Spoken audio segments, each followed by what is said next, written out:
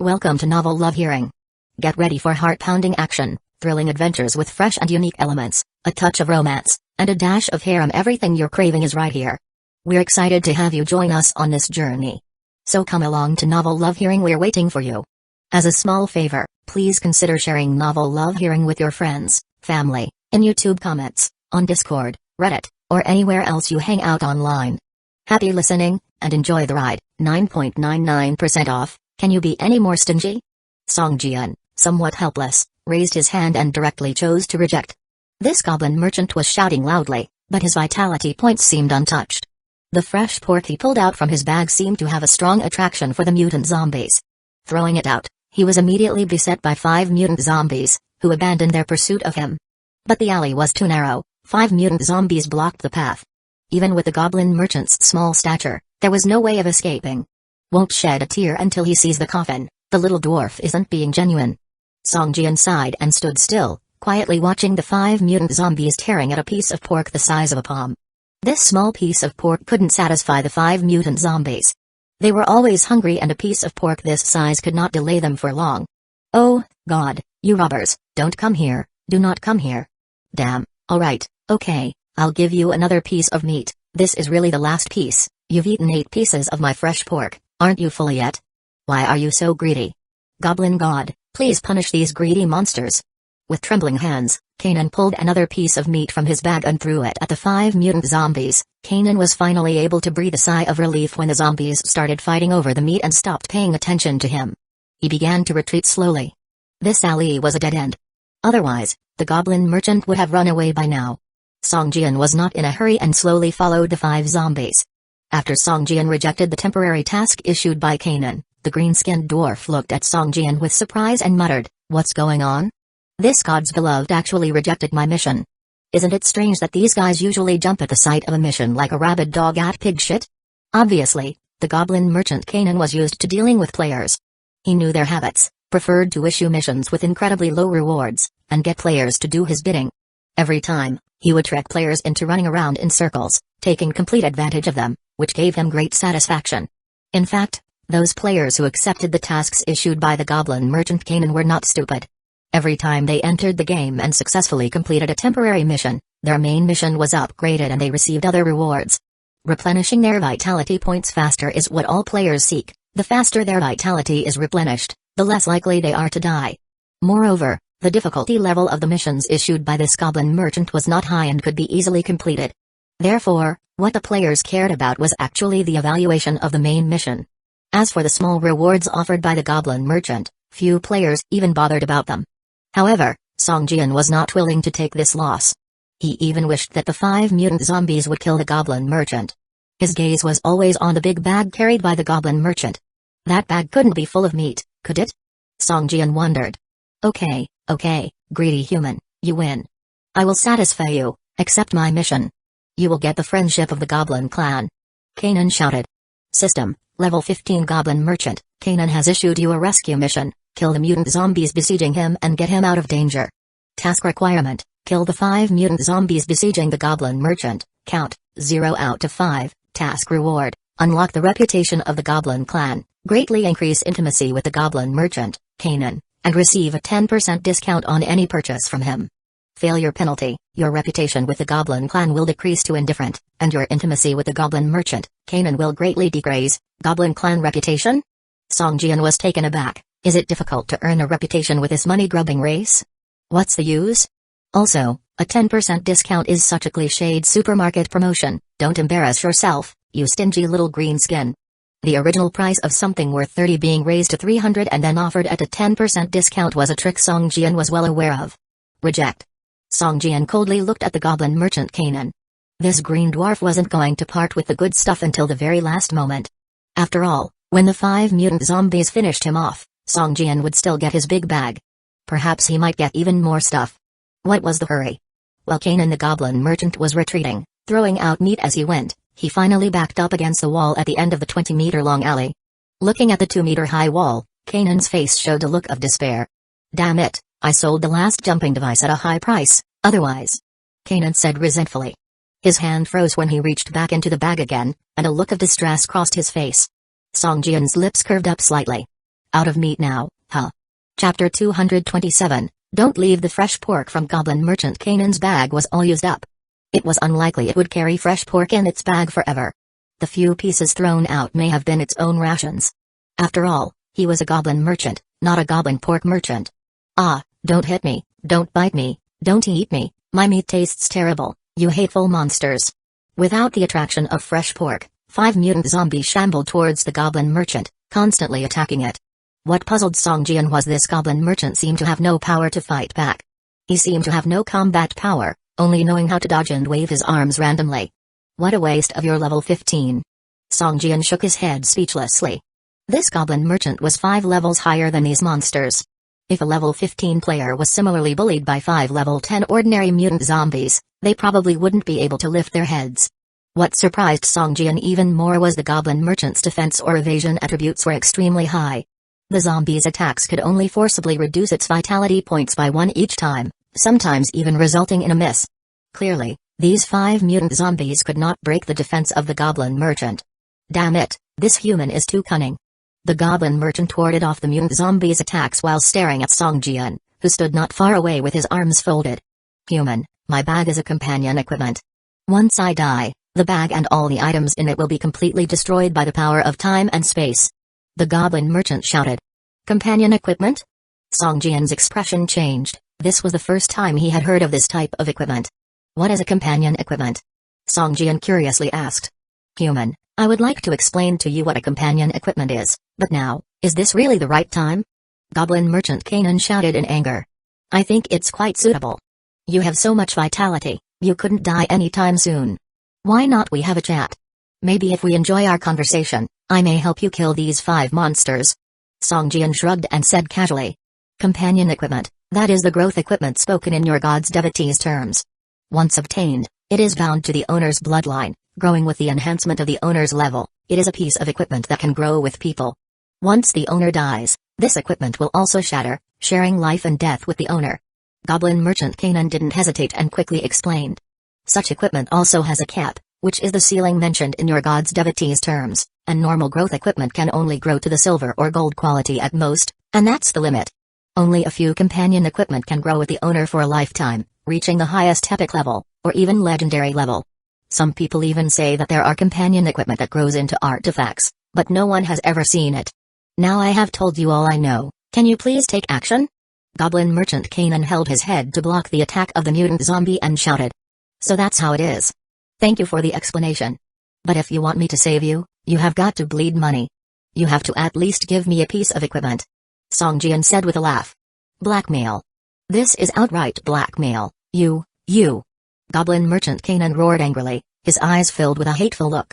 Trying to get a piece of equipment from it for free was like cutting a piece of meat from its body, which was something it could not tolerate. Dream on, human, this is impossible. We, the Goblin clan, have never given anything for free. Goblin Merchant Kanan yelled. Is that so? Then I'll wait a little longer. Songjian said indifferently. Not only did the mutant zombies scratch with their claws, but they also gnawed at their targets. In no time at all, billowing tooth marks appeared on the Goblin Merchant's arms. After 10 minutes, the Goblin Merchant's vitality points had dropped by more than 100, but it still clenched its teeth in resistance, staring at Songjian with eyes full of anger. Songjian was nonchalant. The zombies' hate values were firmly locked onto the Goblin Merchant due to the fresh pork. Even if Songjian walked up to them, they probably wouldn't attack him. Half an hour later, the Goblin Merchant's vitality points had dropped by more than 300, nearly having them. At this point, a touch of panic appeared on its face. It seemed to want to plead for mercy. It opened its mouth, but in the end, it didn't make any sound. It persevered with gritted teeth.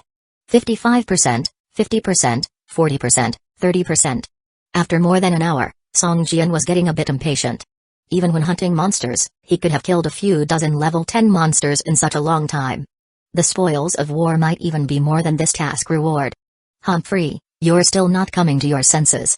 Seeing the Goblin Merchant's vitality points fall below 30%, Songjian coldly uttered a sentence then turned to leave. Seeing Songjian actually turned and left, the Goblin Merchant started panicking. Don't go, and God's devotee, please don't leave. Save me, I'll give you a handsome reward. We, the Goblin clan, keep our promises. The Goblin Merchant Kanan started begging. A smile appeared on Songjian's face. He waited for over an hour. Even though he was a bit impatient, he wouldn't give up easily. The reason he turned around and pretended to leave was merely to put some mental pressure on this little green goblin. Are these your words? Song Jian turned around, a serious look on his face as he stared at the goblin merchant and said, "One will pick an item at random from your bag. If you don't agree, then forget it." "What, pick one item at will?" The goblin merchant's face changed and he began to hesitate. But seeing Song Jian turning to leave, he quickly agreed, Okay, no problem. You can pick one item from my bag as your reward.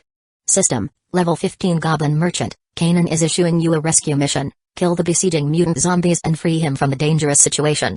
Mission requirements, kill the 5 mutant zombies besieging the Goblin Merchant. Number, 0 out of 5.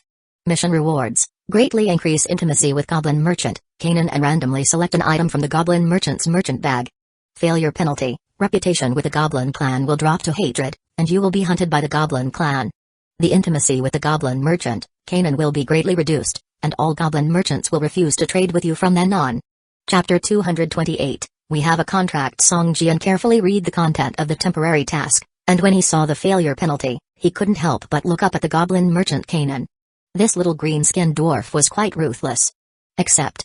Song Jian chose to accept the temporary task, and Kanan immediately breathed a sigh of relief, revealing a smile on his face, but a cunning look flashed in his eyes. Broken Wing Dance.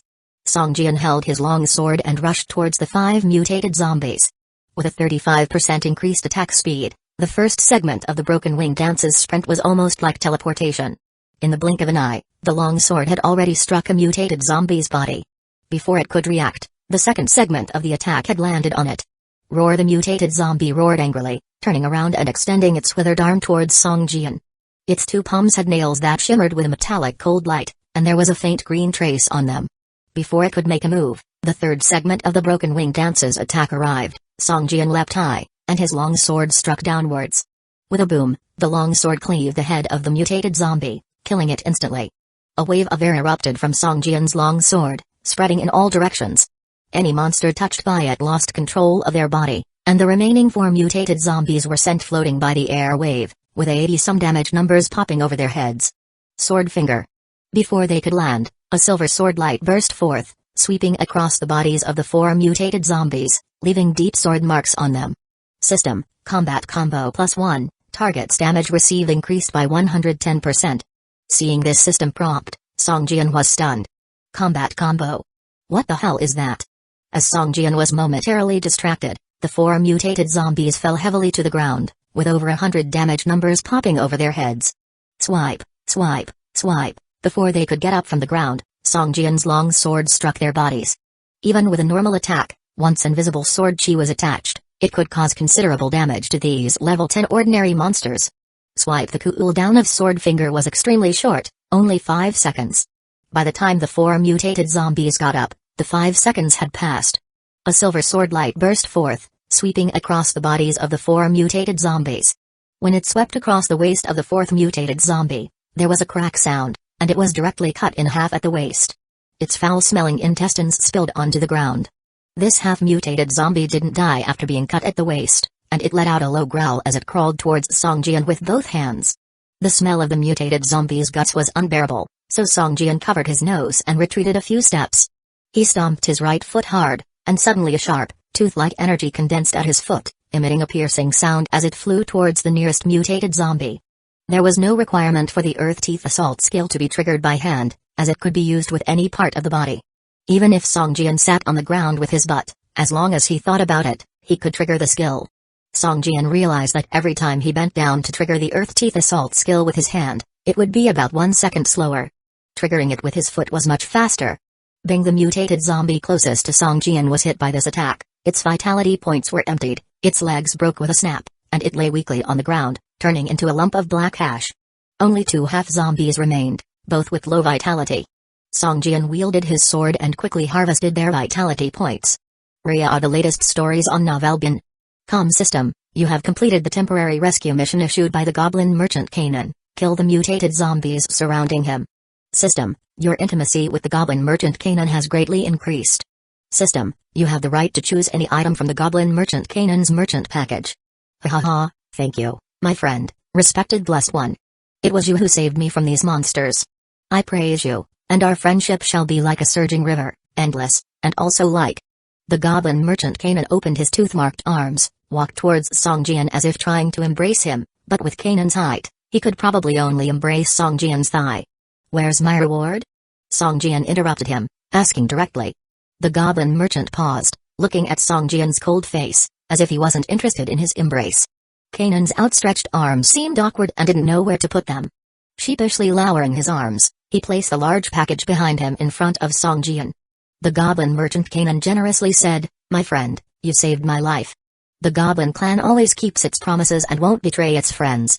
You can pick anything from my merchant package, take any item you like, and choose any two. No, you can pick one item as my thanks to you."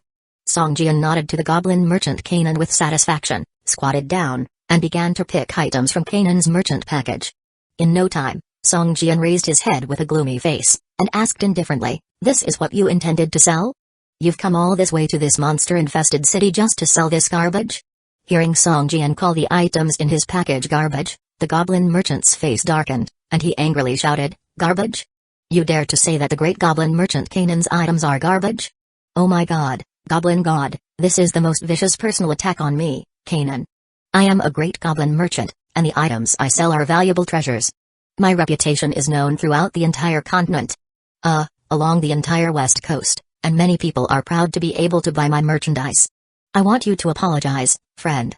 These items may not seem useful, but they actually are. Cough, just pick one, we have a contract, after all." In the end, it seemed that even the goblin merchant Kanan was a little embarrassed.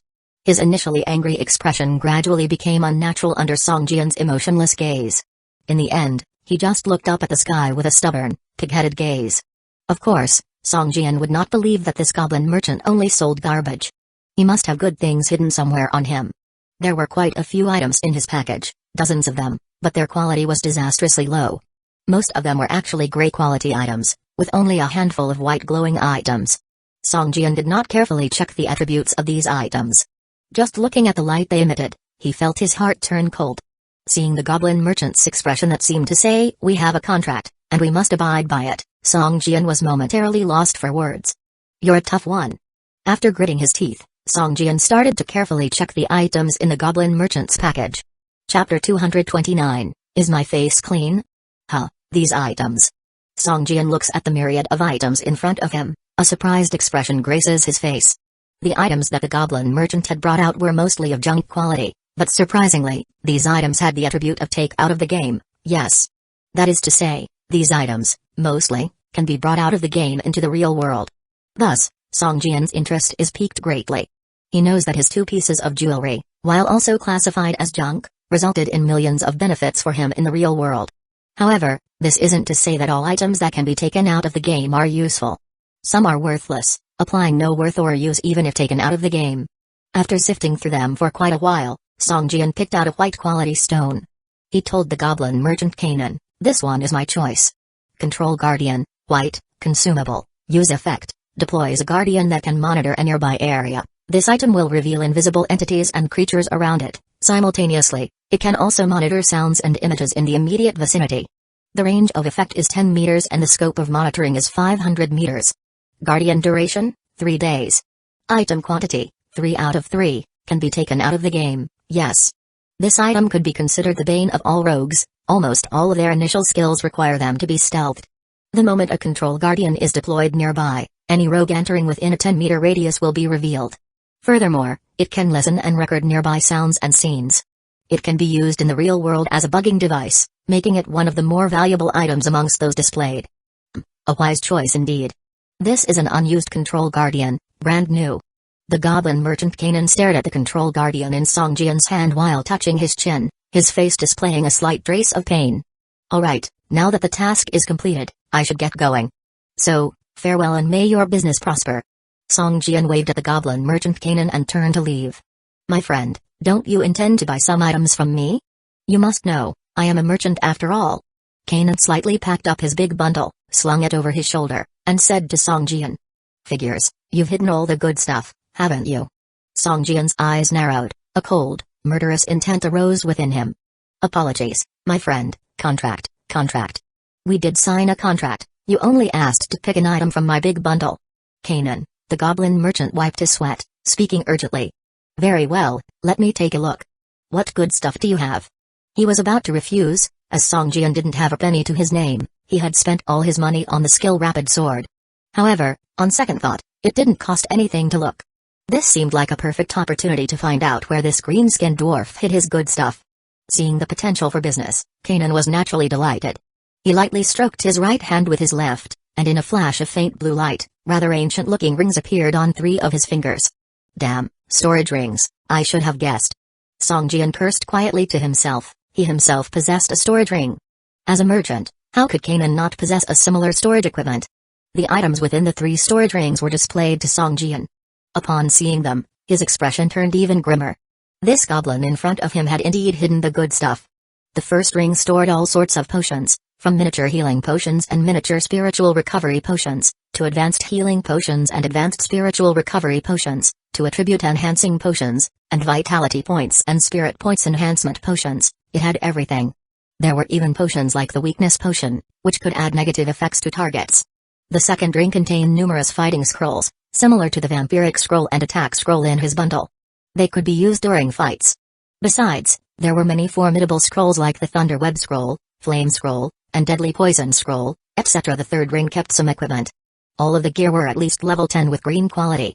Among them, the highest quality items were 3 silver-level weapons, a long sword, a machete, and a spear.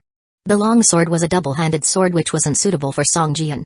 The machete was single-handed, and the spear was a tyrant spear. Merely the strength attribute required to use it was over 25 points. Is that all? Songjian asked with a hint of dissatisfaction. The goblin merchant glanced at Songjian, hesitating. Under Songjian's gaze, the goblin merchant gave a forced smile and said, "Of course there's more." As he spoke, the goblin merchant reached around his waist. A blue light flickered and revealed that his belt was also a storage item. Another interface appeared before Songjian, surprisingly storing numerous skills, and the lowest quality was of a blue level. SSS, so many skills? A surprised look flashed in Songjian's eyes. Roughly 70 to 80 types of skills were stored in it, and over 10 of those belonged to the swordsmanship category. Songjian had the urge to rob the merchant. This goblin merchant had no offensive capabilities. Even a few level 10 mutated zombies could corner him in an alley and pound him to death. If he was to do it himself, his chances of success were quite high. Explore new novels on Novelbin. Seeing the malicious look in Songjian's eyes, the face of the goblin merchant Kanan turned grim. He cautiously said to Songjian, "Don't think I'm defenseless. I do have a trump card." "Oh, you have a trump card? You were about to be killed earlier and I didn't see you pulling out your trump card," Songjian snorted at the merchant's claim. If it weren't for his involvement, the green-skinned dwarf would probably be dead by now. "Humphrey, what do you think this is?" Kanan pulled out a scroll and showed it to Songjian. Town Return Scroll, Special, Effect, transports the user to a previously marked city. Requirements, none. Can be taken out of the game, yes. A town return scroll? Songjian narrowed his eyes. He didn't expect this dwarf had such a valuable item in his possession. It was a life-saving artifact. Where did you pull that scroll from? A thought suddenly passed through Songjian's mind. He recalled Kanan's movements from earlier. The scroll he held was not taken from the big bag, nor from the storage rings or the storage belt. This green-skinned dwarf has another storage item. Songjian glanced at Kanan, realizing the truth. "Why didn't you use it earlier?" Songjian maliciously asked. "Do you think I came to this abandoned city for business? I have a mission. I need to." Just as Kanan was speaking, he suddenly stopped, took a glance at Songjian and snorted, "In any case, just don't set your sights on me. Look, do you need any of these items? If you buy in bulk, I can even offer you a discount. Do you see any dirt on my face? Is it clean?" Songjian asked out of the blue. Kanan was taken aback. After closely inspecting Songjian's face, he responded with confusion, "It's very clean, there's nothing there. My pockets are even cleaner than my face." Songjian announced, spared Kanan a glance, and then turned to head towards the alley entrance. Chapter 230 Cantaloupe Ruins. Gazing at Songjian's retreating figure, Kanan was momentarily stunned, followed by a flurry of expressions crossing his face, leaving him at a loss for words. "Hey, I say, don't go. I have a hiring task here. Are you interested?" Kanan suddenly shouted towards Songjian's retreating figure. "Hiring task?" Songjian paused, stopped in his tracks, and turned around to ask, "What hiring task?" "I need to go to the Cantaloupe Ruins, but there could be some minor dangers along the way." I need a powerful companion. The Canaan goblin merchant said, I don't know if you're willing to accompany me. Of course, I'll pay you. You can check my... Before goblin merchant Canaan finished talking, Songjian interrupted directly, choose any skill book from your collection of swordsman skills, and I will accept your hiring task. Moreover, for your safety, I need you to provide me with the reward for the task in advance. How can that be? You haven't escorted me yet, how can I give you the reward in advance? What if you run away after taking the reward? What if? The goblin merchant's eyes darted around nervously, looking completely flustered. Well, whatever. The highest quality of your sword skill books is just a blue quality skill. As for the Cantalu ruins you mentioned, just from the name we can tell it's not a friendly place. We don't know what level the monsters inside are, and you have no fighting power. Escorting you might even cost me my life. So, if you don't consent, don't bother with the task. Even if you offer, I'll refuse. Songjian said with an indifferent demeanor. But. Canaan stammered anxiously. Although he was prepared for what lay ahead in the abandoned city, the number of monsters turned out to exceed his expectations. Despite having treasures that can reduce monster perception and provide invisibility, Canaan was cornered by a zombie in an alleyway. If Songjian hadn't come along just in time, Canaan would have been left with no choice but to use a town return scroll or become a corpse. After hesitating for a while, as Canaan watched Songjian reach the alley's exit, he finally gritted his teeth and shouted, "All right, I agree to your terms." A smile flickered across Songjian's face. He was starting to understand this green-skinned dwarf's mentality. The dwarf would not yield until the last moment, and when pushed into a corner, he would quickly capitulate. Fine, post the task. And while you're at it, display all your sword skill books. I'll just choose one, Songjian said. He had already spent all his doomsday coins in buying the rapid sword, otherwise, he would purchase all the sword skills from Canaan's pocket. If he did this, the task would be considered complete. System, the goblin merchant Canaan issued a temporary task to you. Protect. Task requirements. Protect the goblin merchant Canaan to Cantalu ruins. If the goblin merchant Canaan dies, the task fails. The task reward, choose a sword skill book, can be acquired in advance. Task failure punishment, permanently locking the relation with the goblin clan as hate, suffering assassination from the goblin clan. All attributes permanently decrease by 5 points. Do you accept? Wow, you little dwarf, you're ruthless. Songjian looked at the penalty for task failure and couldn't help sucking in a breath of cold air, but he finally chose to accept. However, putting himself in Songjian's shoes, he'd set the task failure punishment as annihilation. If the task can't be completed, then you can accompany me in death. Alright, I have accepted the task. Hurry up and display all the sword skill books. Songjian urged. The goblin merchant Canaan presented all his sword skill books. Songjian immediately picked up the highest quality one, saying, I'll take this one. I knew it. The goblin merchant Canaan mumbled under his breath. Most of the sword skill books he carried were of white quality, with 2 or 3 of green quality. Songjian had chosen the only blue quality sword skill book. Skill, Sword Silk, Blue, after use, learn the skill, Sword Silk, usage requirement, weapon is a sword type weapon, Sword Silk, active, level 1, skill effect, condense mental strength to form 3 sword silk threads which randomly attack enemies within a 5-meter radius, each sword silk inflicting, 3/0 plus I 5% mental strength maximum, damage, cooldown time, 8 seconds, skill cost, 30 mental strength points, skill description, this skill can use sword chi instead of mental strength, and using sword chi increases the power by 30%, after upgrading the skill to level 10, it can be advanced to silver quality sword skill, Sword Web. This was the first time Songjian saw an upgradable skill. If sold, this sword silk skill book would be worth at least 8,000 doomsday coins. This mission was a good deal. Without hesitation, he learned the skill book, and there were some minor changes to sword silk. The original book was for swordsmen and should have consumed sword chi. Still, not all swordsmen have sword chi, so the cost had been changed to consume mental strength.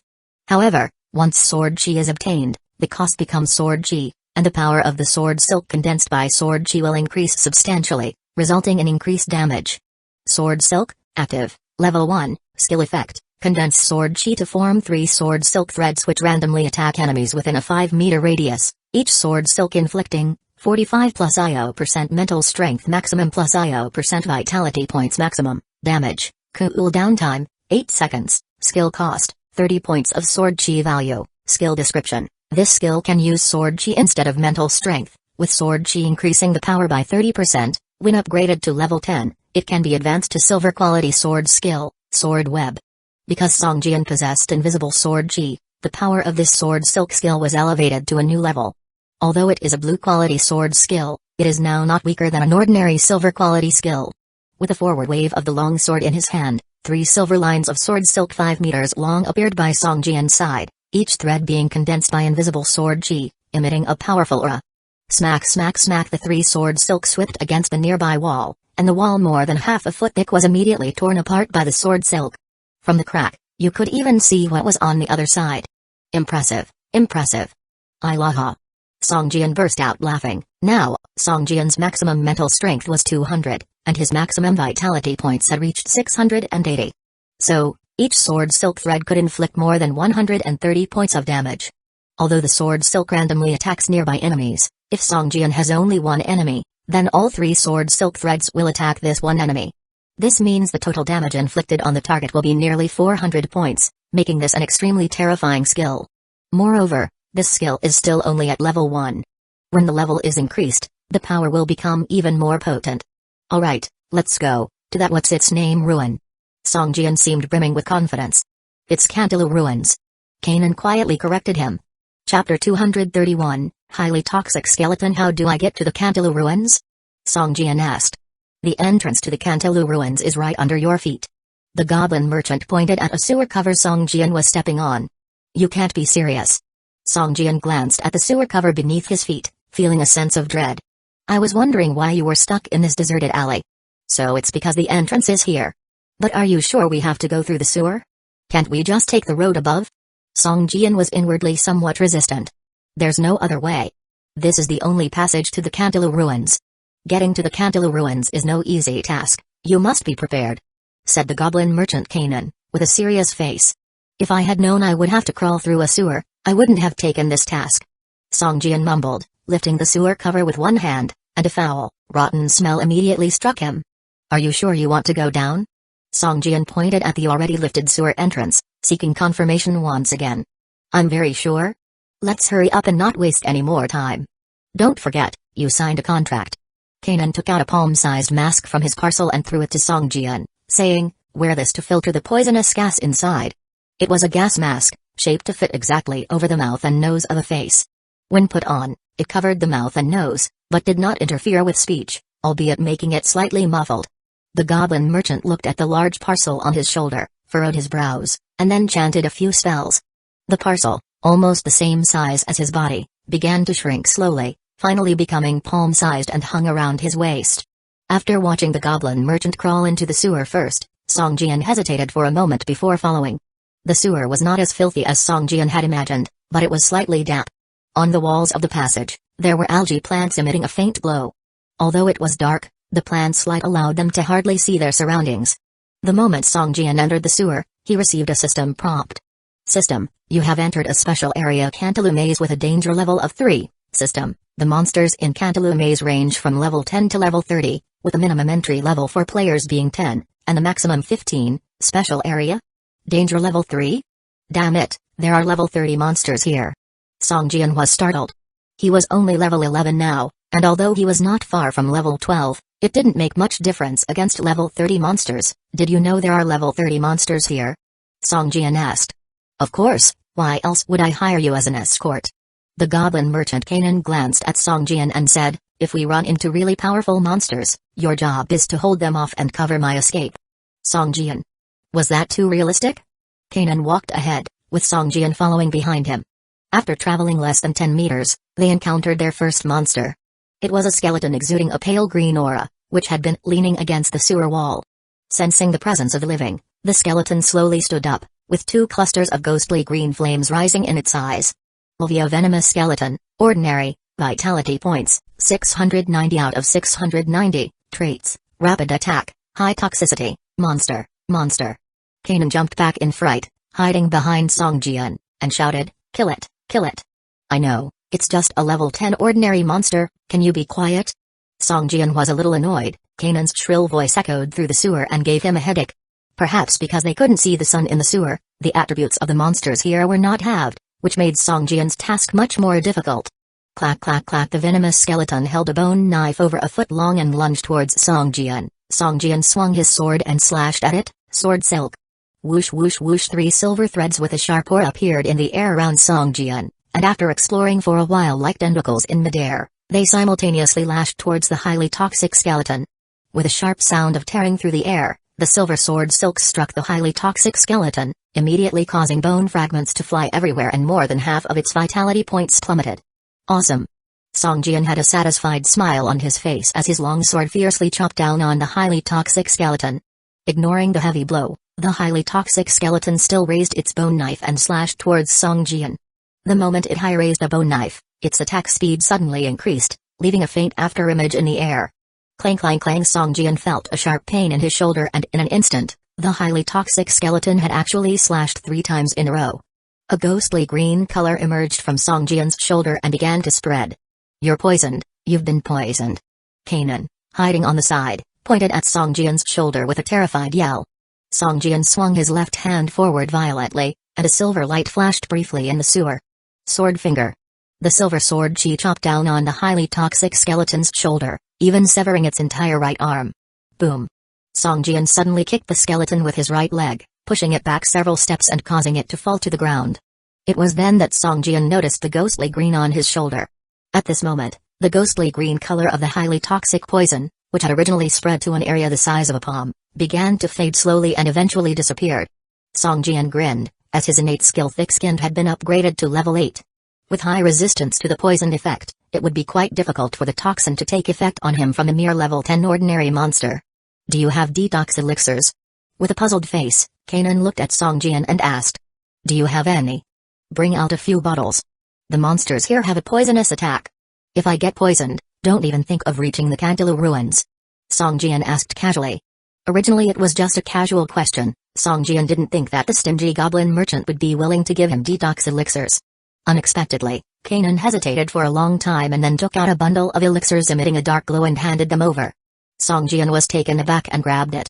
Detox elixir, ordinary, after use removes a level 3 or below poisoned effect and has a mandatory immune effect against that poison for the next 30 seconds.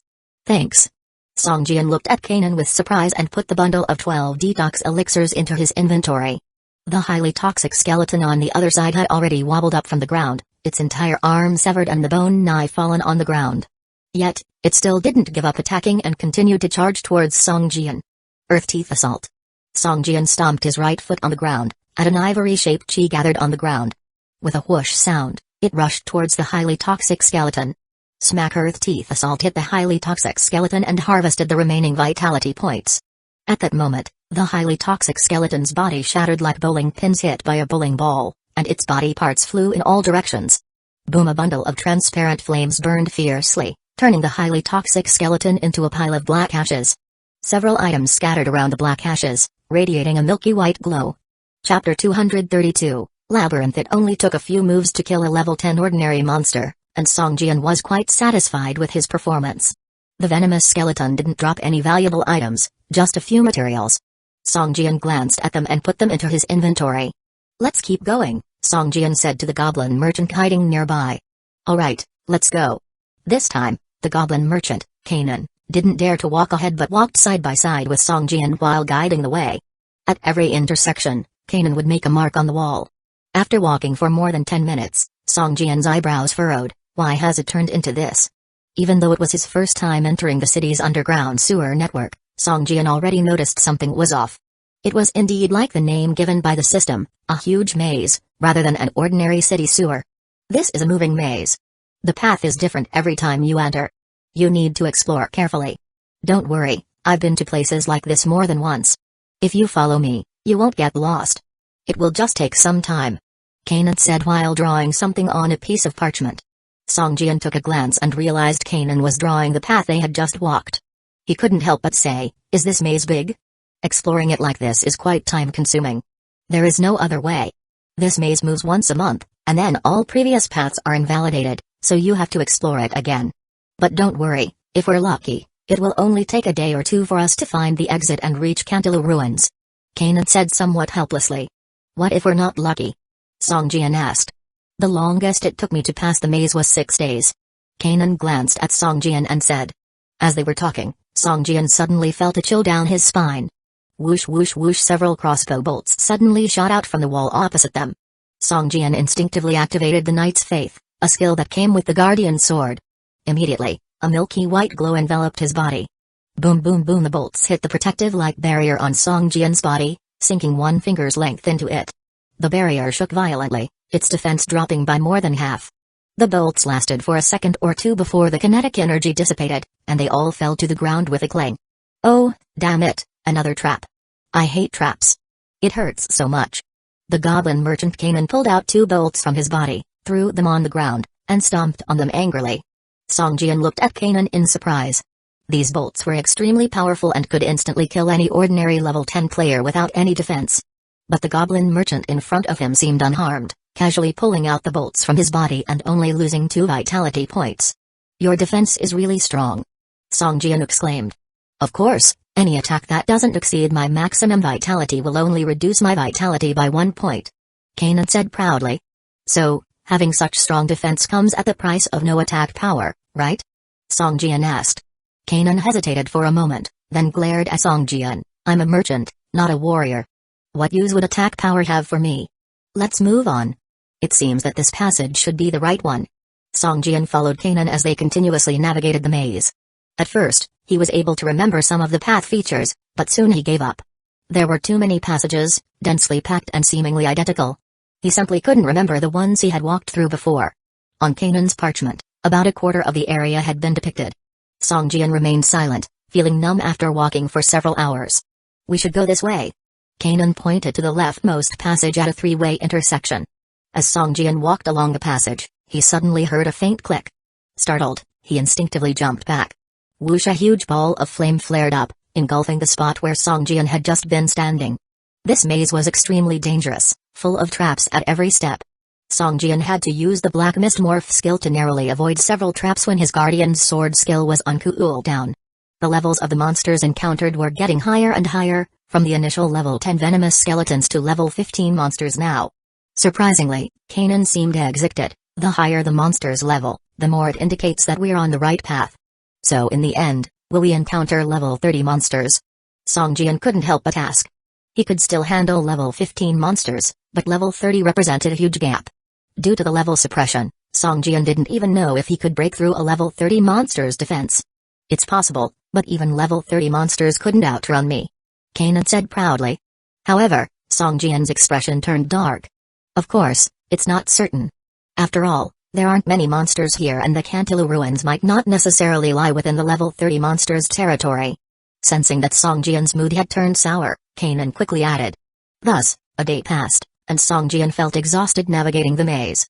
Once they had replenished their food and water, they continued on the trail alongside Kanan. Over half of the map had been depicted by Kanan, and it seemed that they could cover the entire area within one more day. Be careful, we might encounter level 18 monsters further ahead. Kanan wore a serious expression as he spoke. On the way, they encountered numerous monsters. The last one they killed was a level 16 ordinary monster. Although it was defeated, Song Jian felt it was quite laborious, consuming more than 2/3 of his vitality to kill it. However, hunting so many high-level monsters had rapidly increased Song Jian's experience points. He had already reached level 11 with 98% experience. If he killed 7 or 8 more monsters, he could level up to 12. Go this way. Kanan struggled to carve a symbol into a corner and pointed to a passage in front. Just as Song Jian was about to walk forward, he noticed a faint glow flickering in the left passage. What's that over there? Should we go take a look? Song Jian pointed to the left passage and looked at Kanan. Chapter 233 Golden Treasure Chest. Be careful. Kanan warned, the Cantilou maze is filled with traps and dangers. Sometimes, you might see a treasure in front of you, but in reality, it's just an illusion. Charging in will lead to your instant death. Really? Doubt filled Song Jian's eyes. I wouldn't lie to you. Of course, treasure chests also appear here, in all kinds of quality. It depends on your luck. Kanan revealed a strange grin, adding, as for whether it's a trap or a treasure, that would depend on your discernment. If you can't tell the difference or make accurate judgments, I suggest it's better to act like you didn't see anything. Song Jian slightly smiled and began to walk down the left corridor. After turning a corner, Song Jian found that the corridor was just 5 or 6 meters deep and ended in a dead end. Yet at the far end, there was a box emitting faint golden light, which was precisely the glow Song Jian had seen earlier. Explore new novels on Novelbin. It's a golden treasure chest. Excitement flashed across Song Jian's face. Be sure to identify it carefully. It could be a trap, or it could be a monster disguising as a chest," said Kanan, the goblin merchant, as he joined Song Jian. He peered at the chest with a greedy gleam in his eyes. "Since you have such high defense, why don't you go and check?" Song Jian shot the goblin merchant a sidelong glance, his tone filled with dissatisfaction. "Before calling it a trap or monster, you might want to wipe the drool off the corner of your mouth. That would make your warning more persuasive." Song Jian smirked coldly and started walking slowly towards the chest. However, after taking 2 steps, his body stiffened abruptly and he slowly backed away. "What's wrong?" Kanan, the goblin merchant, asked the puzzled Song Jian, who had broken out into a cold sweat, fear in his eyes. The goblin shot another glance at the chest, his eyes flickering with a faint purple light. "There's nothing wrong, it's a real treasure chest," Kanan thought to himself. As a goblin merchant, discerning the true value of an item is a basic skill. Naturally, Kanan had his own ways of identifying the authenticity of a chest. Upon first seeing the chest, he knew it was a genuine treasure chest, a valuable golden one at that. He even used his eye of appraisal to confirm its authenticity. However, Song Jian's reaction puzzled him. "Back off. It's dangerous." Song Jian murmured softly. "You're just scared because of what I said earlier, aren't you?" "Haha, actually." Kanan didn't want to give up on this chest, so if this human refused to open it, the golden treasure chest would be his. Just as Kanan was about to open the chest, Song Jian swiftly pulled him out of the corridor. "Watch where you're going, you idiot." Song Jian grumbled. The Cantalou maze is made up of a series of sewer lines spanning over 3 meters in width and 5 meters in height. Although some faint light is emitted from the algae on the walls, it's hard for anyone to notice what's above amidst the dim lighting of the corridor. Following the direction Song Jian was pointing, Kanan's gaze landed on the ceiling above the chest, immediately causing him to fall back onto the ground in fright. Right above the chest, at the top of the sewer line, was a massive white spider web. At the center of the web was a colossal spider, its body measuring over a meter in diameter, resting. Between the web and the chest was a thin strand of white spider silk. The moment someone opened the chest, the giant spider overhead would be alerted. Level 20 Will-O-Wisp, Elite, Vitality Points, 2,300 out of 2,300, Spirit Points, 360 out of 360, Characteristics, Brutal, Trap Laying, Skills, Will-O-Wisp Burn, Spider Claw Strike, Spider Web Trap. A level 20 Elite Boss. Kanan swallowed, backing away cautiously. What a pity. It's a real golden treasure chest.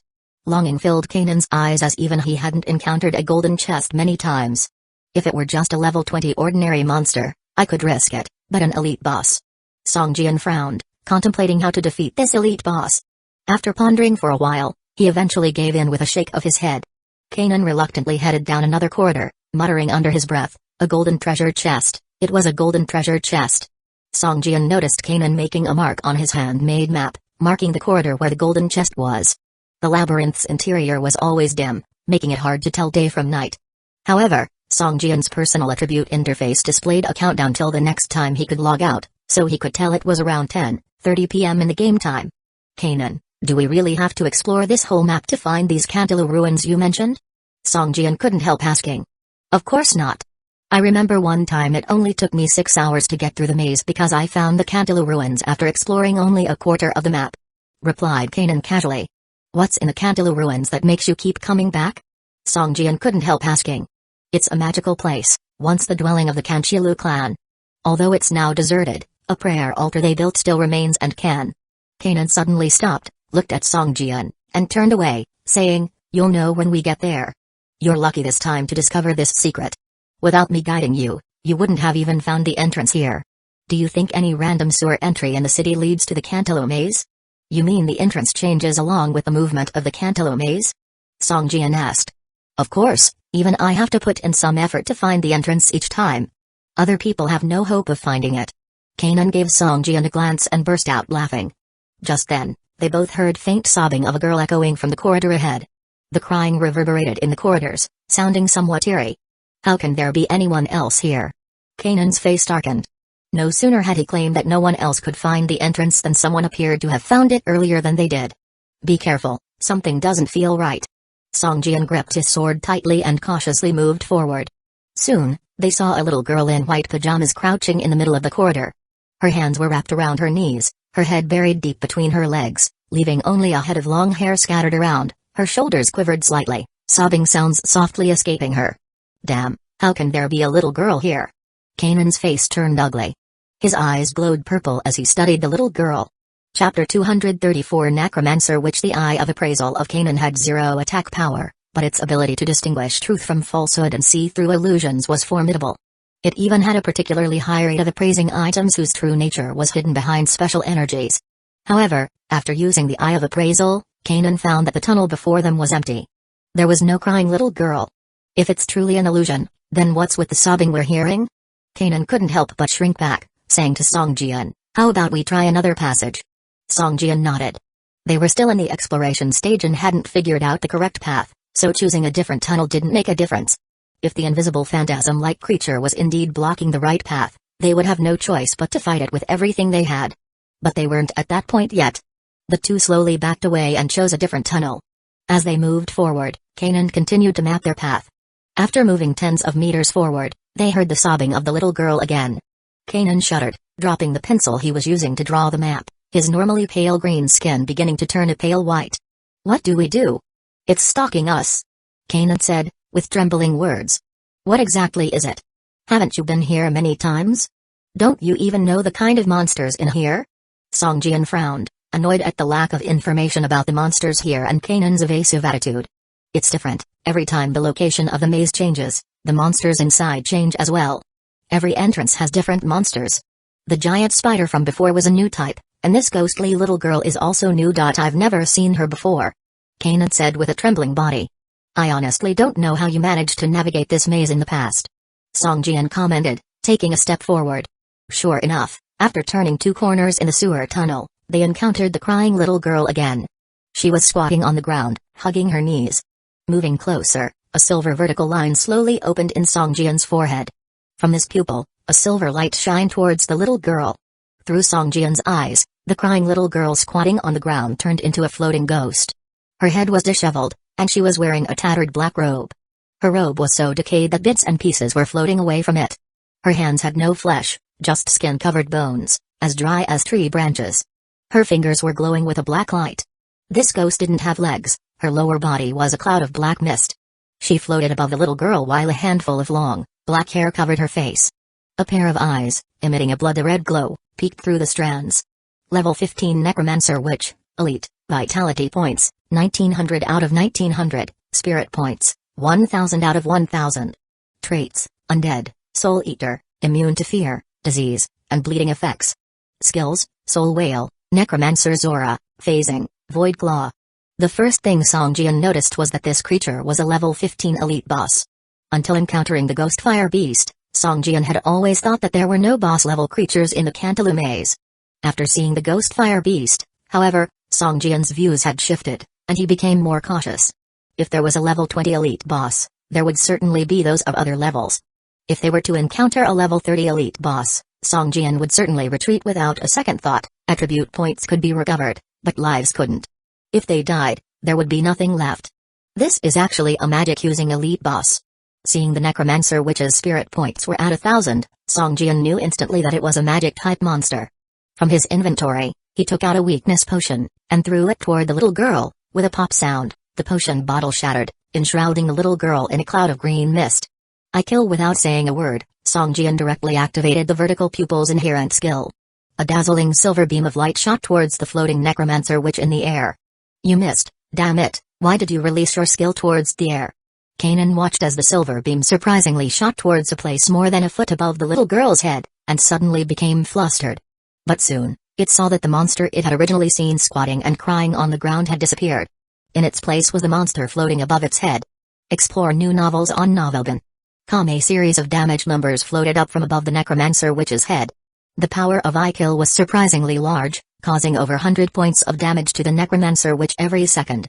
"I curse you, curse you, curse." As wounds appeared all over the Necromancer Witch's body, black mist continually seeped out. It howled continuously, reaching out with its withered arms towards Songjian, sharply pinching the air before him.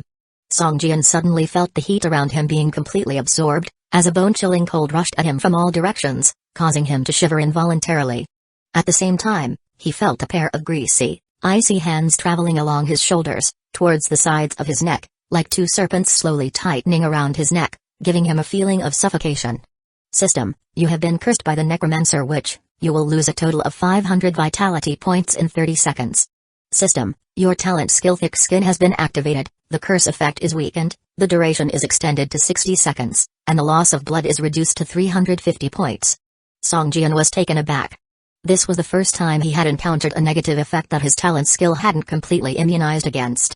However, his vitality point recovery rate was 23 points per second, so even if it hadn't been weakened, the curse would only suppress his vitality point recovery rate and wouldn't cause any damage to him. After releasing the curse, the necromancer witch seemed to have spent a lot of spirit points, which dropped by more than 200 points. It floated in place, no longer releasing any other skills. The 5-second eye kill had ended. Song Jian seized the opportunity to rush towards the necromancer witch. His long sword moved, with 3 sword silks appearing in the empty space around his body. After twisting and dancing in the air for a moment, they shot towards the necromancer witch in unison. Whiz, whiz, whiz, the 3 sword silks pierced through the necromancer witch's body, causing over 500 points of damage, floating up from its head. The power of the sword silk has increased. Seeing the damage numbers floating above the witch's head, Song Jian was taken aback. Every skill he had released had dealt more damage to the witch than usual. Could this be because the witch's resistance was too low? Just then, the guardian's sword had also slashed at the witch's body. An icy chill instantly spread from the long sword to his right hand. At that moment, Song Jian felt as if his entire right hand had been immersed in icy cold water. The chill was even flowing along his arm towards his shoulder. On the surface of the necromancer witch's body, a ripple-like undulation also appeared. This caused Song Jian's strike to feel like it was sinking completely into a puff of cotton, void of any resistance whatsoever. Immune to physical damage? Song Jian's eyes widened in surprise as he stared at the necromancer witch. Chapter 235, Soul Whale. Song Jian's skills dealt extra damage to the necromancer witch, but his ordinary attack, chopping down on her, was directly immunized. In fact, it was just the necromancer witch's skill ephemeralization that temporarily immunized physical attacks. However, after being released, she suffered a 30% increase in spirit damage. Swish, the witch's 2 withered hands grabbed forward, leaving 5 pale scratch marks in the air. Without even touching Song Jian's body, he suddenly felt a strong force coming at him and the pain in his chest. 5 damage numbers of over 30 floated above his head, and this attack directly removed nearly 180 vitality points from Song Jian. Song Jian took 2 steps backward, withdrew his sword, and showed a flash of silver on the index finger of his left hand. With a forward point, a 3-meter-long sword light aimed at the skull of the necromancer witch. Muted flashes of silver light filled the dim passageway, here and gone in a flash. This attack directly pierced the skull of the necromancer witch, and the silver sword light emerged from the back of her head. The silver sword light vanished in a flash, and the sword finger skill dealt significant damage to the necromancer witch. After the sword light disappeared, a critical damage of over 100 points floated above the witch's head, causing her entire body to tremble violently and let out a painful scream. Song Jian swung his right hand, and invisible sword chi surged towards the guardian's sword. The sharp blade flickered with silver light. A circle of gray light suddenly bloomed beneath the necromancer witch, rippling outwards like waves. A range of 5 to 6 meters was enveloped, including even the space beneath Song Jian's feet. System: you are affected by the necromancer witch's skill, Necromancer's Aura, losing 10 vitality points every second, spirit points consumption doubled, and self-attributes decreased by 30%. Swish, the witch's right hand swung high, leaving 5 pale scratch marks in the air that lingered for a long time. Again, 5 damage numbers of over 30 rose from Song Jian's head. A feeling of weakness surged in his heart, and Song Jian frowned. The witch's attack was a bit too strong. These void scratches dealt considerable damage and had a short cool-down time, only slightly slower than the frequency of ordinary attacks.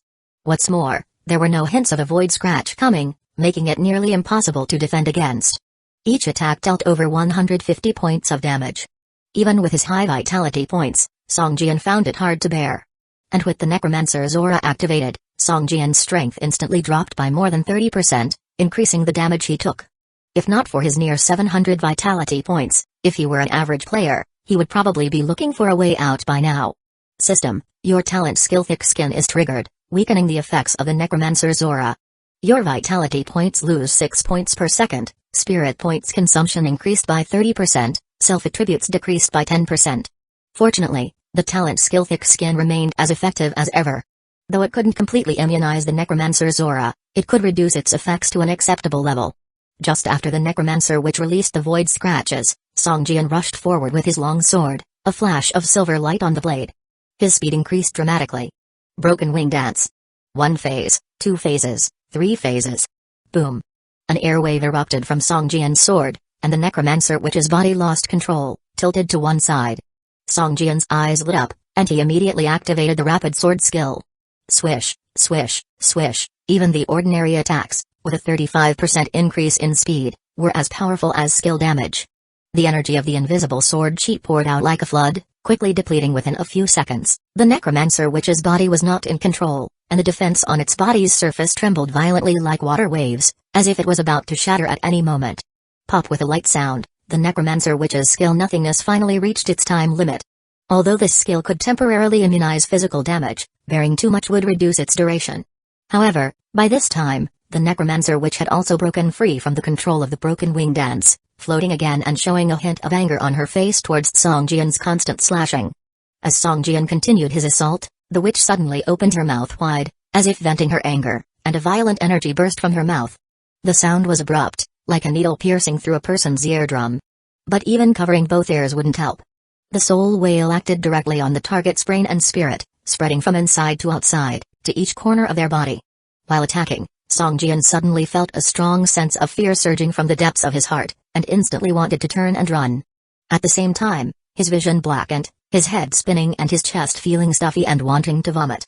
Stunned in place, Song Jian's face turned pale, swaying unsteadily, his entire body trembling incessantly. The long sword in his hand felt as if it weighed 1,000 pounds, giving him a feeling that he couldn't lift it anymore. Swish! Another 5 pale scratches appeared in the air, and this time, Song Jian was blown backward by the attack. Blood sprayed from his chest, and 5 critical damage numbers of over 60 floated above his head. His vitality points were reduced by more than half, leaving only around 200. Although the vitality points were still slowly recovering, the curses and the necromancer's aura continued to suppress his recovery rate. The necromancer witch was faring no better, with only about a third of her vitality points left. Due to the presence of invisible sword chi, her nothingness skill was virtually useless. Moreover, the continuous skill usage severely depleted her spirit points. Her crimson eyes stared at Song Jian as she hesitated, unsure whether to continue attacking or flee. At that moment, the necromancer witch noticed that Song Jian had broken free from the soul whale state. The negative effect that should have lasted for 7 to 8 seconds was on this human for less than 3 seconds. Seeing this, the necromancer witch hesitated no more and turned to flee towards the depths of the passage. However, her body was now emanating a black aura, making it appear much weaker and more transparent, as if it was about to collapse.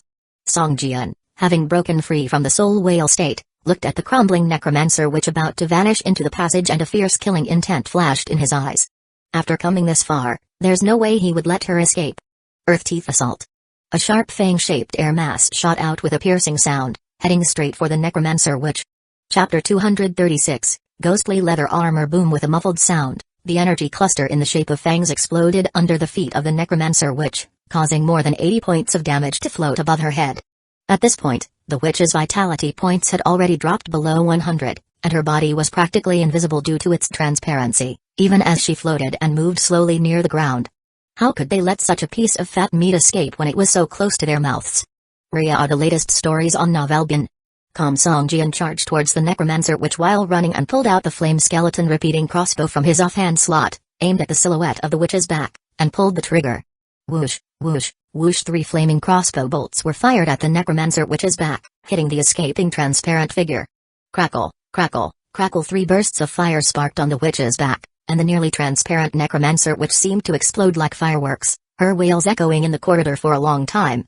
System, your experience points are full, your level has been upgraded to LV 12, and you have gained 1 skill point. After killing the necromancer witch, Song Jian gained a large amount of experience points, which fulfilled his level upgrade requirement, going from level 11 to 12. He glanced at the skill bar and saw that the proficiency of all the active skills hadn't been maxed. Even if he practiced them continuously, the skills still took a long time to improve.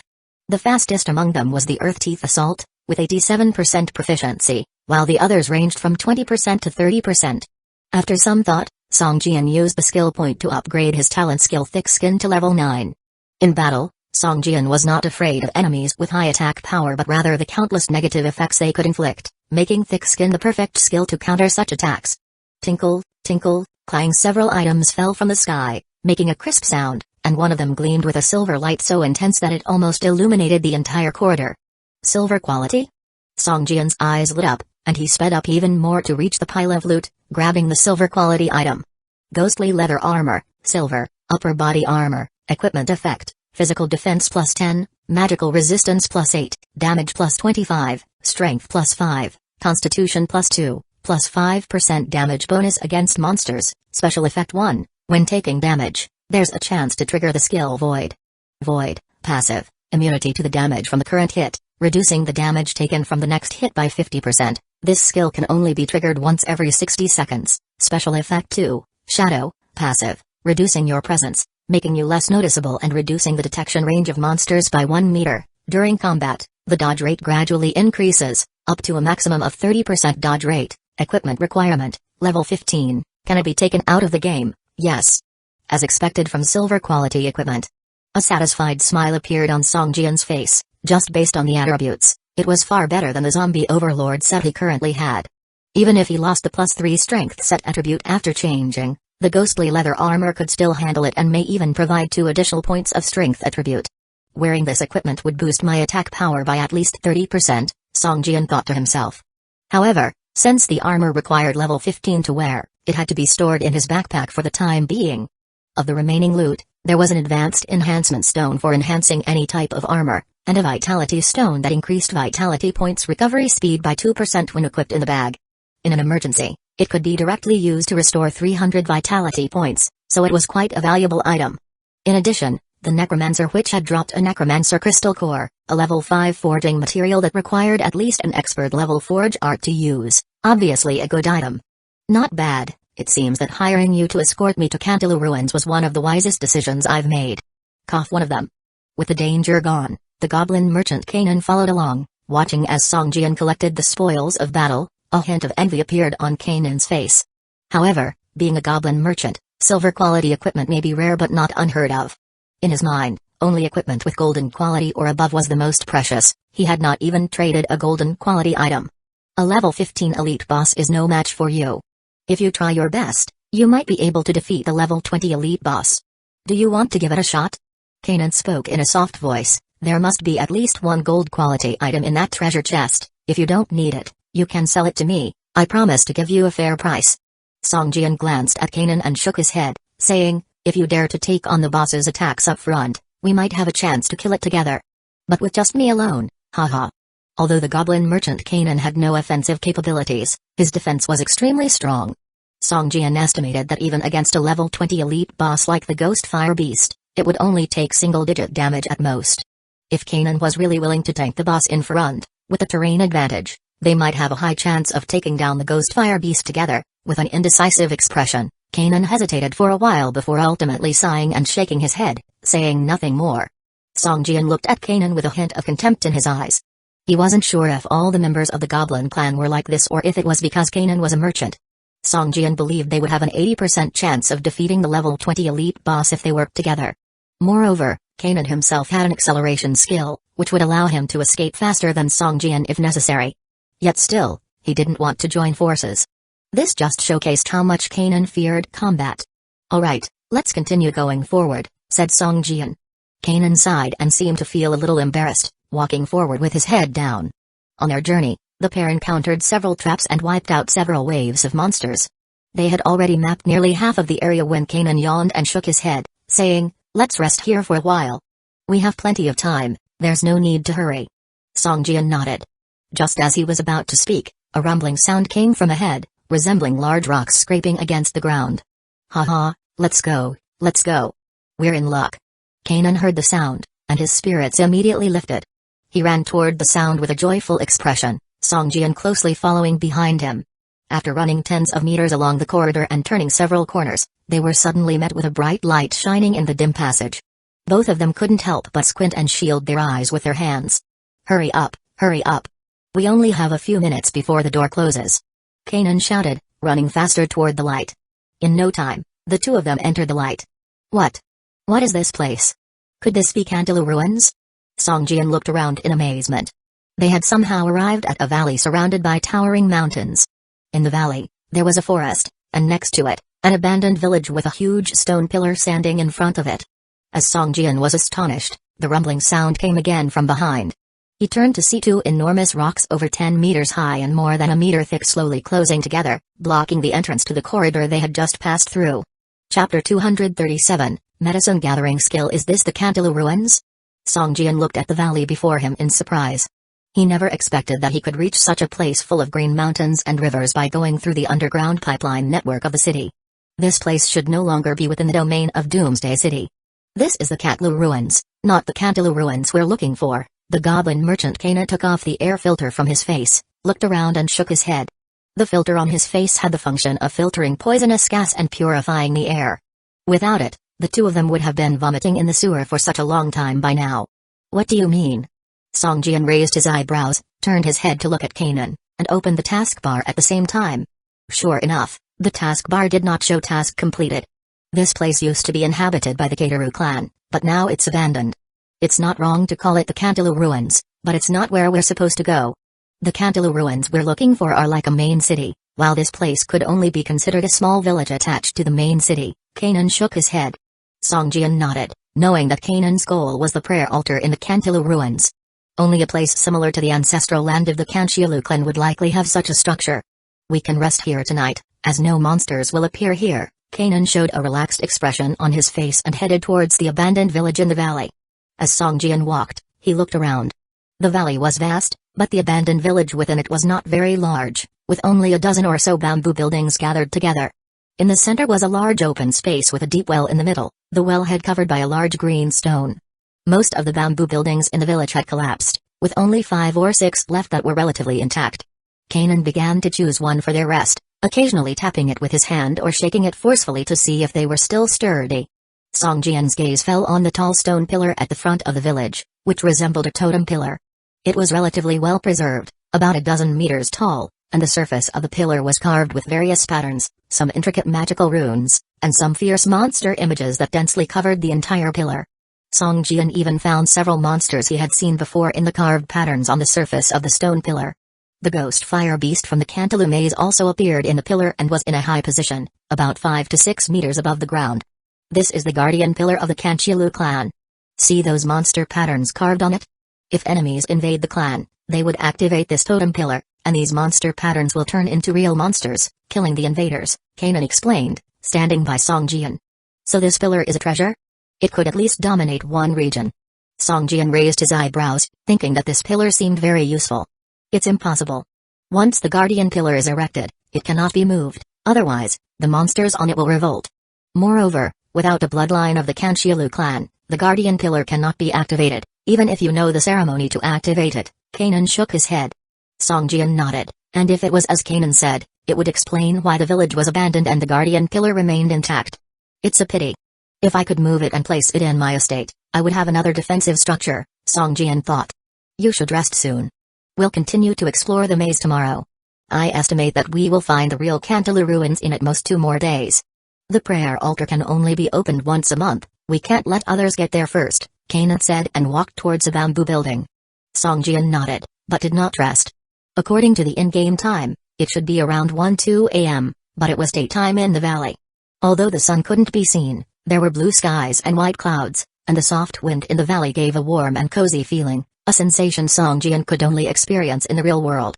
The valley was vast, and Song Jian wanted to explore it, thinking that he might find some valuable items here. Gently touching the guardian pillar, Song Jian couldn't see its attributes. He sighed, thinking that it seemed the pillar couldn't be moved and was just part of the background in the game. After a tour around the abandoned village, Song Jian didn't find any valuable items. The collapsed bamboo buildings had already rotted and mixed with the soil, and the few left that seemed intact were empty, nothing left behind. Leaving the abandoned village, Song Jian strolled slowly along the surrounding peaks of the valley. The peaks rose high into the clouds, and even if Song Jian morphed into a dark cloud and soared, he couldn't pass over them. The only way to leave was through the entrance he came in from. After spending more than 3 hours, Song Jian had walked around the entire valley following the mountain peaks. He found similar stone doors at the 4 cardinal direction points, seemingly as if there were 4 channels for entering and leaving this place. At the southernmost point, there was a forest and a small lake next to it, even with fish over a foot long jumping out of the water. There were signs of logging everywhere in the forest, and every tree there had rings indicating decades of growth. If cut down, they would provide a large amount of wood. But presently, Song Jian had no interest in these basic materials. He had so many NPC laborers that he could obtain large quantities of wood and stone materials every day. Otherwise, he wouldn't have time for anything else except chopping wood and digging for stones to build the entire estate. Ria are the latest stories on Novelbin. Calm standing by the edge of the forest for a while, Song Jian found it dense and vast, covering about a third of the valley's surface. There was no sound of insects or birds in the forest, and it seemed a bit too quiet. As Song Jian prepared to turn away and leave, he unintentionally noticed a small red grass at the base of a large tree glowing faintly. Is this an herb? Song Jian walked forward and carefully inspected the properties of the red grass. Red blood grass, white, herb, can be used to prepare low-level healing potions. Gathering requirement, level 1 medicine gathering skill. I've already learned alchemy, so it would be best to master this medicine gathering skill as well, Song Jian thought. Cautioning himself, he started digging out the soil next to the herb. He knew that gathering herbs required a tool like a medicine hoe, but he didn't have one at the moment, so he used his hands as a substitute. After spending 10 or so minutes, Song Jian had dug down about 3 to 4 inches and finally unearthed the herb. System, you have gathered a broken herb, earned a gathering experience point, and comprehend the passive skill medicine gathering skill. Chapter 238, Purple Bamboo Pavilion. After glancing at the now tattered red blood grass in his hand, Song Jian threw it away casually. Broken herbs had no value, they couldn't be used for alchemy or sold. However, gathering just one allowed Song Jian to comprehend the medicine gathering skill, which was a nice little surprise. Song Jian began to wander around the edge of the woods. This place must have existed for a long time, with plenty of herbs in the forest. He would find one every few steps. Kanan stood by the window of the bamboo house, watching Song Jian digging in the soil under the trees. He couldn't help but curl his lips and yawn, before turning and lying down on the cleaned bamboo bed. Song Jian was a novice herb gatherer and didn't have a suitable tool for gathering herbs. After gathering more than 10 plants, he ended up with nothing but broken herbs, which made him feel a little impatient. Since being careful doesn't yield intact herbs and wastes time, it's better to just use experience points instead. Song Jian thought to himself. The next moment, Song Jian approached a red blood grass plant, inserted his hands directly into the soil and pulled the herb out. There was only a small section of the root left in his hand, with a long part of the root remaining in the ground. System, you have gathered a broken herb and gained a gathering experience point, hee. Seeing the system message, Song Jian laughed, threw the herb away casually, and continued towards the next plant. In this way, Song Jian's speed in gaining gathering experience greatly increased. If this was in the real world, such gathering would bring no benefit and waste herbs, but now in the game, even the most broken herbs would add a point of gathering experience for Song Jian. In half an hour, Song Jian gathered more than 60 herbs, several times faster than before. Although he didn't have a successful gathering attempt, his gathering experience had accumulated to 82 points. With this gathering method, I don't believe that I will still get broken herbs after the level of medicine gathering skill increases. Song Jian thought to himself. After 20 more minutes, Song Jian finally maxed out his gathering experience for his medicine gathering skill. System, your medicine gathering skill level has increased to level 2. Medicine gathering skill, passive, level 2, 10% efficiency increase when gathering herbs, +1 gathering success rate. Seeing the +1 gathering success rate attribute after his medicine gathering skill increased to level 2, Song Jian knew his efforts were in the right direction. Such gathering was very destructive, but these herbs were not painstakingly cultivated by Song Jian. He wouldn't feel bad even if he wasted them. After his medicine gathering skill level increased, Song Jian continued his previous gathering style. The first herb he pulled out was still a broken herb, adding 1 point to his gathering experience. To advance his level 2 gathering skill to level 3, he needed 200 gathering experience points. For Song Jian, this just meant pulling out 200 herbs. After more than 2 hours, Song Jian's gathering skill reached level 3. He was tired and sore from all the work, and there were broken herbs scattered all over the forest. Surprisingly, he hadn't managed to gather even a single intact herb during all that time.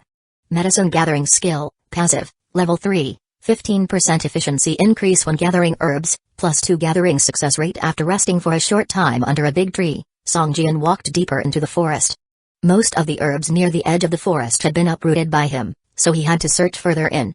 There were many more herbs deep in the forest, but they were all low-level ones: red blood grass for making basic healing potions, silver leaf grass for making basic recovery potions, and blackthorn grass for making basic defense potions.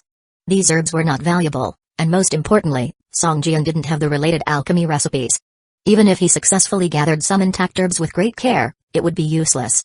It was better to continue gathering quickly like this, At least he could increase his medicine gathering skill level in a short time. After gathering more than a dozen plants in a row, the gathering experience increased by more than a dozen points. To advance his level 3 medicine gathering skill, he would need 300 gathering experience points. With Songjian's current speed, it would only take him a little more than 3 hours to level up his medicine gathering skill again, as long as he had enough herbs. There are quite a lot of herbs in this area. After discarding a broken herb, Songjian began digging out the herb next to it. The deeper he went into the forest, the more frequently he encountered herbs. Some of them even grew 3 or 4 plants under one big tree, saving him a lot of time searching for herbs. Songjian inserted his hands into the soil, closed them together, and yanked upwards. His herb-gathering movements were incredibly smooth by now. If any other herb-gatherer saw this, they would definitely scold him for wasting herbs, but this didn't matter here. Just as Songjian was forcefully pulling upwards, he suddenly felt the herb in his hand getting heavier, as if some force was resisting his gathering.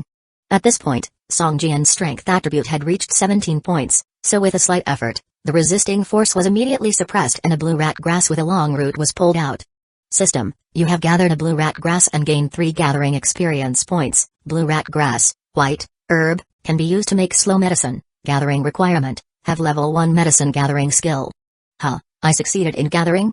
Holding the blue rat grass in his hand, Songjian was somewhat surprised.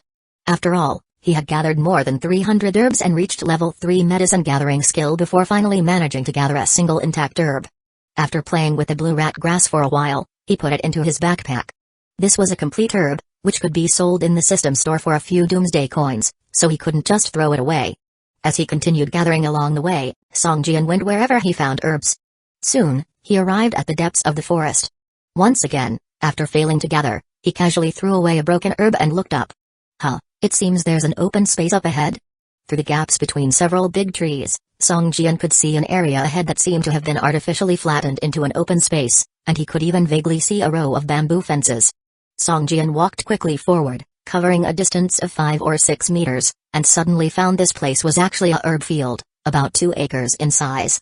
It was divided into more than 10 sections, with dense herbs growing in each area. Next to this herb field, there was a bamboo house as well. This bamboo house was different from the ones they had seen in the village before. Those were made from green bamboo, but the one in front of him was built from purple bamboo. Songjian glanced at the thriving herbs in the field and then at the purple bamboo pavilion, hesitated for a moment, and finally decided to search the purple bamboo pavilion first. Chapter 239, Medicinal Field. The bamboo building next to the herb field was constructed from purple bamboo. Each bamboo stalk radiated a crystalline glimmer, semi-transparent, appearing as if made from purple crystal. Songjian stepped onto the bamboo building. The steps underneath his feet creaked slightly, revealing an elasticity that suggested their durability. Most of the other bamboo buildings in the village had collapsed. The few that remained had started to decay, and it wasn't long before they, too, would become ruins. However, this purple bamboo pavilion gave an impression of being freshly constructed, still carrying a sense of freshness. Once inside the pavilion, Songjian first spotted a skeleton seated on a bamboo chair. The skeleton appeared to belong to a human, but it had a foot-long horn on its head and there were bone spurs about 2 or 3 feet long on its arms. There was even a bony tail trailing behind the chair. Could this be the remains of a Kantru person? Songjian stared at the skeleton for a long time before he was finally sure it was remains, not some sort of monster. Next to the skeleton on a table, there were 3 bamboo boxes, all covered in dust, evidently having been there for a long time. Songjian quickly proceeded to the table and opened the boxes one by one. In the first box, there was a medicine spade. The handle was made of purple bamboo, the blade was fine iron. Surprisingly, it was a silver quality tool. Purple bamboo spade, silver, medicine gathering tool, equipment effect, strength +1, medicine gathering speed +4.0%, medicine gathering success rate +8, medicine gathering skill +2. Equipment requirement, medicine gathering skill level 3. Can it be taken out of the game? No. Just as I was thinking about needing a pillow for sleep, they hand me one. Just as I was worried about the low efficiency of gathering herbs by hand, here's a medicine spade. Haha. Songjian was quite pleased. He took out the purple bamboo spade and put it in his bag. With this purple bamboo spade, he would be able to collect the herbs in the field without damaging them. Without it, nearly all of them would be wasted. He could imagine that the herbs in the field would be far more precious than those growing in the forest. It would be such a pity to waste them like he did before. He opened the second box to find 2 scrolls. Upon unrolling them, he found they were alchemy recipes for slow medicine and fire lizard medicine. Medicine recipe, slow medicine. Upon use, it can produce slow medicine. Requirement, mastery of alchemy. Slow medicine can be thrown at targets within a 6-meter range, slowing the movement speed by 30% and attack speed by 30% of all targets within 3 meters for 60 seconds. Medicine recipe, fire lizard medicine. Upon use, it can produce fire lizard medicine. Requirement, mastery of alchemy. Fire lizard medicine changes the user's and surrounding team members' attack attributes to fire, causing a certain chance of triggering a burn effect upon attacking. Lasts for 60 seconds. Acquiring 2 more medicine recipes, the slow medicine could decrease the target's attack speed. Combined with Song Jian's rapid sword skill, it could create a crushing attack effect and decrease the target's movement speed, making it impossible for the targets to escape.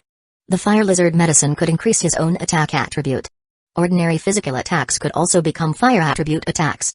If he had used the fire lizard medicine when hunting the necromancer witch earlier, the witch's etherealization skill effect would have been greatly diminished, making the battle much easier. Song Jian picked up the 2 recipes and learned them directly. The slow medicine's main ingredient is blue rat grass, while the fire lizard medicine requires flame flower. Both herbs were present in the herb field he had seen earlier. Upon opening the 3rd bamboo box, a look of surprise flashed in Song Jian's eyes. In this box, there were 3 golden herbs. They were not golden in grade, but the entire herb radiated a golden light, as if they were made of pure gold. What a treasure! Having been preserved for so long, even if they do not attain the golden grade, the difference can't be much. It would be beneficial even if consumed as is, without making into a potion. A smile emerged on Song Jian's face as he reached out to grab the 3 herbs. However, the moment his fingers touched the herbs, there was a soft pop sound. The 3 herbs surprisingly turned into a pile of ashes that scattered within the bamboo box. Song Jian's expression instantly turned sour. These herbs had been here for too long. Although they seemed intact, they had in fact decayed. As soon as he opened the bamboo box, they turned to dust. He examined the golden powder with his fingers. It was slick and lacked any vitality. Shaking his head, Song Jian sighed and casually tossed the 3rd bamboo box back onto the table. Having obtained a silver-quality medicine spade and 2 alchemy recipes, his luck could be considered pretty good. It would seem that he didn't have any fate with the 3 golden herbs. Having searched thoroughly without finding anything else of interest, Song Jian turned to leave the bamboo building and headed towards the herb field. The 2-acre herb field had been artificially divided into several patches, within which the herbs grew luxuriantly, some even taller than a human. As he approached the field, he already smelled the strong scent of the herbs. At the edge of the field grew a large plot of blue rat grass, roughly amounting to over 100 plants. Carrying his purple bamboo spade, Song Jian began to dig them out one by one. With the silver-quality purple bamboo spade, Song Jian's gathering went smoothly, with the gathering experience contributing significantly. After spending over an hour, Song Jian managed to collect all of the blue rat grass. His medicine gathering skill also smoothly leveled up to 4. With the additional boost from the purple bamboo spade, Song Jian's medicine gathering skill had reached level 6. With all the 113 plants of blue rat grass collected without a single failure, Song Jian was slightly surprised. The difference between having the purple bamboo spade and not having it was quite significant. After emptying the plot of blue rat grass, Song Jian moved towards the flame flowers. The 2 new recipes he received required these 2 herbs as the main ingredients. In order to improve his alchemy, he needed to prioritize their collection. Gathering herbs is a dull task. If an average player was to repeat this monotonous work, they'd probably go insane. Many players couldn't stick to collecting wood and stones in the past. Some even haven't completed their first main quest yet. But Song Jian was still persisting, just like how he handed out flyers in the real world. Every day, he needed to hand out 3,000 flyers. He wouldn't rest unless all were distributed. This kind of work, he continued for over a month. If it wasn't because of this game, he would probably still be distributing flyers daily. A few hours later, Song Jian had gathered from the 5th plot of the herb field, leveled his gathering skill up to 5. Level 5 gathering skill, efficiency increase by 25%, gathering speed by 10%, success rate +3. With the additional 2 levels provided by the purple bamboo spade, Song Jian's gathering skill had reached level 7, just as Song Jian was done gathering from the 5th plot, and was on his way towards the 6th area. The goblin merchant Kanan appeared by the herb field. Gazing at the robust herbs in front of him, Kanan opened his mouth wide, looking astonished. He blankly stared at the few small plots of herb fields left. Chapter 240, Enemy? Looking at the medicinal field in front of him, Kanan was enormously surprised. He could never have imagined that deep within this forest was a field cultivated by the Kateru clan. It's simply unbelievable. Since when did the Kanshialu clan learn to grow herbs? They're infamous for being brutes whose heads are only full of muscle. Kanan exclaimed in surprise. Seeing Kanan appear, Songjian felt a twinge of tension in his heart. He was the first to discover this field of medicinal herbs, but he couldn't stop Kanan from gathering them. After all, they were on the same team now. Human, I give you 3,000 doomsday coins, and the rest of these medicinal herbs belong to me, okay? Kanan shouted loudly. Songjian looked up at Kanan, never expecting this green-skinned little dwarf to be so generous. Even if Kanan was competing with him for the herbs now, Songjian couldn't find anything to complain about. 5,000. Songjian shouted back. Deal. Kanan responded immediately. Songjian glanced regretfully at the remaining 3 or 4 plots of herbs.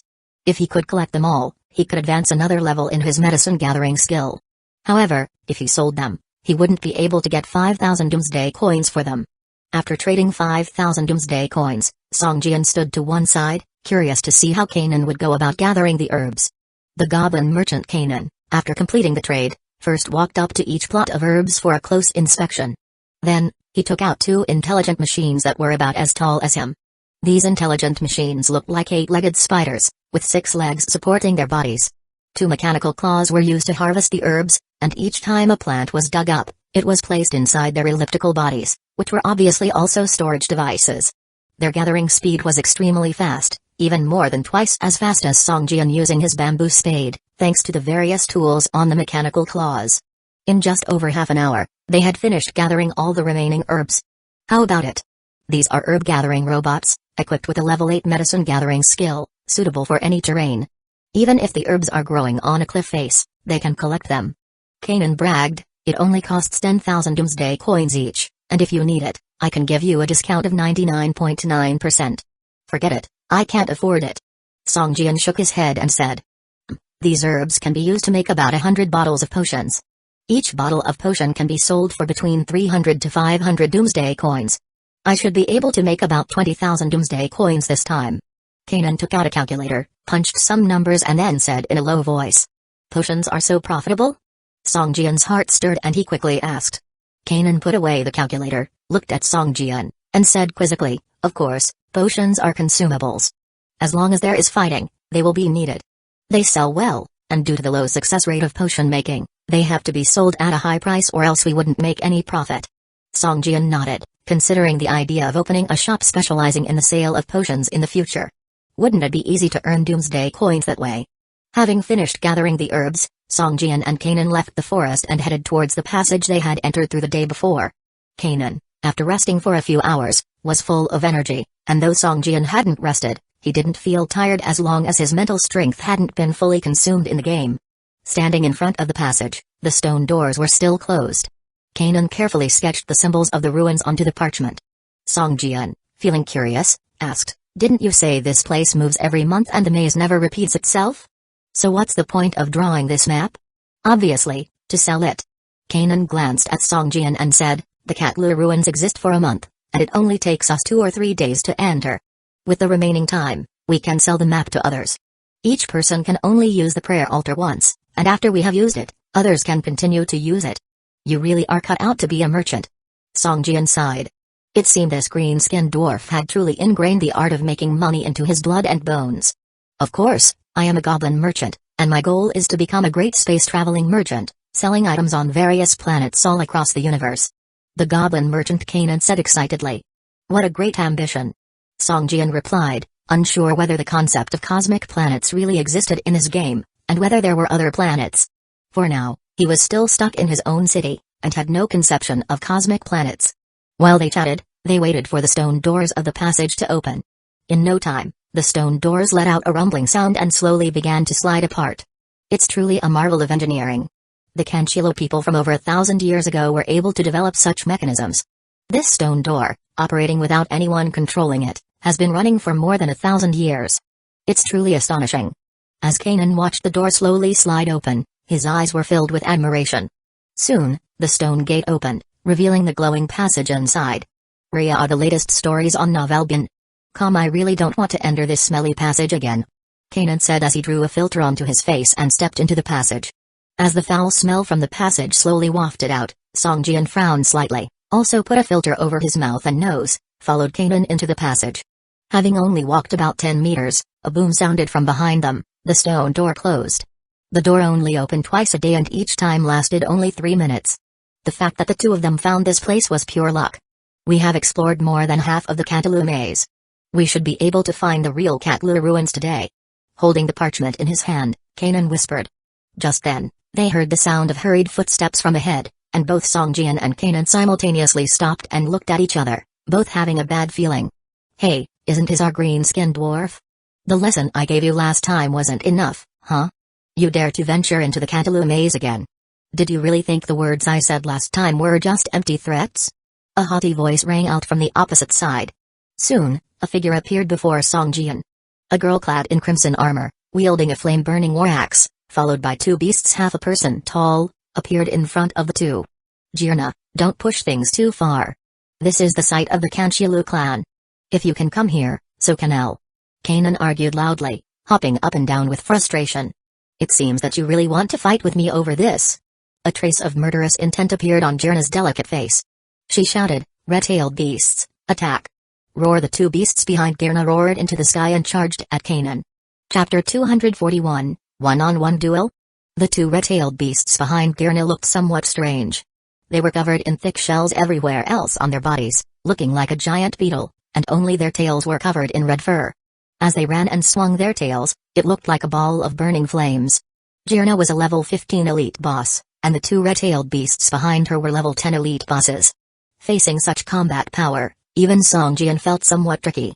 Before entering the maze, you never mentioned that you had such enemies. Songjian sighed, took a step forward, and stood in front of the goblin merchant Kanan. This woman is a mad woman. She wants to move the prayer altar in the Cantalou ruins to her own home, and she will chase and kill anyone she sees in the maze. Kanan screamed loudly, looking at Jirna with fear and resentment in his eyes. The prayer altar is mine, and you useless law dare to compete with me. Jirna raised her battle axe with one hand and pointed at Kanan, shouting, little green-skinned dwarf, I spared you last time, but I didn't expect you to be so small in stature yet so ambitious, so you really dare to compete with me for the prayer altar? You mad woman, you killed all my guards. The prayer altar is an artifact of the Cantalou clan. Just leave it there. Can't you just go there once a month to exchange items? Why do you have to dismantle it and take it back? Are you not afraid of damaging it? The goblin hid behind Songjian and screamed loudly. If I set my eyes on something, it belongs to me. Why should I share it with you trash? Die, red-tailed beasts, kill these two. Jirna carried her battle axe and walked step by step towards the two. Songjian took out a bottle of weakness potion from his package and threw it at the two red-tailed beasts. With a bang sound, the potion bottle exploded, and the two red-tailed beasts were enveloped in a cloud of green dust, causing a 30-point damage floating above their heads. Broken wing dance. Songjian, holding the guardian sword, charged at the two red-tailed beasts. Hey, little dwarf, you found a pretty good bodyguard this time. Dare to fight head-on with my two red-tailed beasts. Those bodyguards you had before, they were so scared they ran away when they saw the red-tailed beasts. Ha ha ha. Jirna seemed to think of something funny, pointed her battle axe at Kanan, and laughed out loud. Jirna, have you found a way to move the prayer altar yet? Kanan suddenly asked. Jirna was startled, a trace of embarrassment flashed in her eyes, and she shouted angrily, even if I haven't found a way to move it, I won't allow you useless lot to use it. In case the altar is destroyed due to too much energy consumption, that would be my loss. As for the method to remove it, I will find it sooner or later. Jirna, you don't even understand the principle of the prayer altar, yet you want to move it. You're simply deluding yourself. Kanan sneered. Hey, little dwarf, you dare talk to me like that? Jirna showed a surprised expression, glanced at Kanan, and then her gaze fell on Songjian, who was fighting with the two red-tailed beasts. So, you found a powerful bodyguard, no wonder you have become so bold, Humphrey. Jirna's eyes flashed with a murderous intent, waved her battle axe, and charged at Songjian. Let me shatter your courage once more. Songjian's third strike of the broken wing dance sent both red-tailed beasts floating in the air. Rapid sword. While the two red-tailed beasts were floating, Songjian used his rapid sword skill, increasing his attack speed greatly, waving his sword quickly and cutting through the beasts. The red-tailed beasts, which had already reduced their defense by 35%, were completely defenseless in their floating state. Even ordinary attacks could cause considerable damage, let alone Songjian's sword, which also had invisible sword chi attached. System, you deal 45 points of physical damage to the red-tailed beast, combo point +1, damage increased by 110%. System, you deal 56 points of physical damage to the red-tailed beast, Combo point +1, damage increased by 120%. The broken wing dance made the red-tailed beasts float in the air, and then connected with other attacks, which caused combo points, increasing the damage.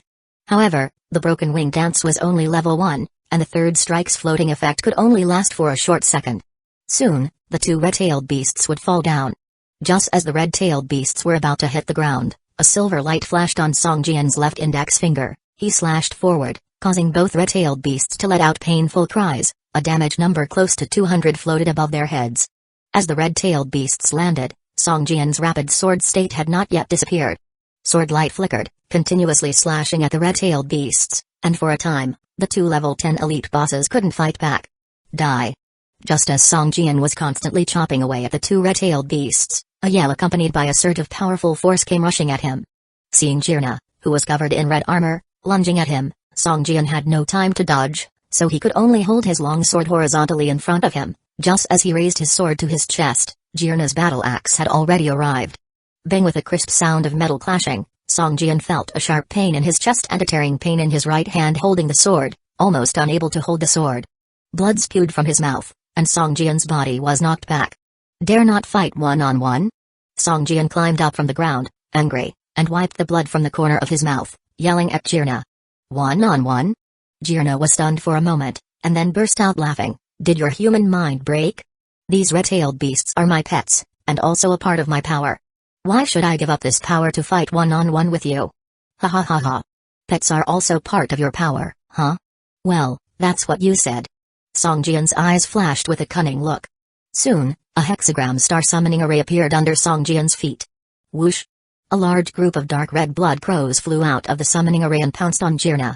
These blood crows were at least level 8, and some had even risen to level 10. Obviously, Song Jian's summoned creatures had not been idle during his absence.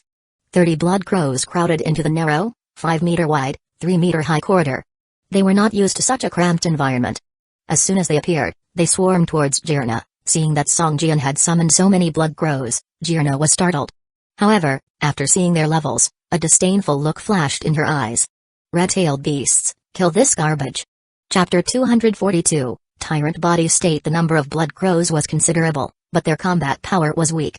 Their existence was not meant for direct attacks but for reconnaissance and early warning. Even a level 10 blood crow only had no vitality points and could not face the level 10 elite boss red-tailed beast head-on. That's why Jirna sneered contemptuously once she noticed the strength of these blood crows. The corridor was crowded, and the blood crows couldn't fly, but under Song Jian's command, they pounced on the red-tailed beasts, creating a sense of blotting out the sky in the narrow corridor. The red-tailed beast roared and swiped at the blood crows, leaving sharp claw marks in the air. With each swipe, it tore a blood crow apart, turning it into a cluster of pus and blood. Watching the number of blood crows diminish quickly, Jirna sneered, pathetic. When all the blood crows were annihilated, Jirna suddenly noticed in front of her a row of blood-colored zombies. 30 blood zombies waved their arms and pounced on the red-tailed beast. Although these zombies were also not high level, around level 7 or 8, their strength was clearly much higher than the blood crows. Even the red-tailed beast couldn't kill them with one blow like it did with the blood crows. The 30 blood zombies swarmed the red-tailed beast, piling up on it in a manner reminiscent of a human pyramid. The narrow corridor didn't provide any room for the red-tailed beast to dodge, and it was quickly pinned down under a swarm of blood zombies.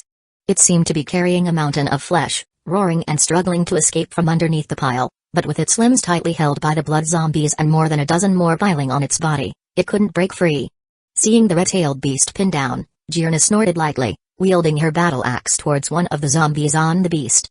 Song Jian tightly gripped the guardian's sword and rushed towards Jirna. He couldn't let her attack the blood zombies. Broken wing dance. Song Jian's speed suddenly increased significantly, reaching Jirna's side as she just lifted her battle axe over her head. Jirna wasn't expecting his speed to increase so quickly. Her face showed surprise as she hurriedly swung her battle axe to block.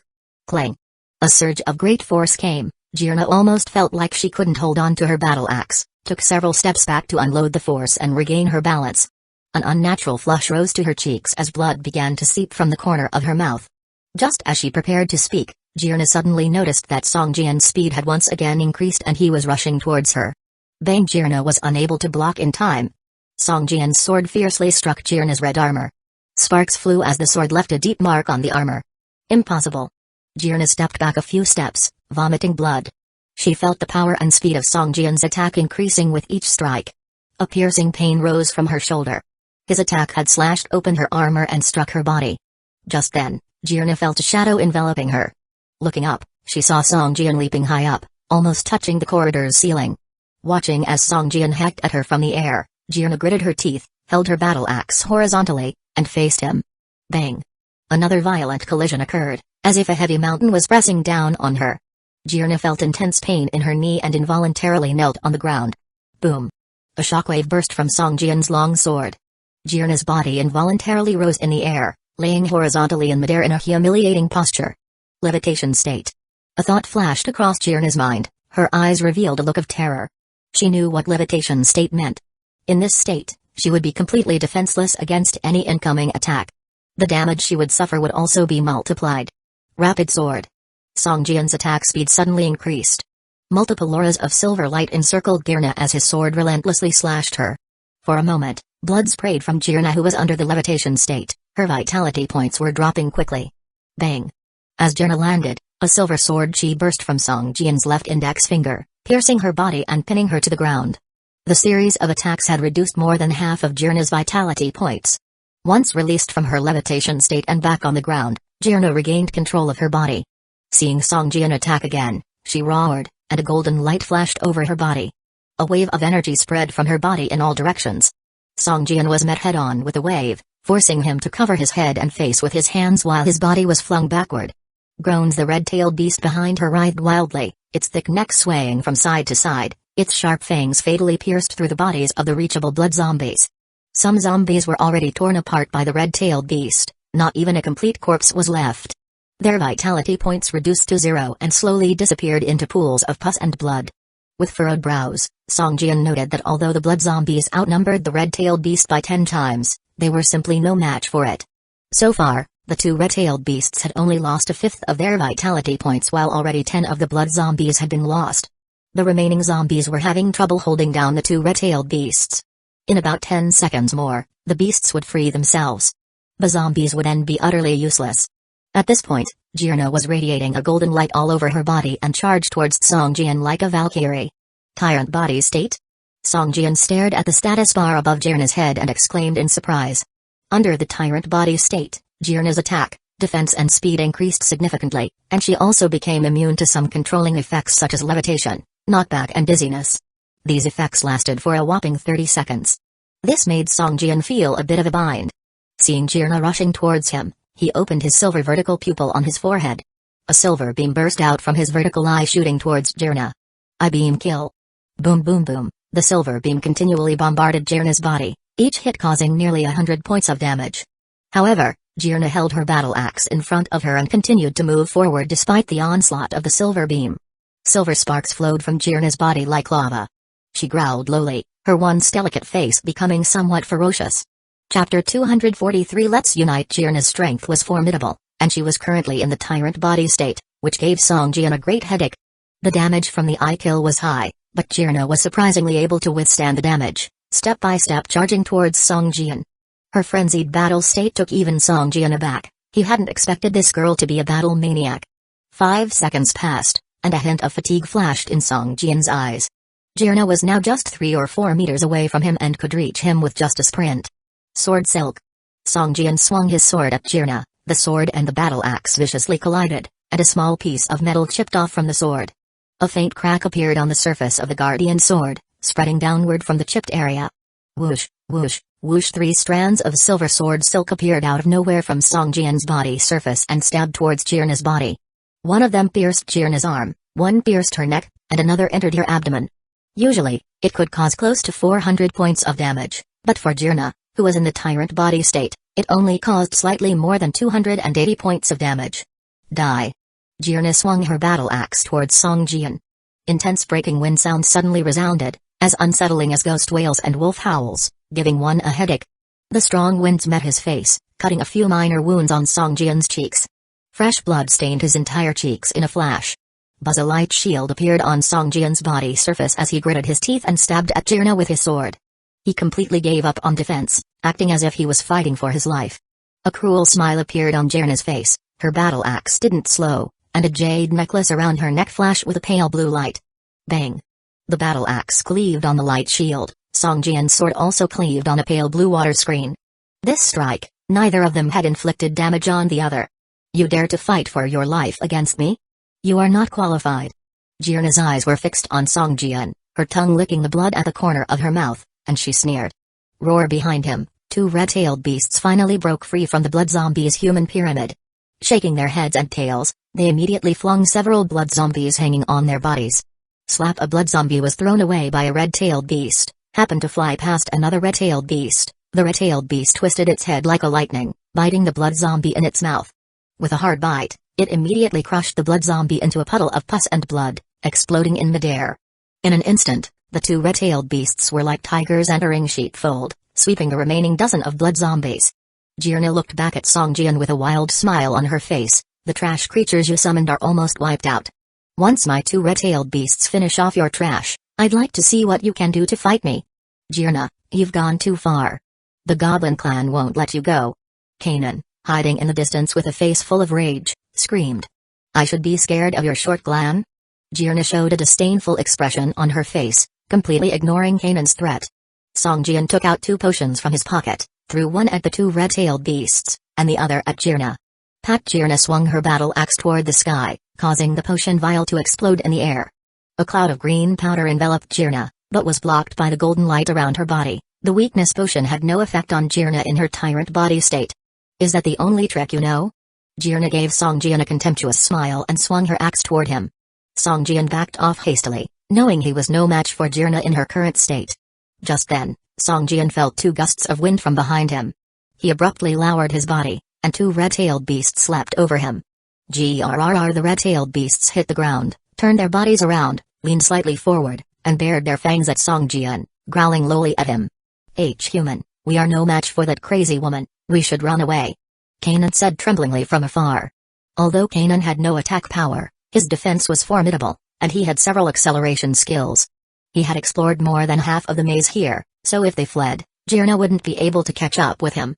Songjian glanced at Jirna in her tyrant body state, and then at the two red-tailed beasts in front of her. He gestured with his left hand, and a summoning matrix appeared in the air. A black dragon hatchling appeared within the matrix. After taking a glance at Songjian, it turned its head towards the two red-tailed beasts and let out a roar. The black dragon hatchling had now leveled up to level 7. Although it was still 3 levels lower than the red-tailed beasts, it totally overshadowed them in terms of attributes and skills. Most importantly, a faint dragon might emerged from it. The two red-tailed beasts' tails were originally waving arrogantly in the air like two burning flames, but the moment the black dragon hatchling roared at them, the two flames instantly went out, and the red-tailed beasts tucked their tails tightly, bent their bodies, and let out mournful cries, their eyes filled with terror. They didn't have the courage to attack the black dragon hatchling due to the suppression of bloodline levels between creatures. Seeing the black dragon hatchling, then looking at the two red-tailed beasts crouching at her feet, Jirna furrowed her brows, a hint of surprise flashing in her eyes. Human, are you interested in joining hands? Jirna looked at Songjian. Join hands? Songjian raised an eyebrow and asked, together, go to Cantilu Ruins and find the prayer altar? How about we team up to take down the green-skinned dwarf? Jirna licked her lips, glanced at Kanan with a smirk, and said. Kanan looked at Songjian with a frightened expression and slowly backed away. We have a contract. Kanan stared at Songjian and said in a low voice. Hearing Jirna's proposition, Songjian instantly frowned and tightened his grip on his long sword. Originally he had summoned the black dragon hatchling to hold back the two red-tailed beasts. He never expected that the two beasts would lose their fighting spirit upon seeing the black dragon hatchling. They probably wouldn't even dare to fight back if Songjian were to take them down now. With the threat of the red-tailed beasts gone, Songjian's situation shifted from being outnumbered to having the upper hand. The change in the attacking and defending state was unfavorable to Jirna, which might be why she suggested joining forces. Seeing Songjian's reaction, Jirna raised an eyebrow and chuckled. I was just joking with you, human. How about we team up and look for Cantilu Ruins together? This time, I'll allow you to use the prayer altar once. But once you've used it, I'm taking the whole altar away. With that, Jirna voluntarily deactivated her tyrant body state and walked towards Songjian. Chapter 244 Map copy. Don't trust her, she's lying to you. Panic flashed in Kanan's eyes as he roared loudly. Little dwarf, if you keep talking nonsense, I'll turn your green skin red. Jirna threatened Kanan with a menacing expression. Kanan immediately shrank back, looking wronged as he hid in the corner near the wall. Song Jian glanced at Jirna, seeing that she still had some tricks up her sleeve. It was unclear who would win if they continued to fight. Song Jian's task was not to kill Jirna but to safely escort Kanan to the Cantalou ruins. Alright, let's cooperate. My only goal is to bring this little dwarf to Cantalou ruins and see if there's any advantage to be had. Continuing to fight would be pointless. Song Jian shrugged, speaking in a relaxed tone. Jirna hoisted the battle axe onto her shoulders with her right hand. Hearing Song Jian's words, she revealed a satisfied smile and slowly pulled her left hand out of her waist pocket. Haha, wise choice. Jirna walked up and kicked the red-tailed beasts twice before muttering, "Get up, useless creatures." The black dragon cub's golden eyes were still fixed on the red-tailed beasts, as if ready to pounce and devour them at any moment. Even reprimanded by Jirna, the red-tailed beasts didn't dare to move under the pressure of dragon might, lying on the ground with exposed bellies and wailing pitifully. Hey, can you put your pet away? These two won't even dare to walk otherwise. Jirna looked at the black dragon cub, a hint of envy flashing in her eyes. A dragon cub? I never thought that this human could actually tame a dragon cub as a pet. Jirna pondered, her eyes darting back and forth. If the dragon clan finds out that someone has tamed a dragon cub as a pet, this human in front of me will be in big trouble. Should I secretly inform the dragon clan? Song Jian raised his hand, and a summoning circle appeared beneath the black dragon cub, quickly absorbing it into the pet space. Since the black dragon cub had been hunting monsters near the mansion earlier, Song Jian needed to first retrieve it into the pet space and then summon it from there. Now, to dismiss the cub, he could only send it back to the pet space and not relocate it near the mansion. Alright, little dwarf, bring out the map of your exploration.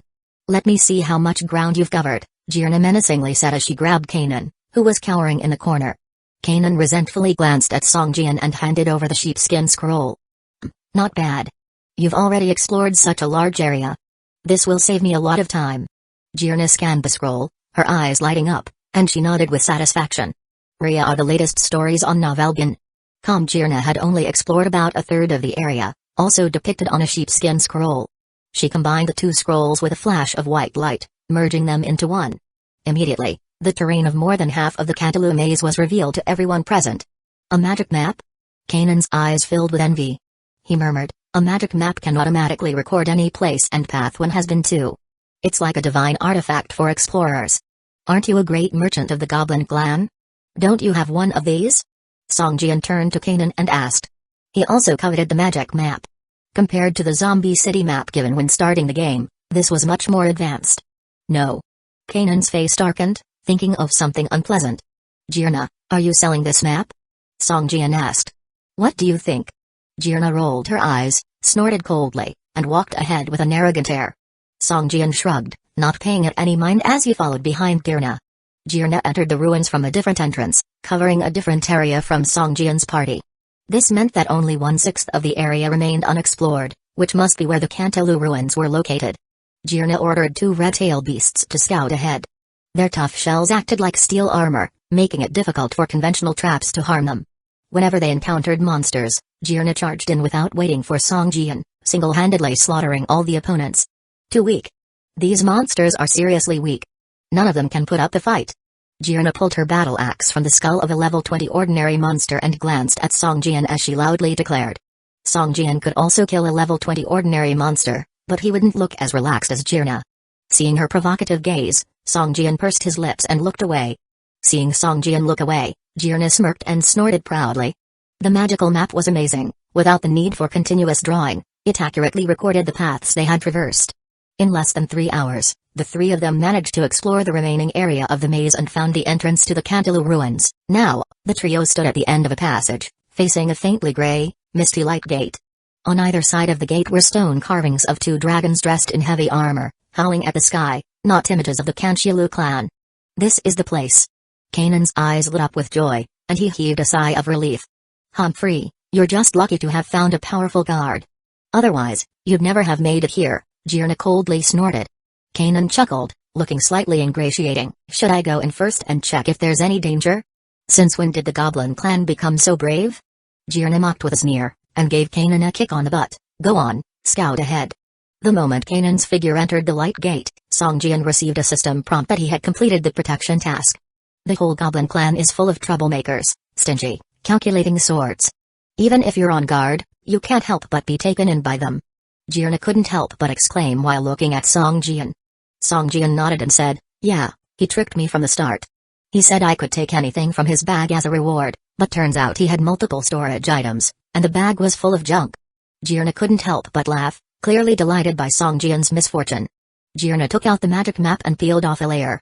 With a swish, a thin sheet of parchment was lifted off the surface of the magic map and handed to Song Jian. "This is a replica of the Cantalou maze. I'm giving it to you.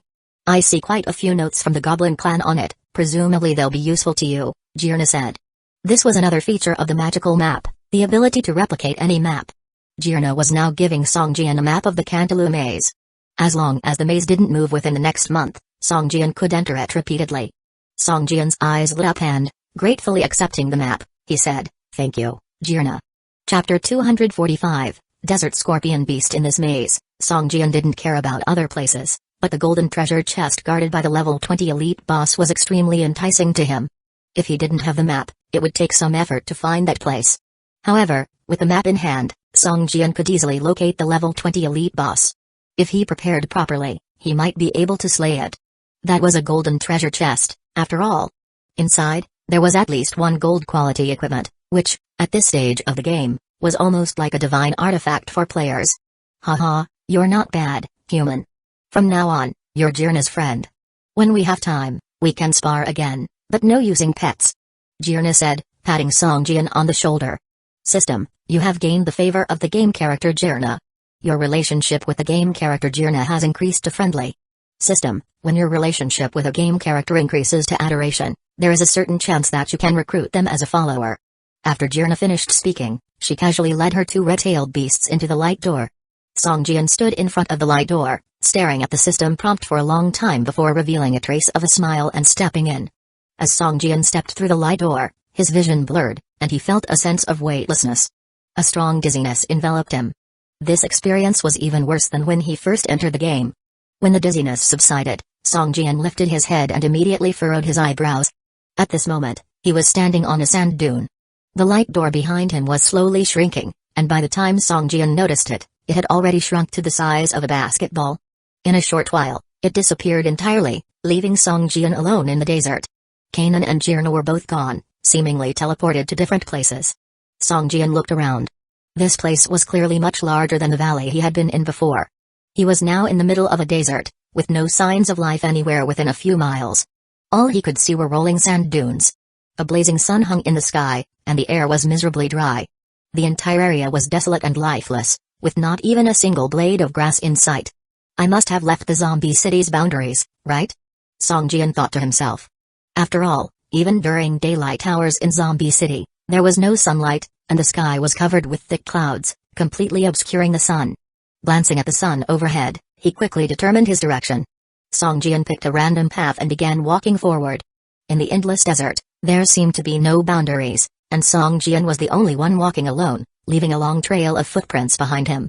Along the way, he didn't find any traces of life or even a hint of it. However, he did find some ruins in the desert. There were some crude stone houses half buried in the sand, along with a few desiccated skeletons scattered around. These skeletons looked exactly like the one he had found in the purple bamboo pavilion earlier, with horns on their heads and rows of bone spurs on their arms. There wasn't anything valuable in these stone houses, so Song Jian quickly searched them and found only a tattered map. At the center of the map was a huge pyramid marked on it.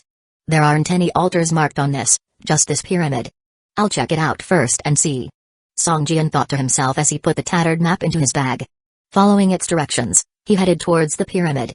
In the desert, one's hunger and thirst depleted quickly. Without water, it wouldn't be long before the thirst gauge would hit 0. Afterward, his vitality points would begin to decrease. Without enough water, one could easily die of thirst here. Fortunately, Song Jian had plenty of supplies. He always carried a lot of food and water with him. When his thirst gauge dropped below half, Song Jian took out a bottle of mineral water and gulped it down. At this moment, Song Jian suddenly felt faint sounds of combat coming from his left front. Accompanied by the roars of red-tailed beasts, he immediately rushed in that direction. A few miles away, Jirna was wielding an axe and, along with her two red-tailed beasts, was attacking a level 15 elite boss. The boss resembled a huge scorpion with 6 legs and a segmented tail. Its tail was hook-shaped and tipped with a bright red stinger. Level 15 Desert Scorpion Beast, Elite, Vitality Points, 2200 out of 2900. Characteristics: enhanced defense, highly poisonous, skills, sand escape, scarlet poison needle, pincer strike. Song Jian stood on a sand dune, squinting as he watched. Although it was 3 against 1, the desert scorpion beast was incredibly fierce, able to move freely in the sand without any hindrance. It brandished its giant pincers, creating sparks each time they clashed. The 2 red-tailed beasts appeared quite wary of the boss's formidable weapons, and did not dare to attack head-on, instead harassing it from the sides. Jirna, on the other hand, was the main fighting force and directly faced the scorpion beast. As he carefully observed from the side, Song Jian seized the opportunity to see just how strong Jirna was in combat and if she had any hidden cards. However, before he could watch for long, Jirna seemed to detect something and turned her head towards Song Jian. Since there was nowhere to hide on the vast sands, Song Jian, who was standing on a high sand dune, could not escape Jirna's gaze. The moment she saw Song Jian, Jirna raised an eyebrow, anger flashing across her face. "Stop standing there and help." No longer able to watch the fight, Song Jian shrugged his shoulders, drew his guardian sword, and charged towards the desert scorpion beast. When the desert scorpion beast saw Song Jian approaching, it didn't pay any attention to him. In its eyes, power directly correlated with size. It even held some contempt for the seemingly insignificant Song Jian. However, it quickly realized its grave mistake. Song Jian's attacks were extremely powerful and his damage high. With a swing of his sword, 3 silver sword silks pierced through the thick shell and penetrated the scorpion beast's body. With a silvery sword chi flashing on his sword, Song Jian effortlessly tore through the shell on the scorpion beast's body, causing massive damage to it. Even when its pincers clashed with Song Jian's sword head-on, the latter remained fearless. The invisible sword chi made the sword incredibly sharp. Each clash shattered fragments of the scorpion's pincers, leaving them pitted and ragged in no time. The desert scorpion beast's vitality points rapidly decreased, and its eyes filled with fear when looking at Song Jian. Feeling the imminent threat to its life, the desert scorpion beast actually turned and fled. After running some distance, it burrowed directly into the sand and disappeared. Explore new novels on Novelbin.com. Chapter 246, Scorpion Beast Helmet Desert Shift. This is a defense skill of the sand scorpion beast. Whenever it faces danger, it tunnels into the sand to escape. What to do? Watch it run away like this? Song Jian looked regretfully where the scorpion beast dug a large hole. He couldn't chase it into the sand. Humphrey, it can't stay beneath the sand indefinitely. Its skill also needs to cool down sometime. Jirna snorted, flicking her ponytail. She ordered the 2 red-tailed beasts, "You two, track its trail, find where it comes out." After strolling around the big hole for a while, the 2 red-tailed beasts roared at Jirna before running toward the left. "Follow them." After Jirna finished speaking, she jumped onto one of the red-tailed beasts, riding it to follow the other one. Although Song Jian owned a motorcycle, it couldn't run smoothly through the desert, with his own 2 legs the only option. He trailed behind the 2 red-tailed beasts, eating their dust. Because they were tracking the trace of the sand scorpion beast, the red-tailed beasts weren't moving very fast, which barely allowed Song Jian to keep up with them. After running for about 10 minutes, there was a noise from the front, and the sand scorpion beast finally emerged from under the sand. "Attack, its vitality points aren't plenty anymore. Knock it down, we'll share the loot."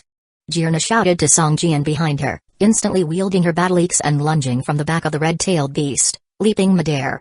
"Die!" Jirna yelled fiercely in midair. Her battle axe, with a whistling sound, swung towards the sand scorpion beast. Song Jian also charged at it. The ground quaked under his foot, and a sharp fang-shaped energy wave ripped through the sand, leaving a deep mark. After using the desert shift skill, the sand scorpion beast seemed very exhausted. Crawling in the sand for about 10 minutes without air and against much resistance burned a few times more energy than usual, so when it came out, the scorpion beast was panting heavily. Feeling the intense energy above its head, a look of annoyance flashed in the eyes of the sand scorpion beast. It surprisingly rose its front body up, swinging the scorpion claw at midair. Jirna. Boom.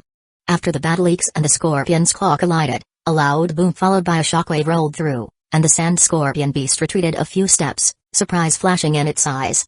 It couldn't believe that such a tiny figure could wield such immense power. Just then, a sharp sound came from below.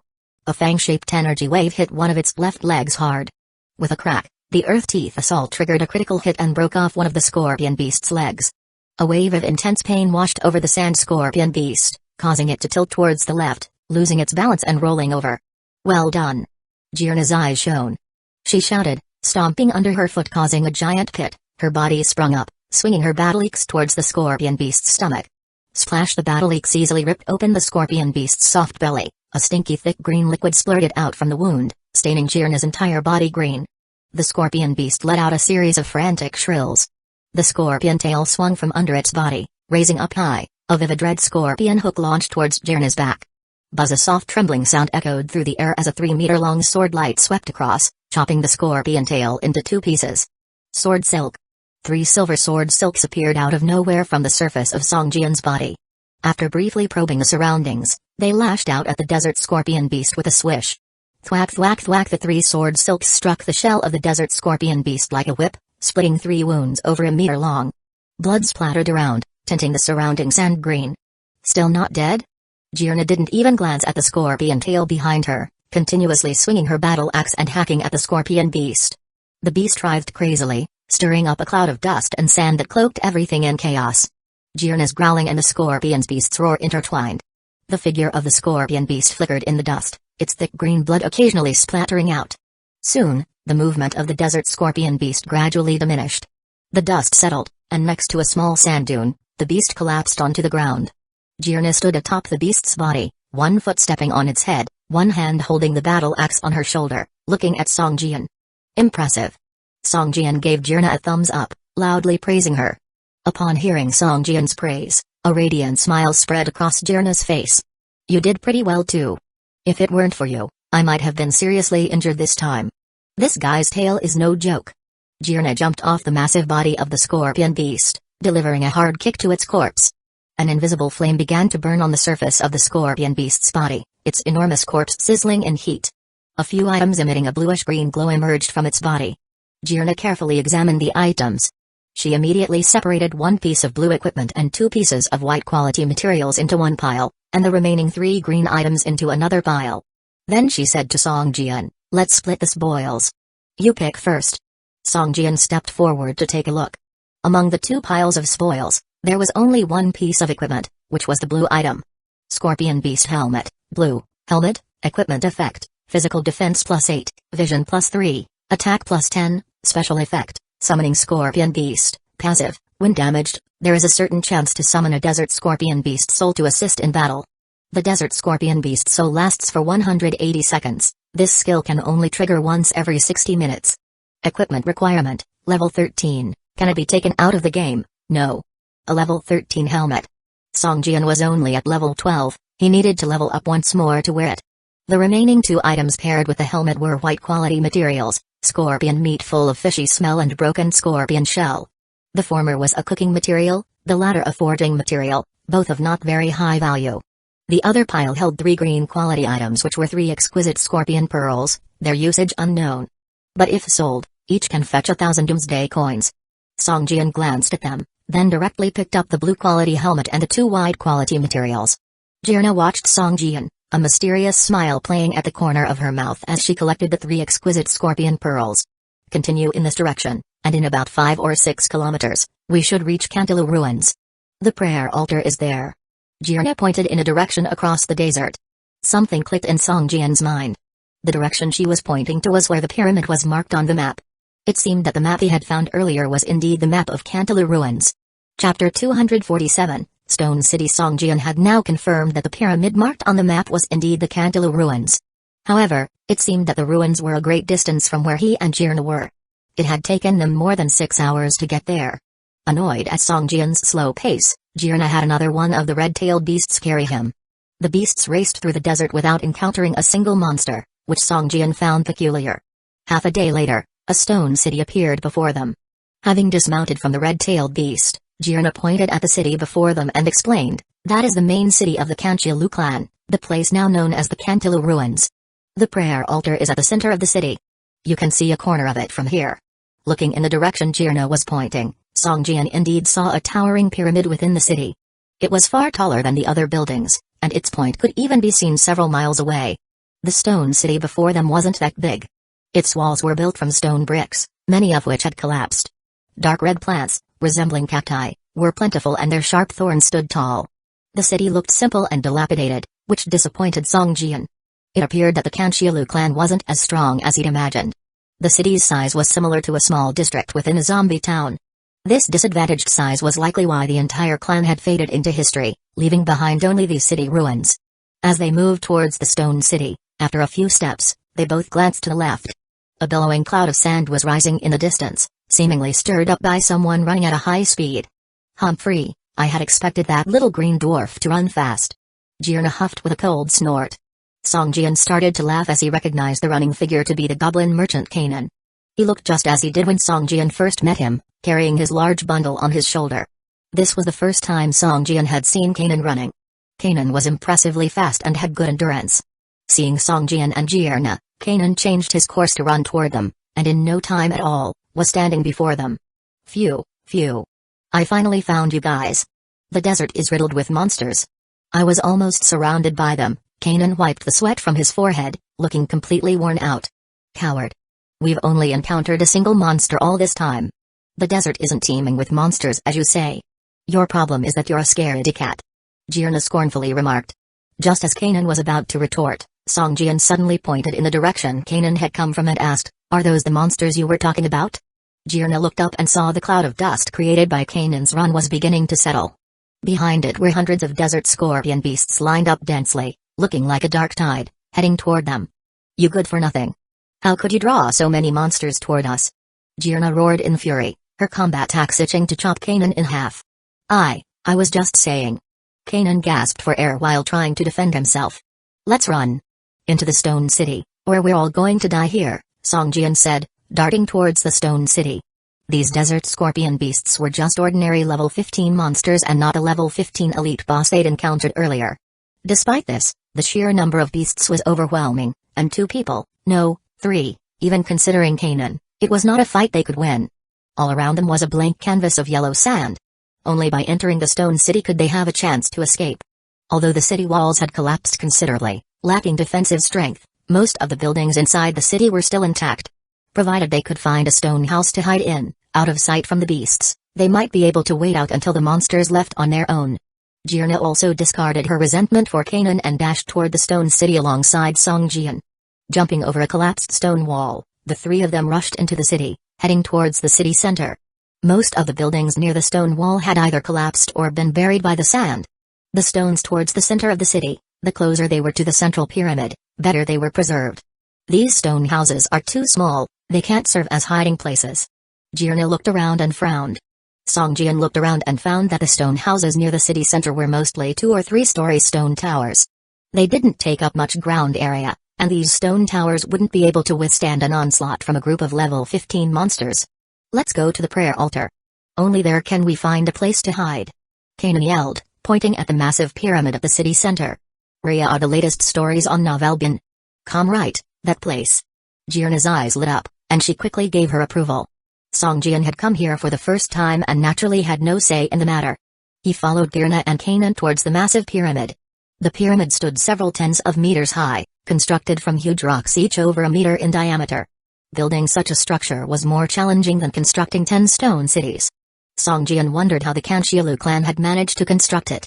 Moreover, surrounding the giant pyramid were dozens of smaller pyramids. The shortest stood about 7 or 8 meters tall while the tallest was no more than 50 meters high. Compared to the central pyramid, they were as insignificant as jackals to an elephant. What are these smaller pyramids for? Songjian asked while running. They all seal demons. Don't approach them too closely. Only the giant pyramid that hosts the prayer altar is safe, Kanan urgently warned, his face growing pale as he saw Songjian pointing at the smaller pyramids. Humphrey, demons my foot. They're nothing but level 30 elites. Jirna snorted, her face filled with disdain.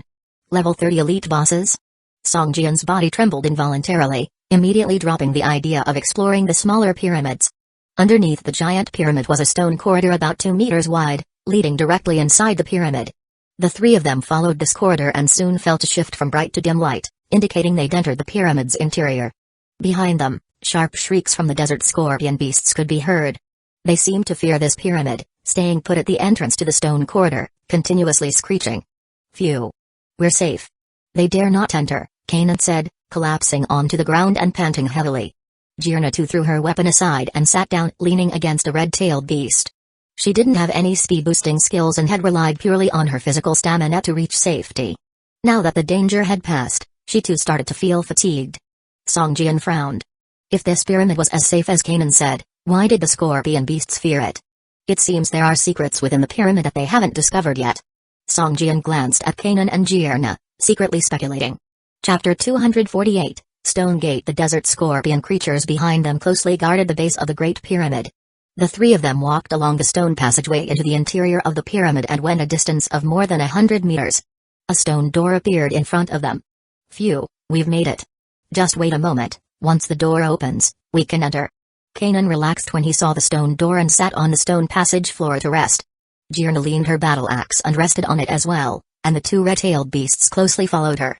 Song Jian glanced at the two and assumed that the stone door would automatically open in due time, allowing them to enter the place where the prayer altar was. After looking around, Song Jian was attracted by the stone door and walked up to it to carefully examine it from top to bottom. The stone door was pitch black and looked different from the other stones in Stone City. Its surface had a faint glow, and it was filled with a strong aura of deathly silence, clearly having been refined by the Kanchilu clan's secret method. The door was engraved with strange characters and patterns, and some parts were even inlaid with gold threads and jewels.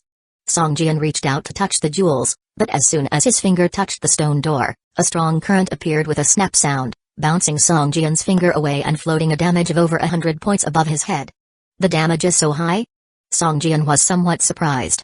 Generally, even if a player reached level 10, their vitality points wouldn't be this high. If they came here and casually touched the stone door, they would be killed in an instant. Be careful, there's a curse from the Kanchilu clan on this stone door. If you touch it carelessly, you will be injured. Kanan glanced at Song Jian and said.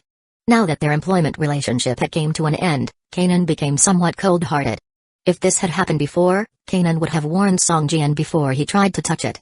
So, it cannot be touched? What about this? Song Jian pointed to a sword mark over 3 feet long on the stone door and asked.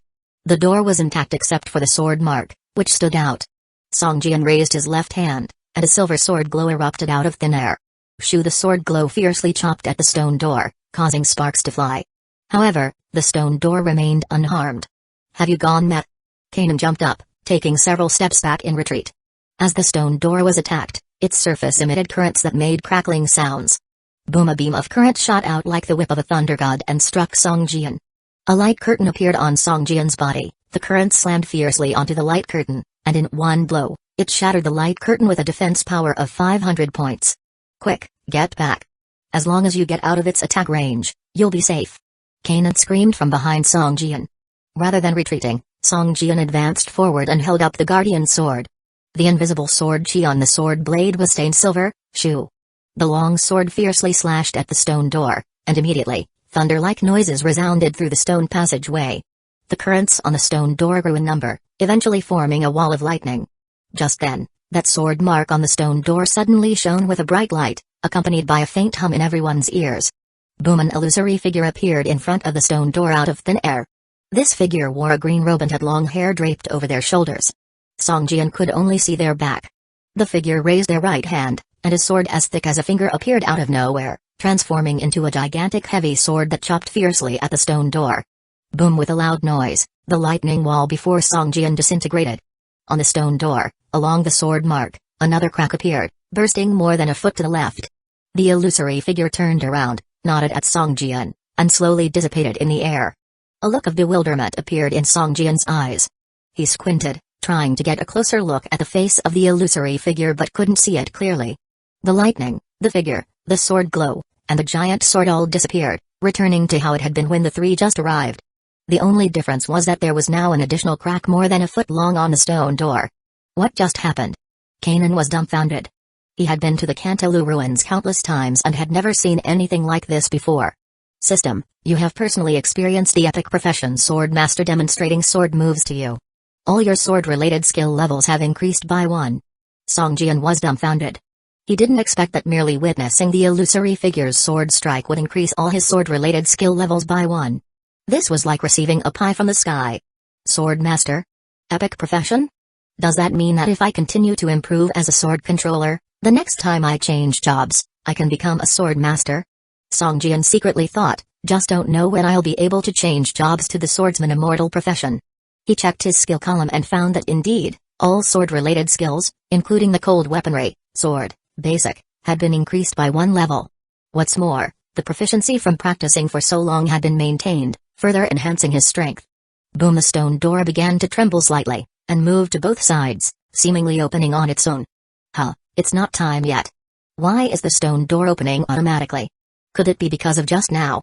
Kanan murmured softly and slowly stepped forward. As the stone door opened, an extreme aura of destruction accompanied by countless screams and wails surged out. Songjian stood at the forefront and instantly felt a sharp sensation rushing towards him, as if countless evil spirits were surrounding him and gnawing at his body. A series of damage numbers floated above his head. Kanan yelled and rushed backward as a milky white light surged under his feet. Jirna roared, her body shining with golden light as she entered Tyrant Body state. System, you have been injured by the ancient curse of the Kanchialu clan, losing 100 vitality points per second for 10 seconds. System, the Kanchialu clan's ancient curse triggered your talent skill Thick Skin, weakening the curse's effect and causing you to lose 60 vitality points per second for 5 seconds. Songjian was startled and couldn't help but take 2 steps back. However, with the bonus of his talent skill Thick Skin and the 300% vitality points recovery speed, the ancient curse of the Kanchialu clan was unable to deal fatal damage to him. After enduring for 10 seconds, Songjian's vitality points started to gradually increase. Jirna's face showed a trace of exhaustion. The continuous activation of Tyrant Body state consumed a lot of her energy. However, the state of Tyrant Body made her immune to any negative effects, so the ancient curse didn't cause her any harm. Behind them, Kanan held a handful of pills in his hands, a distressed look on his face as he shoved the pills into his mouth, whispering, "I'm at a loss, a big loss. I'm afraid I won't even be able to break even this time. How could this happen? I haven't encountered such a situation before." Chapter 249, Altar of Prayer. Kanan felt depressed inside.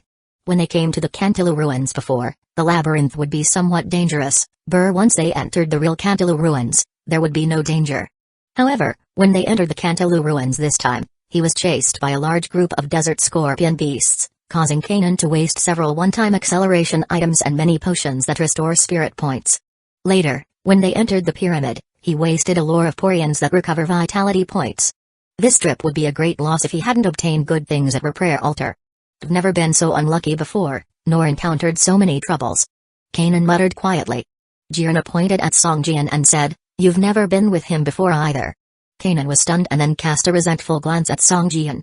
Being chased by desert scorpion beasts before could be attributed to bad luck, but the fact that they triggered the passive defense of the stone gate resulted in the damage and early activation of the gate. This subsequently led them to be hit by an ancient curse inside, and it was all Songjian's fault for carelessly trying to investigate it. But Kanan dared not blame Songjian, so he could only quietly grumble while drawing circles in a corner. The three crossed the stone gate and faced a huge palace. In the center of the palace, there was an altar over a person tall, built from stone blocks. This is the prayer altar of the Kanchialu clan. It can communicate with countless planes. Some items that you think are useless might be treasures in other planes, and some useless items on the other side could be treasures in our plane. Through this altar, we can exchange items with creatures from other planes. Kanan pointed at the altar in the palace and said, "The probability of what you said happening is very small, right?" Songjian glanced at Kanan and said.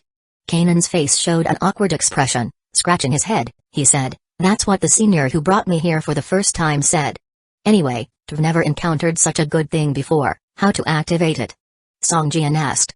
"It's not time yet. When it starts emanating light, it can be used." Kanan finished, suddenly alert, and reminded Songjian with a glance, "Don't mess with it. This altar is the only valuable thing here. If something goes wrong, our trip will be in vain. You guys use it quickly, and after that, I'm going to carry this altar away." Jirna said casually, and glanced at Songjian, adding, "We agreed on this beforehand. This thing is somewhat chicken ribs, it should also follow the principle of equivalent exchange." Songjian touched his chin and muttered quietly, "For example, an attribute fruit may seem like a treasure to us, but in other planes, it's probably not cheap, right?" "Not necessarily. What if there's a plane with trees full of attribute fruits everywhere? It'd be as common as ordinary fruits here." Kanan suddenly said. "How can that be?" Songjian raised an eyebrow and said, "If that's true, wouldn't people from that plane be incredibly strong? What if the people from that plane became immune to attribute fruits after eating too much, and the fruits only have effects on people from other planes?" Kanan said casually, "Anything is possible. Have you encountered any similar good fortune?" Songjian asked. Goblin merchant Kanan's face suddenly darkened, and after a long silence, he shook his head and said, "In most cases, It's an equivalent exchange. However, some items from other planes don't exist in our world, they are non-renewable resources. Some big shots like to collect them, and they can be sold at a good price. Songjian didn't move, but Jirna began to circle the prayer altar, examining the placement of each stone block. It seemed like she really wanted to take this prayer altar back to her house. This altar had densely packed magic runes carved on its surface, numbering in the thousands.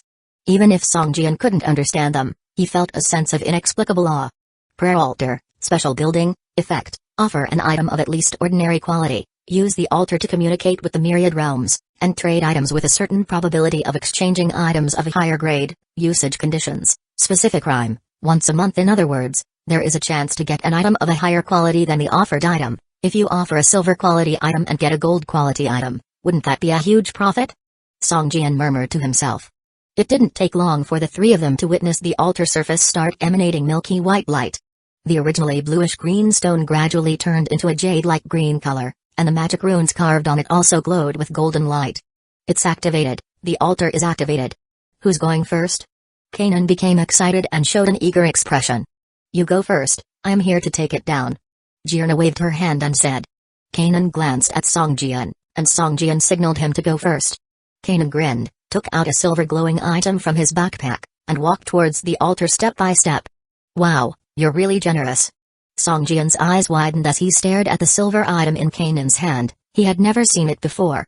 It seems like this guy had some hidden storage items. The goblin merchant climbed the steps to the top of the prayer altar, placed the silver quality equipment on it, and then began to pray silently with his palms together. In a short while, a silvery light bloomed on the altar. Another plains creature has taken interest in his item and is showcasing its exchange items. Unfortunately, only those who are on the altar can see the traded items. Jirna, who was also curious about the altar, explained to Songjian, who was visiting the place for the first time. What if you're not satisfied with the item the other party puts out? Songjian asked. It's not a trade with just one party or in a queue. As long as they are interested in the item on the altar, they can showcase their exchange item.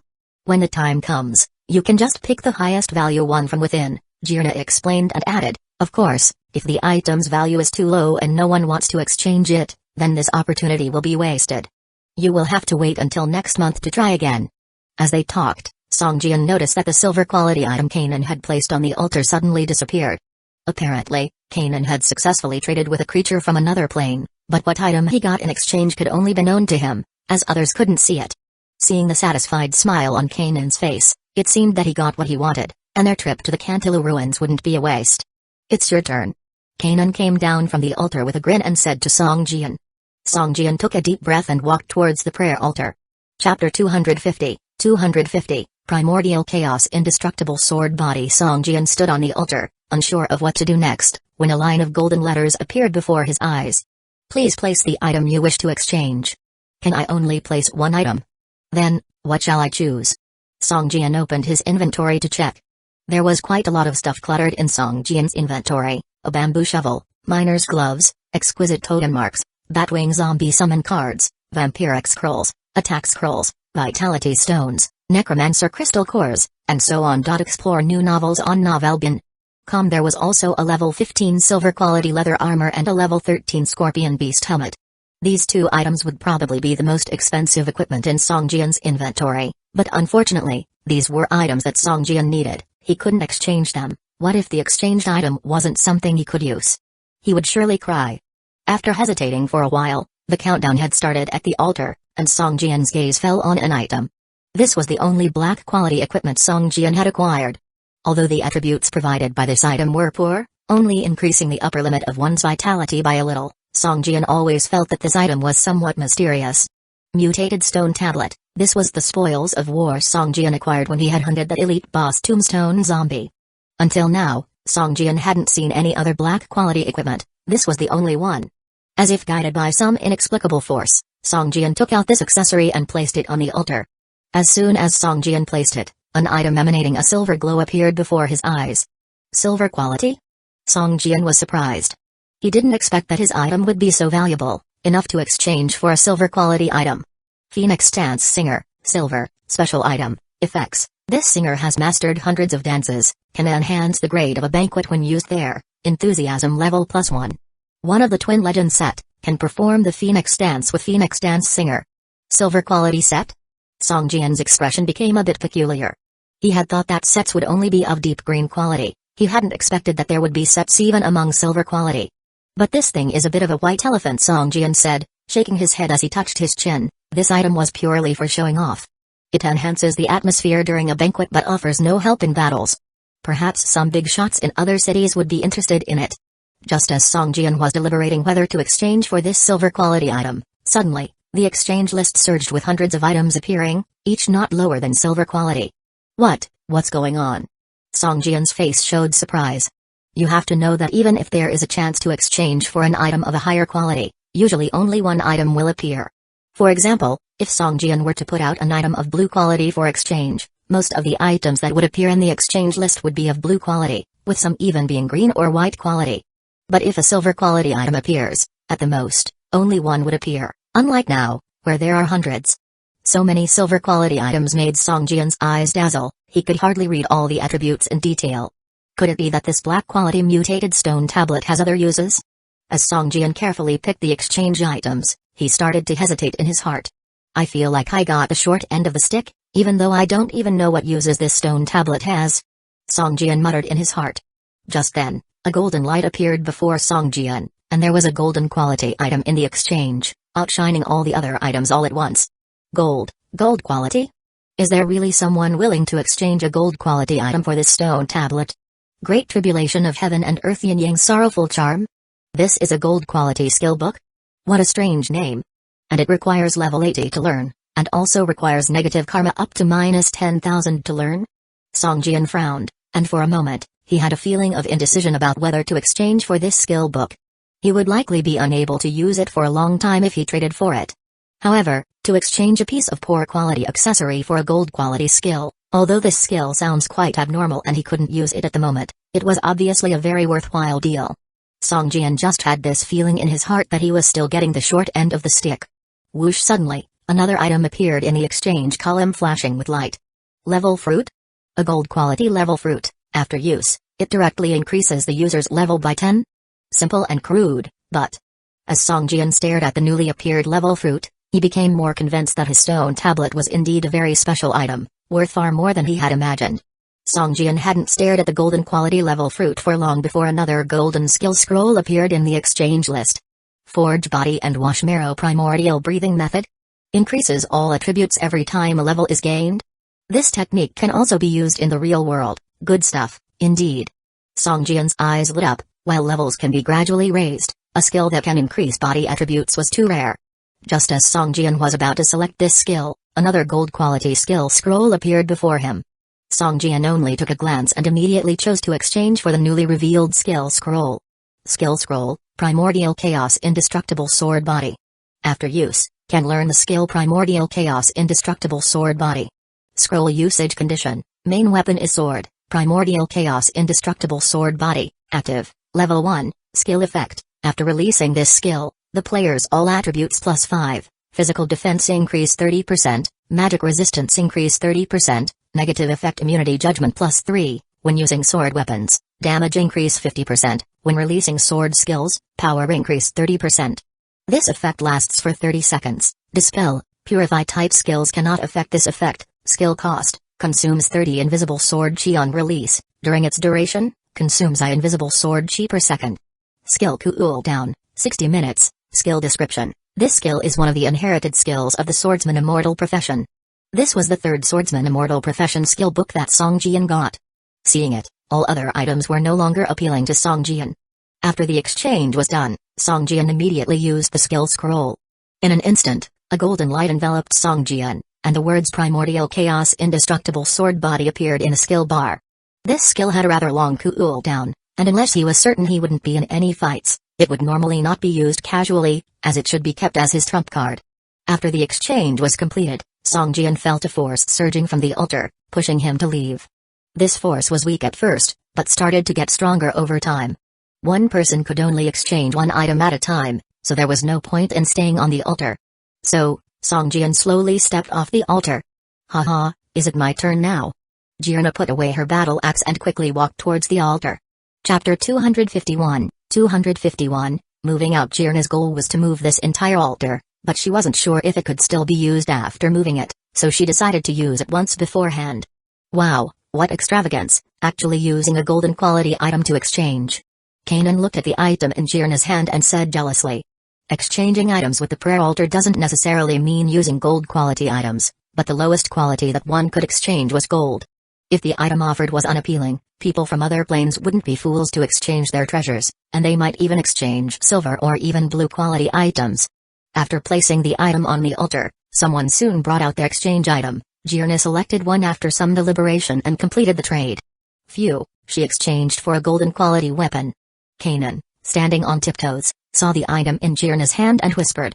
It looked like Jirna had exchanged for a gold quality battle axe, and she began brandishing it excitedly as soon as she got it. Jirna's item was merely a gold quality material, but exchanging it for a gold quality weapon was quite a bargain. Alright, now that both of you have finished exchanging, leave here quickly. I'm going to move this altar. Jirna stared at Songjian and Kanan and said fiercely.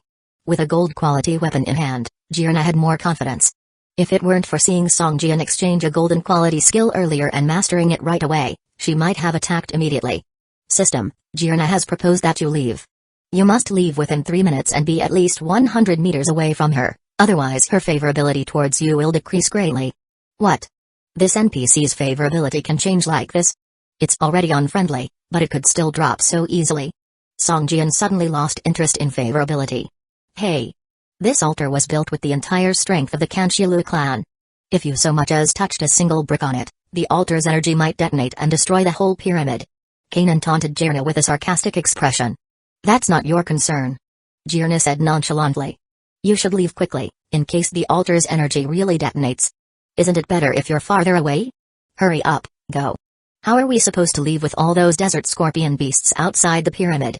Songjian asked. That's not my problem. Anyway, you guys can stay here. Once I take the altar, there'll be no problem with you staying here. Jirna looked at Songjian and said. Let's go, wait in the stone corridor for a while. Kanan pulled Songjian and walked towards the outside. As they left the palace, Kanan whispered to Songjian, Humphrey. That woman is crazy. Every time she comes, she says she wants to move the altar, but she never does it. Does she think this altar is so easy to move? She probably can't even understand the runes on it, let alone touch a single brick. The Cantilu ruins have been here for thousands of years. If they could be moved, they would have been moved by someone else long ago, not left for this crazy woman. Kanan said disdainfully. The two reached the stone corridor and heard the snarls of the desert scorpion beasts outside, which seemed to be guarding the pyramid relentlessly.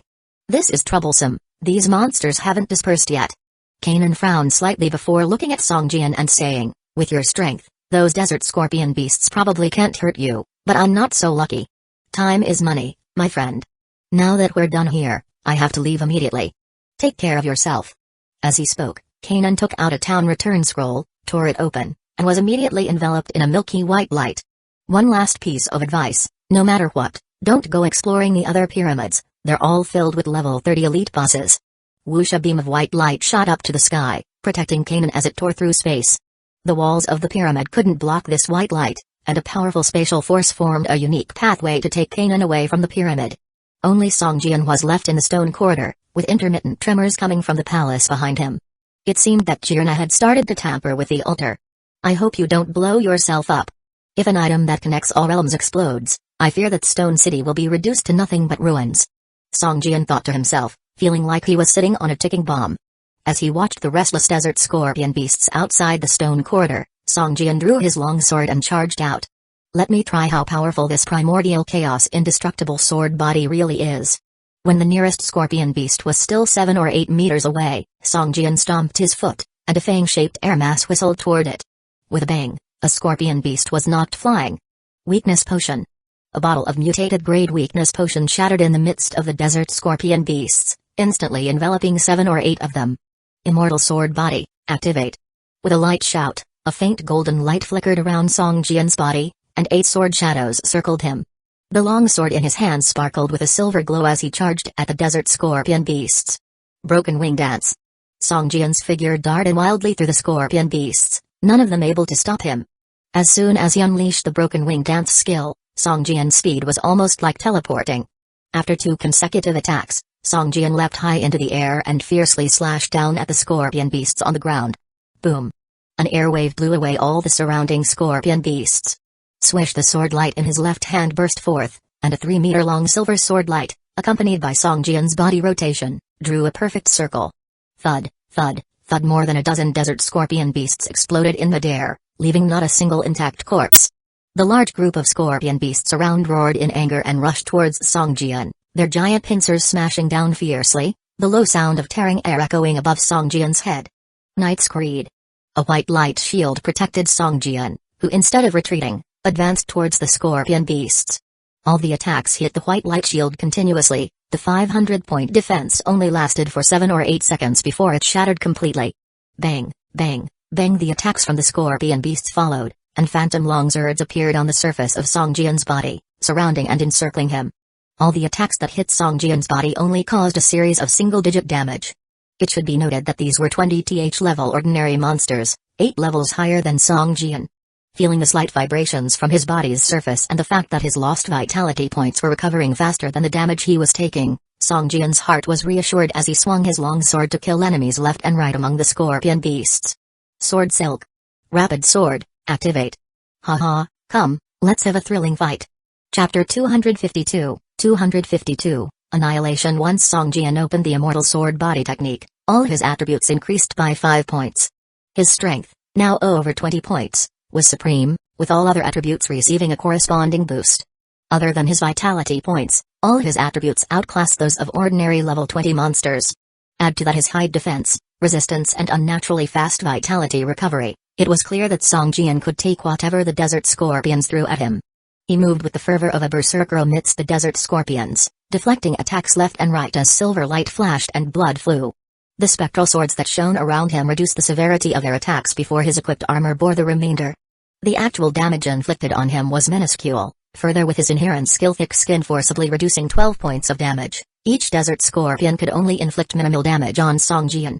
Given his current vitality points over 700, if only his immortal sword body could last for more than 30 seconds, he might have slain all the surrounding scorpions. With 5 seconds of immortal sword body left, Song Jian charged towards the pyramid. Within just 20 seconds, he had killed over 20 desert scorpions, boosting his experience points by 8%. The experience gained through killing monsters 8 levels above him was substantial. Under normal circumstances, it would take him half a day of grinding comparable monsters to obtain such a feat. Phew, that was awesome. Song Jian staggered into the stone corridor, falling to one knee, sword propped on the ground. His zombie commander's armor was worn and torn, its durability drastically reduced. Despite that, his face wore an expression of excitement and wild glee. After a brief rest, upon standing up and turning to face the desert scorpions outside the stone corridor, the scorpions blocking the entrance instinctively retreated a few steps. The brutality of Song Jian's onslaught earlier had left an indelible impression on them, akin to facing a natural predator. Rumble! A thunderous noise came from within the pyramid's hall. Jirna had begun her assault. Song Jian was taken aback. She was seriously attempting to interfere with the prayer altar. Wouldn't I be doomed if she made a mistake? Song Jian couldn't help but worry. At this moment, the agitated desert scorpions outside the pyramid attempted to rush in. Yet, as they neared the stone corridor, they recoiled hissing, refusing to take a step further, even under the relentless attacks of their comrades. As the sounds of disturbance within the hall grew louder, waves of scorpions began converging towards the pyramid. Scorpions from behind were clambering over those in front, piling in layers and pressing closer towards the stone corridor. 5 meters, 4 meters, 3 meters. Finally, a scorpion was pushed into the stone corridor. Splash! Golden light erupted from the walls of the stone corridor, the numerous intricate magic runes taking form on the surrounding walls, continuously crackling with electricity. Boom! A bolt of lightning struck the squeezed-in scorpion, causing an instant reduction of over 1,300 vitality points. These ordinary level 20 monsters had only 1,450 vitality points to begin with, which was far less than that of the elite scorpion that chased Kanan in the past. The lightning left it at death's doorstep with less than 100 vitality points remaining. As the second bolt of lightning formed, Song Jian dashed towards the nearly dead, shell-shattered desert scorpion, driving his long sword deep into its body. Having received a fatal blow, the almost dead desert scorpion was once flung up and heavily fell onto the ground, turning into a corpse. A transparent flame swiftly burned it into a pile of black ash. With the death of the scorpion, the lightning within the stone corridor slowly dissipated.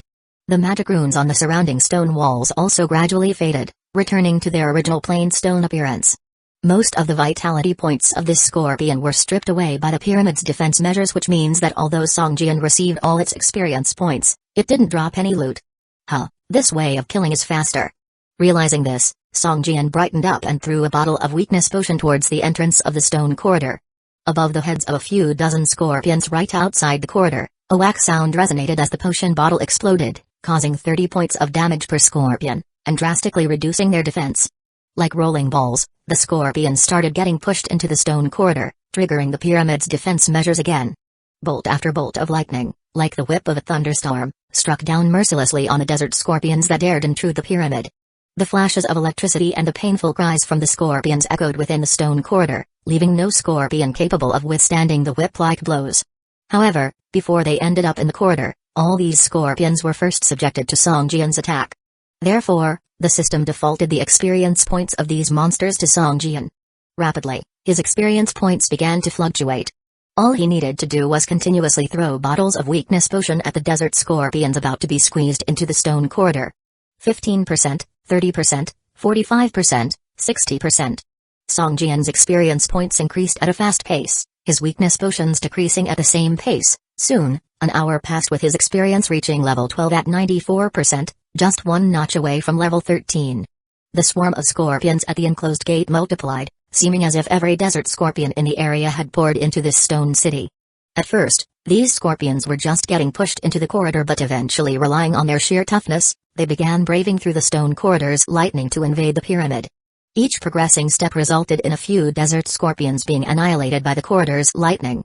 Nonetheless, the scorpions from behind trampled over the ashes of their comrades, inching closer and closer.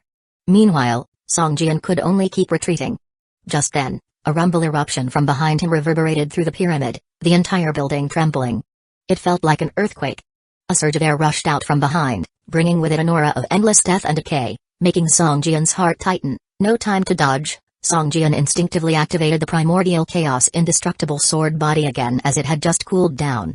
He was enveloped in a golden light, with several ghostly long swords floating upside down rotating slowly around him. Boom! The torrent of air from behind clashed harshly against Songjian, almost knocking him flat on the ground. His body shimmered in golden light, while the few sword-like figures rotated even faster to form a sword-like shield that blocked the airwave. Just like a tidal wave, the air mass rushed at Songjian, who was presently using all his strength to stand still. He leaned against the wall of the stone corridor like a boulder, with closed eyes waiting for the air mass to dissipate. After a long 10 seconds, the energy wave full of deathly silence began to weaken and finally disappeared. Chapter 253, Returning to the maze. The wave of dead energy disappeared in the stone corridor, and Songjian finally managed to withstand it, but his vitality points had dropped to a third. The stone corridor was quiet, and all the desert scorpions lay motionless on the cold stone slabs. You could see that their bodies had lost all moisture, looking like dried corpses. Plop! The desert scorpion's body turned into powder, which seemed to be the beginning. Soon, the bodies of all the desert scorpions turned into piles of powder, including those outside the stone corridor. All these experience points. Songjian thought, somewhat distressed. His experience was stuck at 94%. There were still hundreds of scorpions left, seemingly attracting all the desert scorpions in the world here. If Songjian killed the remaining scorpions, he could not only level up to 13 but also gain another level, a chance that would be hard to come by outside of the Cantaloupe ruins. Even with a monster tide, they wouldn't be able to kill all of them. What on earth happened in the palace? Did Girna really dismantle the prayer altar? Songjian curiously walked into the Gold Pyramid Palace. As he expected, the prayer altar in the center of the hall was indeed dismantled, with no trace of its existence. Where the altar used to be was now a piece of floor tile, its wear and tear identical to those around it. It's really been removed? Songjian exclaimed in surprise. At that moment, cracking sounds like caw came, and cracks suddenly appeared on the walls of the Great Pyramid Hall. These cracks continued to extend towards the top of the hall, and Songjian suddenly had a bad feeling. Sure enough, as Songjian rushed out of the pyramid, the entire pyramid began to shake violently, and broken stones kept falling from above. Large green stones, measuring a meter on each side, fell from the top, creating crashing and crackling noises. With great difficulty, Songjian managed to escape from the pyramid. It was a dangerous journey, and he almost got hit by the huge falling stones several times. Fortunately, the pyramid was tall enough to give him enough time to react and dodge. Looking back, the massive pyramid was shaking, and stone bricks were collapsing inwards. This spectacular scene showed the collapse of the grand, tens of meters high structure. As the largest gold pyramid in the center of Stone City collapsed with a rumble, monster roars and agitated howls could be heard from the dozen smaller gold pyramids around. It seemed that they could also feel the collapse. The collapse of the pyramid lasted for more than 10 minutes. Eventually, the majestic building turned into a pile of ruins, and the monsters inside the smaller pyramids around stopped roaring, becoming utterly silent. Right in front of the collapsed ruins, a blood-red teleportation gate appeared out of thin air. There was also a 5-minute countdown timer on the gate.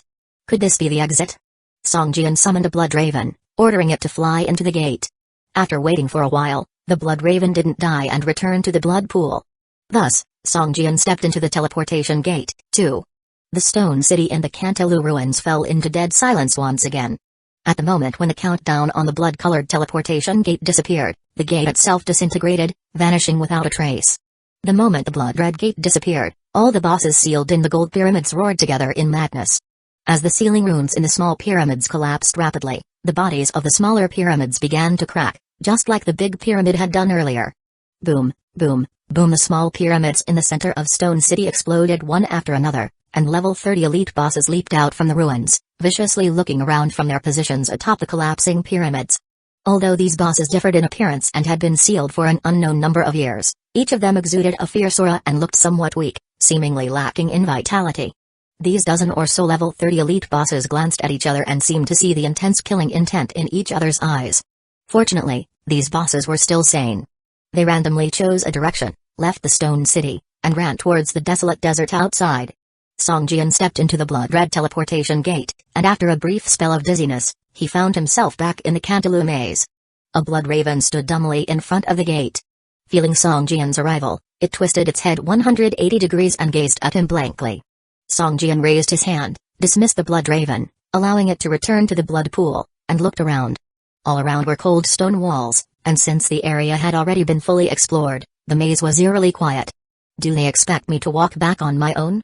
Song Jian couldn't help but complain. If he didn't have a map of the maze, it would take him at least 3 to 4 days to leave, and Song Jian didn't have the same skills as Kanan. However, Jirna had made a copy of the maze map for him, and the maze would not change for a month. Song Jian took out the map and studied it carefully. It took him more than half an hour to finally determine his location. The place was vast, and every fork in the road looked identical, making Song Jian feel disoriented. Before leaving the maze, why not try to solo kill a level 20 elite boss? I'm very close to the golden chest now. Song Jian stroked his chin, carefully considering. Although he was only level 12 now, his primordial chaos indestructible sword body could crush ordinary level 20 monsters for 60 seconds. Add to that several attack skills, and he had a fair chance of taking on a level 20 elite boss head-on. It was well known that the swordsman immortal profession was the #1 offensive role. Song Jian, with 3 swordsman immortal profession inheritance skills, might not be able to meet the requirements of a sword immortal, but his attack power was far beyond other professions. Little Black, come out. With a wave of his hand, Song Jian summoned the black dragon cub from the pet space. Fighting together with the pet would share the battle experience. Previously, Song Jian was reluctant to share the experience gained from killing the desert scorpions with his pet. Now, he summoned the black dragon cub to tank the monster, thereby increasing their safety. As a level 7 elite boss, the black dragon cub's vitality points had exceeded 5,000, more than double that of the level 20 elite boss Ghost Fire Beast. Song Jian even suspected that if the Ghost Fire Beast were let loose against the black dragon cub, the latter might end up surviving. Come on, it's time to show your strength.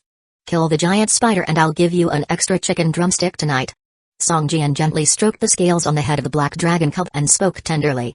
Chapter 254, Red Fire Beast. Ever since the black dragon hatchling had transformed from a wild monster to Song Jian's pet, it appeared to have suffered some kind of intelligence drop. The little creature would become excited at the promise of an extra chicken leg for the night, circling around Song Jian like a puppy, its tail, as deadly as a warhammer, swinging vigorously from side to side. It almost seemed like it had picked this behavior up from a local mutt. Accompanied by the black dragon hatchling, Song Jian set off towards the passageway where he had originally discovered the golden chest. The filter Kanan gave him had a time limit. When Song Jian realized that the filter had lost its function, he surprisingly found that he had grown accustomed to the awful stench lingering throughout the sewer-like labyrinth. Human adaptation is truly terrifying. Song Jian shook his head, took the filter off his nose and mouth, and tossed it onto the ground. The object, resembling something made of plastic, quickly dissolved in front of his eyes, leaving merely a faint gray stain on the ground. According to the map, Song Jian soon arrived at the tunnel where he had previously found the golden chest. The radiant chest bathed the entire corridor in a faint golden hue, yet it could not illuminate the giant spider web above them. Had Song Jian not had the intuition to glance upwards that day, he might have become prey for the giant spider above him by now. The colossal spider web, which spanned over 6 meters in diameter, was spun from threads as thick as fingers. Its surface shimmered with a faint gray luster, as if coated with a layer of transparent slime. A faint indescribable odor reached Song Jian's nostrils. Exceptionally conspicuous amongst the putrid stench of the sewer, Song Jian quickly distinguished this unique pungency from the overwhelming odors that filled the air. Looking upward, he noticed elliptical silk balls resembling cocoons hanging from the spider web. They were previous preys of the ghost fire beast, now drained of fluids, shriveled and left to dry out on the web. A giant scarlet spider was lying dormant in the center of the web. Its 8 legs, covered in long hair, were contracted around its body. One of its legs was accidentally stuck in the wall of a nearby tunnel, tearing through the hard concrete as if it were merely tofu, leaving a deep crack behind. "Alright, little black, this is the large spider. Defeat it, and you'll get an extra chicken leg tonight." Song Jian pointed at the scarlet spider and instructed the black dragon hatchling. Roar! A joyful dragon's roar erupted, jolting the slumbering spider. Its multiple eyes slowly opened, surveying its surroundings nervously. Whoosh! A gust of wind billowed, and a mouthful of fiery dragon breath was exhaled towards the blaze beast basking on the spider web. The blaze beast unleashed an angry roar. Its multiple eyes stared at the black dragon hatchling, exuding an aura of fear. However, it was not deterred, as mere ordinary monsters would be in the presence of a level 7 black dragon hatchling, even if it exhibited a dragon's might. The blaze beast opened its mouth and spewed out a mouthful of flaming green venom, which collided with the dragon breath, causing a dull explosion. The two energies collided and annihilated each other. The provocation appeared to tick off the black dragon hatchling. Spreading its wings, it let out an angry roar and lunged towards the blaze beast. Splat! A load of milky white venom erupted from the blaze beast's abdomen. In contact with air, the venom expanded around, transforming into a stench-filled net that enveloped the black dragon hatchling. Captured as a white cocoon, the black dragon hatchling roared and fell from the air, struggling ceaselessly. The sticky fluid smeared all over the net made it feel as if it was deeply mired in a swamp. The blaze beast slid down a thread from the web and landed on the ground with a thump. Its multiple eyes stared at the wriggling black dragon hatchling as it gradually approached it. Despite its apprehension, the blaze beast sensed the exceptional growth benefits it would reap by consuming this black dragon hatchling. Its level is still too low. Otherwise, how could a mere spider web trap a giant dragon? Song Jian sighed inwardly, clenching his sword and charging at the blaze beast. With a light step, Song Jian shot towards the red flame beast like an arrow. The red flame beast's compound eye coldly stared at Song Jian. Unconcerned, its nearest spider leg on the left side suddenly sprung out, aiming towards Song Jian like a long spear. Song Jian leapt into the air, allowing the red flame beast's spider leg to narrowly miss him. Song Jian brandished his long sword, and a shimmering silver light burst forth from the blade as he fiercely swung sideways. SSSSD! The long sword cleaved through the retracting spider leg, easily bisecting it. Milky white fluid gushed from the wound, landing on the ground, eliciting a searing, sizzling sound. The red flame beast, an appendage cut off, let out a pained howl as its body shook violently in anguish. Its compound eyes shifted from the black dragon's whelp to Song Jian, displaying an aggressive, cruel glare. Explore new novels on Novelbin. Calm before it could recover from its agony, Song Jian dropped to the ground, pointed his index finger forwards, releasing a blinding silver sword chi that pierced violently through the head of the red flame beast. An onslaught of over 300 damage points floated up from its head. Skie! A heartrending wail was heard as the red flame beast turned even more berserk. An invisible shockwave rushed towards Song Jian, dealing a hard blow to his body. A sharp pain assaulted his ears, as if a red-hot iron rod was violently stirring through his mind. He felt dizzy, as though a large stone was pressing onto his chest. Even his breathing was somewhat strained. Song Jian could not help retreating a few steps, a mouthful of blood spurting out. His complexion paled rapidly, a dizziness symbol briefly flashed on his status bar before disappearing immediately. It didn't even last for a second. Obviously, the thick skin ability was as effective as ever, silently coming into play. A damage figure of more than 100 points floated above him, but Song Jian didn't care. His body suddenly emanated a resplendent golden glow. Immortal sword body, activate. A surging force rushed towards his limbs. Song Jian pushed off the ground, causing pieces of concrete to burst and scatter. Appearing before the red flame beast like an instant teleportation, he swung his long sword viciously at its head. Broken wing dance. Song Jian moved like a dancing butterfly, constantly attacking the red flame beast. The long sword in his hand repeatedly slashed at the red flame beast's body, but the enemy couldn't even touch Song Jian's clothing. Boom! Leaping down from the sky, the long sword plunged into the red flame beast's skull. An explosive wave ripped through, causing the red flame beast's immense body to float off the ground. However, the red flame beast only rose less than 3 feet off the ground before it started falling back down. Obviously, the time in the floating state was heavily influenced by the monster's size. The larger the monster, the shorter the floating period. Sword silk. Before the red flame beast could touch ground, 3 silver threads of sword silk penetrated the body of the red flame beast, one of them hitting precisely into a compound eye. Immediately, a thick green fluid seeped out from the eye. The abrupt intense pain drove the red flame beast to the brink of madness. Chapter 255, Spider Spear Armor Boom. The surface of the red fire beast's body roared with pale red flames, its vitality points began to drop rapidly, whoosh several spider legs fluttered ceaselessly, like long spears, relentlessly attacking Song Jian, creating a flurry of activity hard to follow with the eyes, rapid sword. The flying sword wielded by Song Jian swung into a series of afterimages, defending against the assault of spider legs relentlessly. The silver glowing long sword left a deep mark on the spider leg with each impact. However, the red fire beast seemed not to feel any pain and continued to attack fiercely. Plop after several defenses, one spider leg finally broke through Song Jian's defenses, plunged mercilessly into his shoulder, and went right through his body. Song Jian remained impassive. He flipped his wrist, a sudden flash of silver erupted, and the spider leg plunged into his shoulder was instantly severed, leaving a foot-long broken limb inside his body. Biting down hard, Song Jian pulled the broken spider leg out of his shoulder. The fist-sized penetrating wound made Song Jian's vitality points fall rapidly. Surgery. A milky white light glowed on the wound. Almost instantly, the wound which had been gushing blood began to heal rapidly. But even before he could catch his breath, several other spider legs lunged at him again. Song Jian flung his body backwards into a roll.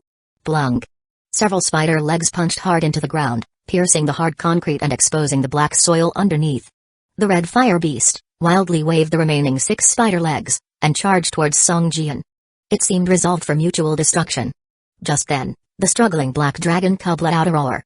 The originally sticky spider web gradually hardened under the influence of the air, almost like a thick cocoon, was torn apart by the black dragon cub. The now freed black dragon cub rushed towards the lunatic red fire beast. A hot mass of dragon breath spewed out from its mouth, burrowing into the back of the red fire beast like maggots in bone. The intense pain made the red fire beast emit a harsh cry and ferociously smash into the tunnel on its side, rumble as if in an earthquake. The whole tunnel began to shake mildly. The black dragon cub pounced on the red fire beast, its dragon claws plunging into the body of its adversary while it constantly tore at the shell covering the red fire beast's body with its sharp teeth. The two creatures entwined and rolled together, emitting deafening roars. Song Jian took a swift step towards the red fire beast. The immortal sword body state hadn't yet faded. The long sword in Song Jian's hand kept chopping on the body of the red fire beast, absolutely fearless of the fire of vitality that was burning on the body of its opponent. Crack! Another spider leg was flung out. Song Jian's long sword targeted the remaining spider legs of the red fire beast. Once it lost these legs, the red fire beast would be nothing more than a big ball of meat, devoid of any defense. At the moment the immortal sword body state disappeared, Song Jian had already cut off 6 of the red fire beast's spider legs, leaving only 2 barely supporting its body. But it was no longer able to maintain its balance.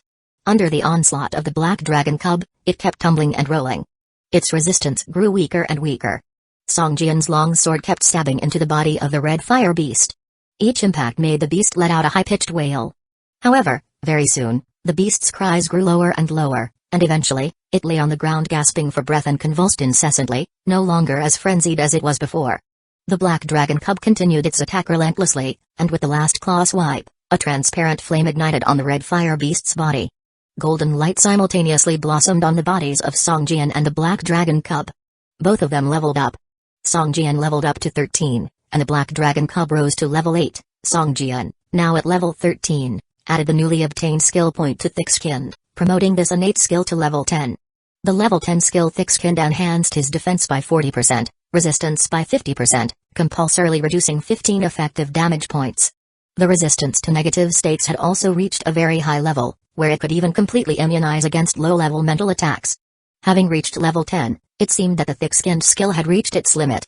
A max symbol appeared, and skill points could no longer be used for promotion. However, a line mixture appeared behind the skill description. After reading the details, it was found that when any skill reaches level 10, it cannot be promoted further with skill points. But, 2 level 10 skills can be combined to form a new one. Whether this new skill would be stronger or weaker was anyone's guess. There must be some rules to mixing skills, but I have too few skills and a low level now, so it's not the right time, thought Song Jian. At level 13, he could wear the Scorpion Beast helmet. Song Jian immediately put on this blue quality helmet, and his attack power increased significantly. The Red Fire Beast dropped 3 items. Among them was a silver quality equipment of level 15, and the remaining 2 items were forging materials of level 20. Song Jian picked up the equipment and saw that it was pet equipment of level 15 with a silver glow. He felt a bit disappointed. Spider Spear armor, silver, pet equipment effect, physical defense plus 10, magic resistance plus 8, bounce plus 3, special effect 1, healing, passive. When vitality points drop below 30%, there is a certain chance to recover 15% vitality points after being injured. This special feature can be triggered only once every 10 minutes. Special effect 2, Spider Spear, passive. When attacking the target, there is a chance to create 1/8 illusions of spider spears to attack with the pet. The number of spears is random. They last for 30 seconds and disappear after 30 seconds. This feature can be triggered only once every 10 minutes. Equipment condition, pet level 15. Can it be taken out of the game? No. Seeing the armor emitting a silver light, the black dragon cub's eyes showed a curious look. It constantly poked it with its right claw, seemingly eager to wear it. However, due to its insufficient level, no matter how much it tried, it couldn't get the armor on. In a fit of frustration, it cried out loudly at Song Jian and kept wheeling around at his feet. Song Jian couldn't help but laugh. He put the spider spear armor into the carry-on bag, stroked the head of the black dragon cub, and said, "If you want to wear it, level up quickly. Only at level 15 can you wear this armor." Only then did the black dragon cub calm down. It folded its wings and stood by Song Jian's side. "It's time to unlock that golden treasure chest." Song Jian's gaze was directed towards the golden glow at the end of the tunnel. "This is the first golden quality item I've earned myself. I hope it's a piece of equipment," Song Jian thought to himself as he walked towards the chest.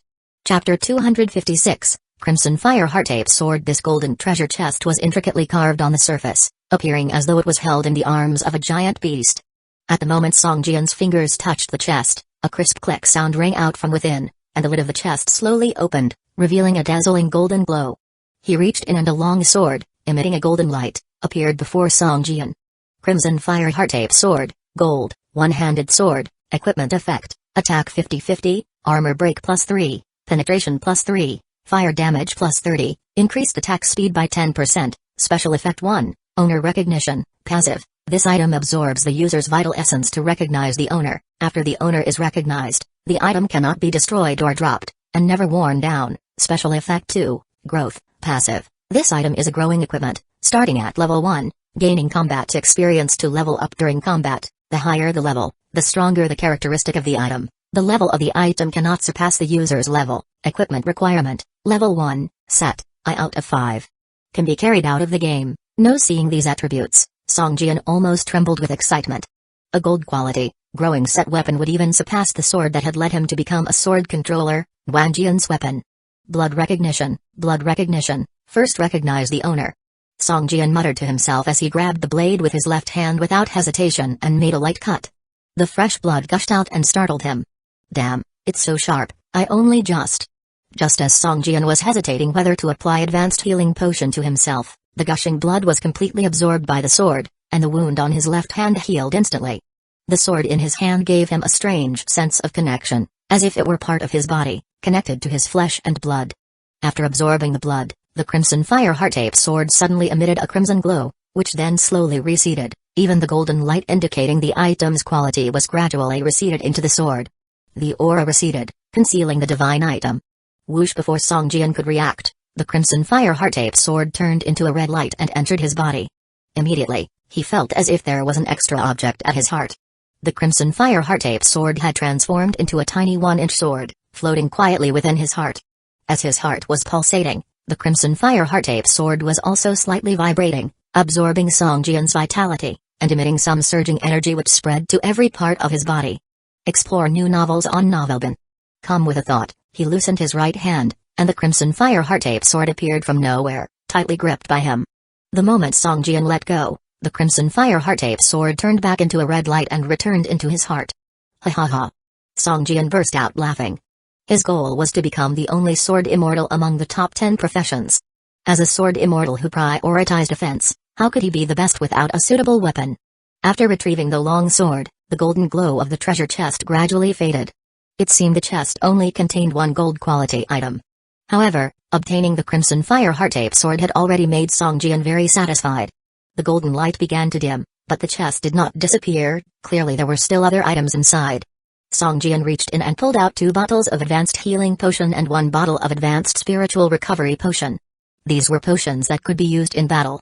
Although Song Jian currently possessed an extremely high vitality recovery speed, he would still need these combat recovery potions if he encountered high explosive monsters.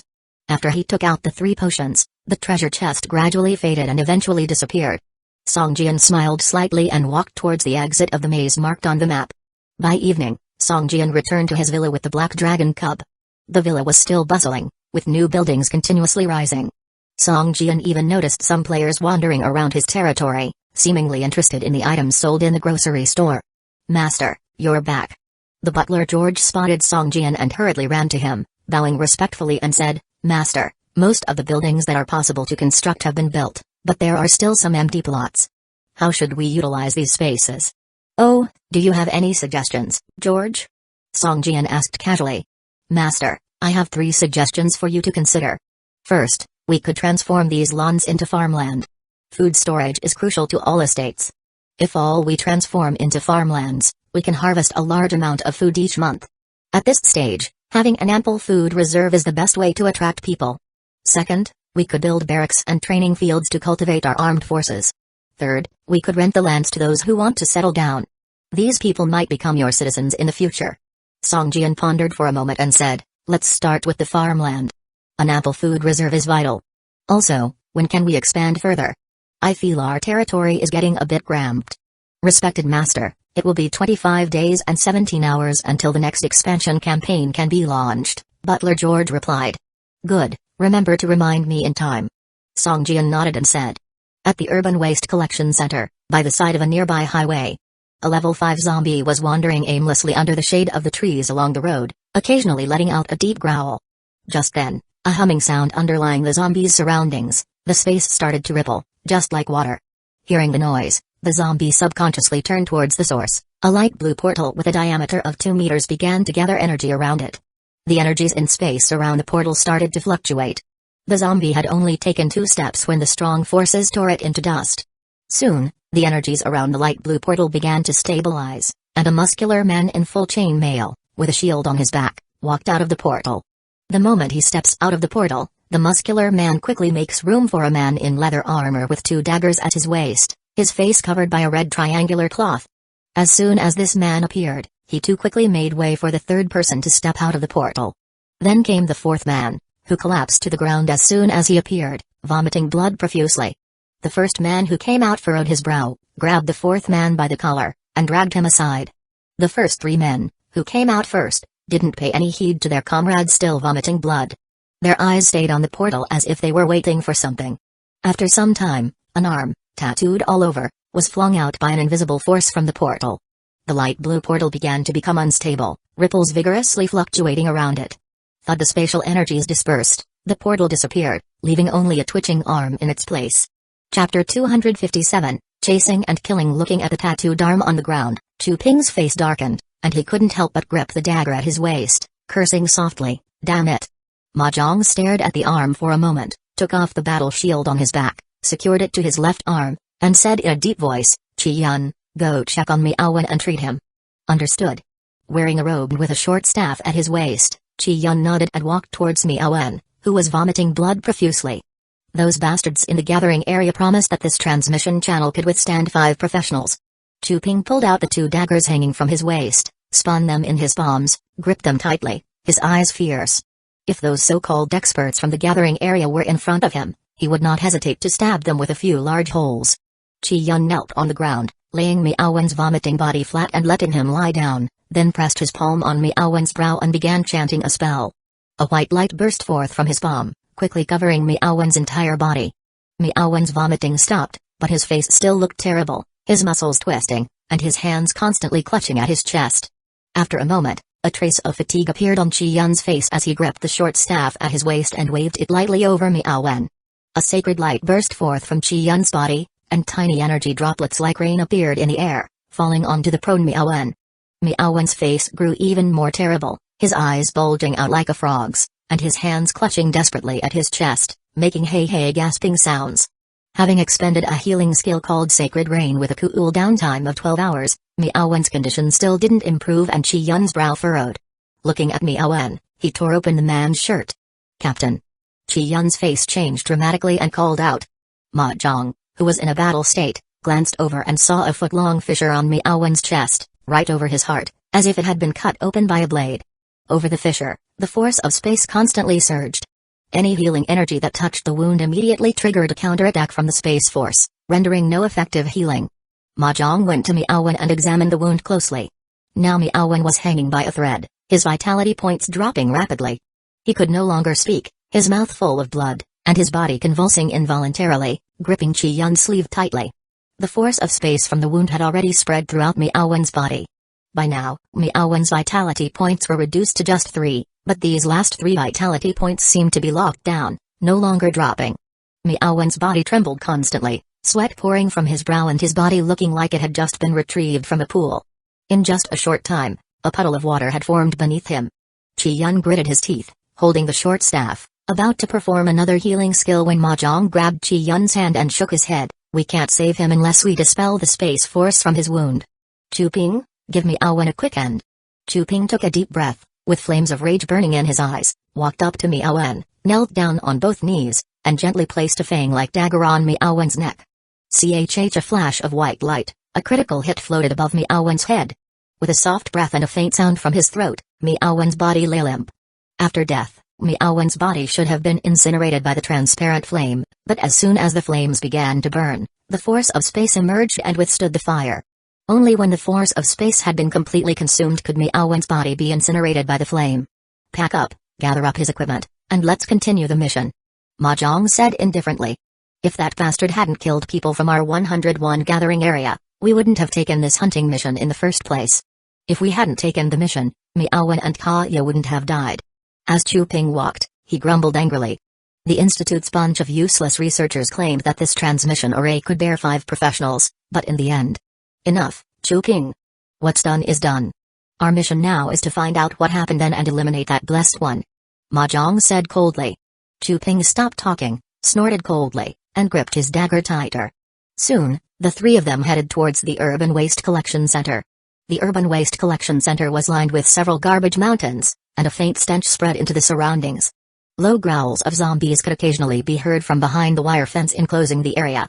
The 3 of them went to the garbage station and lured all the monsters out before killing them one by one. Then they walked towards the rooms. The highest level of mutated zombies here was only 5, and all 3 of them were professionals. Their captain, Ma Zhang, was already level 12, and the other 2 were level 10. Dealing with these zombies was a piece of cake for them.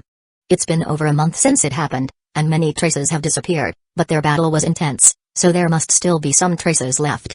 Qi Yun looked around and said, "I don't need a complete reconstruction of the battle scene. I just need to know how many people killed the people of our 101 gathering area. Was it just this Songjian, the blessed one, or were there other accomplices?"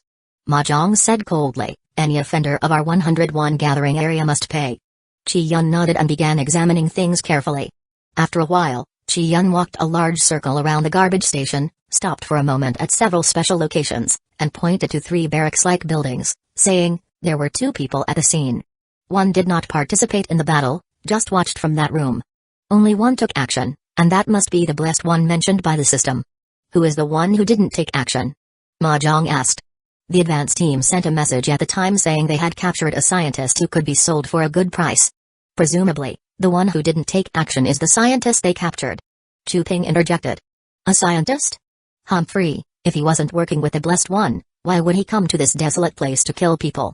Ma Zhang sneered. "He must have come to save the scientist. Both of them must die. Do we know the identity of the scientist?" Ma Zhang turned and asked. "His name is Dr. Abziding, and he lives on 5th Avenue."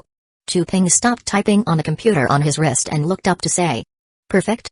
Let's kill the doctor first, and then go for the blessed one. Finished, the three left the garbage station and headed for Fifth Avenue as marked on their map. Chapter 258, Surveillance. The area on Fifth Avenue was located in the Level 10 monster zone of Doomsday City. Prior to the Doomsday, this was arguably the busiest street in the whole city. Of course, it was also one of the most severely devastated places after the disaster hit. Guided by an electronic map, Mahjong and his two companions began rushing toward this location. As a hunt-and-kill squad that had been surviving in the Gathering Area 101, Mahjong's team had embarked on similar hunting missions more than once before. However, this mission proved to be their most devastating, as they lost two members while being transported through the transmission array. If Mahjong had known the outcome, he certainly would not have accepted this mission. Once we're back, I will take those useless researchers to task. Miaowen and Kaya's deaths can't just be in vain. Chu Ping grumbled about the researchers all the while, criticizing their grand claims that the transmission array they modified from the prehistoric ruins could guarantee the safe transportation of 5 careerists. It is noteworthy that the previous transmission array could only transport amateurs below level 10. Hence, the Gathering Area 101, despite knowing about the ambush by Songjian, didn't send in their reinforcements right away. Other cities have long created transmission arrays that can send careerists safely. Only the Gathering Area 101 has just barely scratched the surface of the technology. Qi-yun clearly harbored no good feelings toward the band of scientists either. The deaths of their two companions made their mission seem pointless. Even if they manage to complete it successfully and receive rewards, it won't make up for their team's losses. Alright, after we return, I will explain the situation to our leader. We will definitely receive more rewards to make up for everyone's suffering. However, we must complete this mission first. Squad leader Mahjong said with a grim face. Fifth Avenue was not too far or close to the dump. Without any means of transportation, the three had to run all the way there while dodging mutated zombies. By the time they reached Fifth Avenue, it was starting to get dark. There are many shops on Fifth Avenue, most of which were collapsed and destroyed. Behind the shops were rows of detached villas. Comparatively, these were far more luxurious than the villa area initially chosen by Songjian. The green space within the community is incomparable to that of the one chosen by Songjian. But after the disaster, the entire city has turned into a doomsday city. Even the greenery here was mostly mutated. The high-end community turned into a zone of death. Even ordinary mutated zombies wouldn't dare to approach it. For Dr. Absiding, this community was an excellent hideout. If he had stayed here from the beginning, he could easily have eradicated any number of militiamen from the Gathering Area 101. After replenishing the area surrounding his villa with some strong weed killer, Dr. Absiding returned to his lab. Robert, the former guardian of the city, had stolen some files before the disaster struck, from a biotechnology company called Newborn. He hid these files in the dump and notified Dr. Absiding before the disaster. Robert, the former guardian, transformed into a roving zombie boss. Dr. Absiding had been lurking around Fifth Avenue and was lucky enough to have escaped the virus. A few months ago, he started going to the dump daily to look for the assets Robert concealed. If it weren't for this, Dr. Absiding would probably have left this city a long time ago. But at some point, the city's periphery was enveloped in a black mist, and everyone who entered it disappeared without a trace. Thus, Dr. Absiding was trapped here. Luckily, a few days ago, Dr. Absiding finally found these files and began to research them. However, even after several days of research, he had not made any progress. After all, he was a doctor of physics and polymer science, not biochemistry. Therefore, he was struggling with an advanced level of professional knowledge. If only Sarah were here, she would understand these things. Dr. Absiding sighed and walked away from the experiment table. He took off his glasses, took out a photo, and started reminiscing. Abruptly, a harsh alarm echoed in the lab. Dr. Absiding's eyes sharpened, and he left the lab heading toward the adjacent surveillance room. A few months ago, Dr. Absiding had installed many cameras and sensors around the streets. Now, an alarm would be automatically triggered if anyone entered this area. Watching the three fully equipped men on the surveillance screen, Dr. Absiding furrowed his brow. Captain, have you noticed that there seem to be fewer and fewer monsters here? Chu Ping pulled a dagger out of a level 10 ordinary zombie's head and asked softly. Stay vigilant. There may be an elite level boss lurking here. Normal monsters wouldn't dare to encroach on its territory. Mahjong spoke with a furrowed brow. An elite level boss of level 10 wouldn't pose them much of a challenge, but he was concerned about making too much noise in the fight, which might alert Dr. Absiding. What he didn't realize, however, was that at this very moment, every move they were making was under Dr. Absiding's surveillance. Is it possible to accurately locate the doctor? Qi-yun cast a healing spell on Chu Ping and asked. He didn't personally participate in killing the militiamen, so the system can't provide his exact location. We're going to have to invest some effort in finding him ourselves. Mahjong said. What a shame. Why don't we go kill the god's favored first? His location is notified once every half hour. He hasn't moved for 2 consecutive notifications. Chu Ping glanced at the captain and suggested. From the battle traces at the dump, it can be concluded that the god's favored is very competent. He wiped out an advance squad single-handedly. We need to make even more preparations. Mahjong analyzed. This doctor is a researcher without any combat abilities. As soon as we find him, we can easily capture him. From him, we could gain more information about the god's favored. You're the captain, you have the final say. It's a pity. If Miaowen were here, he would be able to hack into the city's surveillance system, which would make finding people so much easier. Chu Ping touched his nose and said. The city has been abandoned for years. The power system has been paralyzed long ago. The city surveillance system would have turned into a pile of junk. Qi Yun scoffed. Junk? How could it be? You see that surveillance, isn't it still working? Chu Ping pointed at a surveillance camera on a traffic light at a crossroad. A moment later, the 3 men seemed to realize something. They all turned their eyes to the surveillance camera blinking red. It was in operation, watching over every move they made. Chapter 259, Flee for your life. Seeing the surveillance device, the 3 men's faces suddenly turned unpleasant. They had initially thought they could conduct their search undetected, but unexpectedly, their adversary was so cunning, having laid a vast web of monitoring devices, like an omnipresent eye, watching their every move. Damn it. That doctor must have set this up. Chu Ping's eyes squinted as he pulled out a pistol from his backpack, aiming it at the surveillance device and pulling the trigger. Bang! A clear gunshot rang out, sparking a spray of sparks from the surveillance device. We've been discovered. Start scattering and search, find that doctor as soon as possible. Should you find him, don't act rashly. Signal first, then attack when we're together. Mahjong quickly instructed. Now that they'd been discovered, there was no more need for cautious investigation.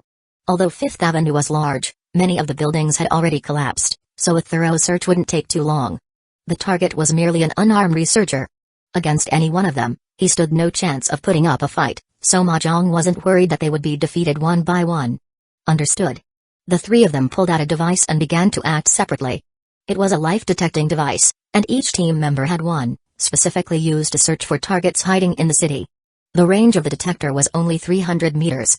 To find a person throughout the entirety of Fifth Avenue, it would probably take a long time, especially since their target already knew about them.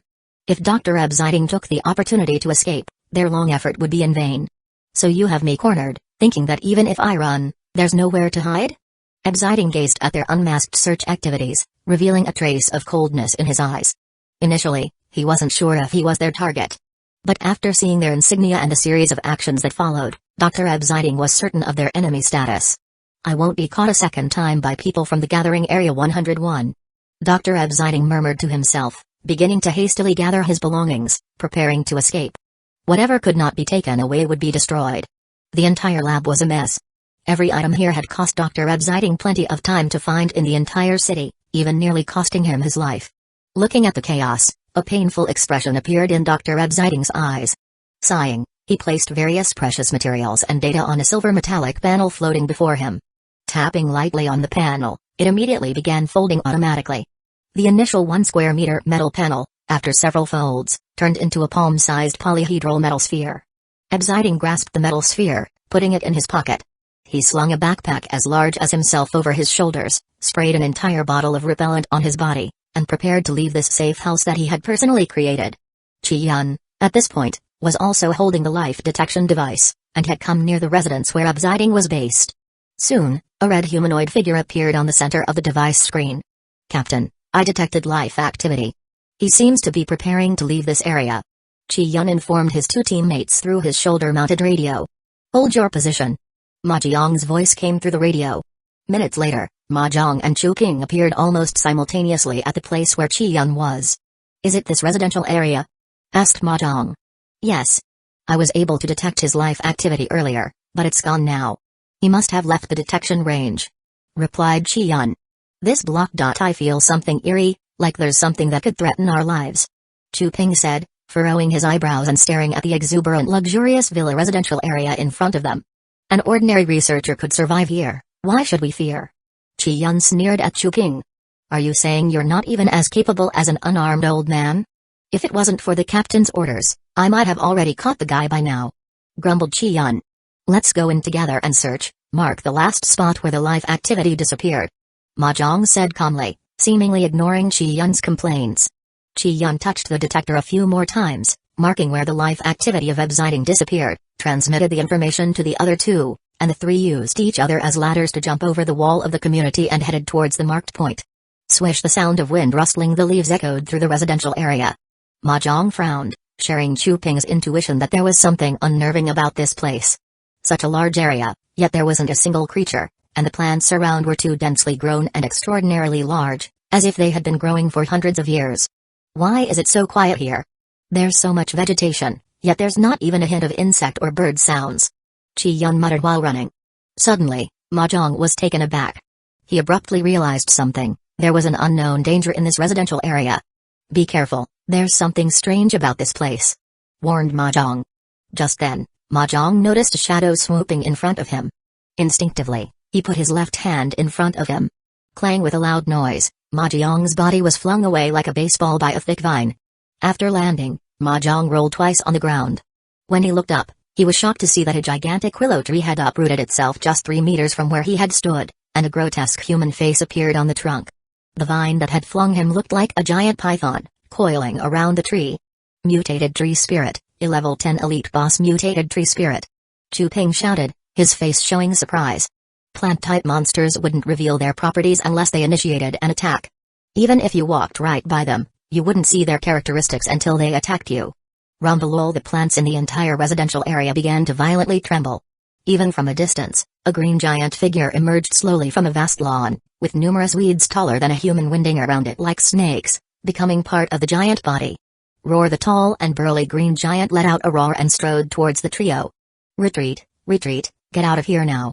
Mahjong pulled out a bottle of potion and gulped it down, shouting loudly. Soon, the 3 men were fleeing like scared dogs towards the place they'd first entered, followed by a large number of various plant monsters chasing them like a tidal wave. Chapter 260, There's a boss here. The trio escaped from the neighborhood in embarrassment, all riddled with wounds. Behind them, the neighborhood seemed to have become a monster's lair, echoing with ear-splitting roars. However, those monsters, after threatening the trio with bared teeth and brandished claws as they left the perimeter of the neighborhood, retreated back to their original spots, reverting back to quiet plants. Chi-yun started casting healing skill to treat the wounds of the trio. Mahjong's face was grim. The 3 of them had managed to escape thanks to his use of 2 precious disposable items. These were supposed to be trump cards for a turnaround, yet they were wasted here. Most importantly, they completely lost track of Dr. Absiding. What should we do now, Captain? Chi-yun asked cautiously. Explore new novels on Novelbin. Come, let's directly hunt down that demigod. Mahjong gritted his teeth.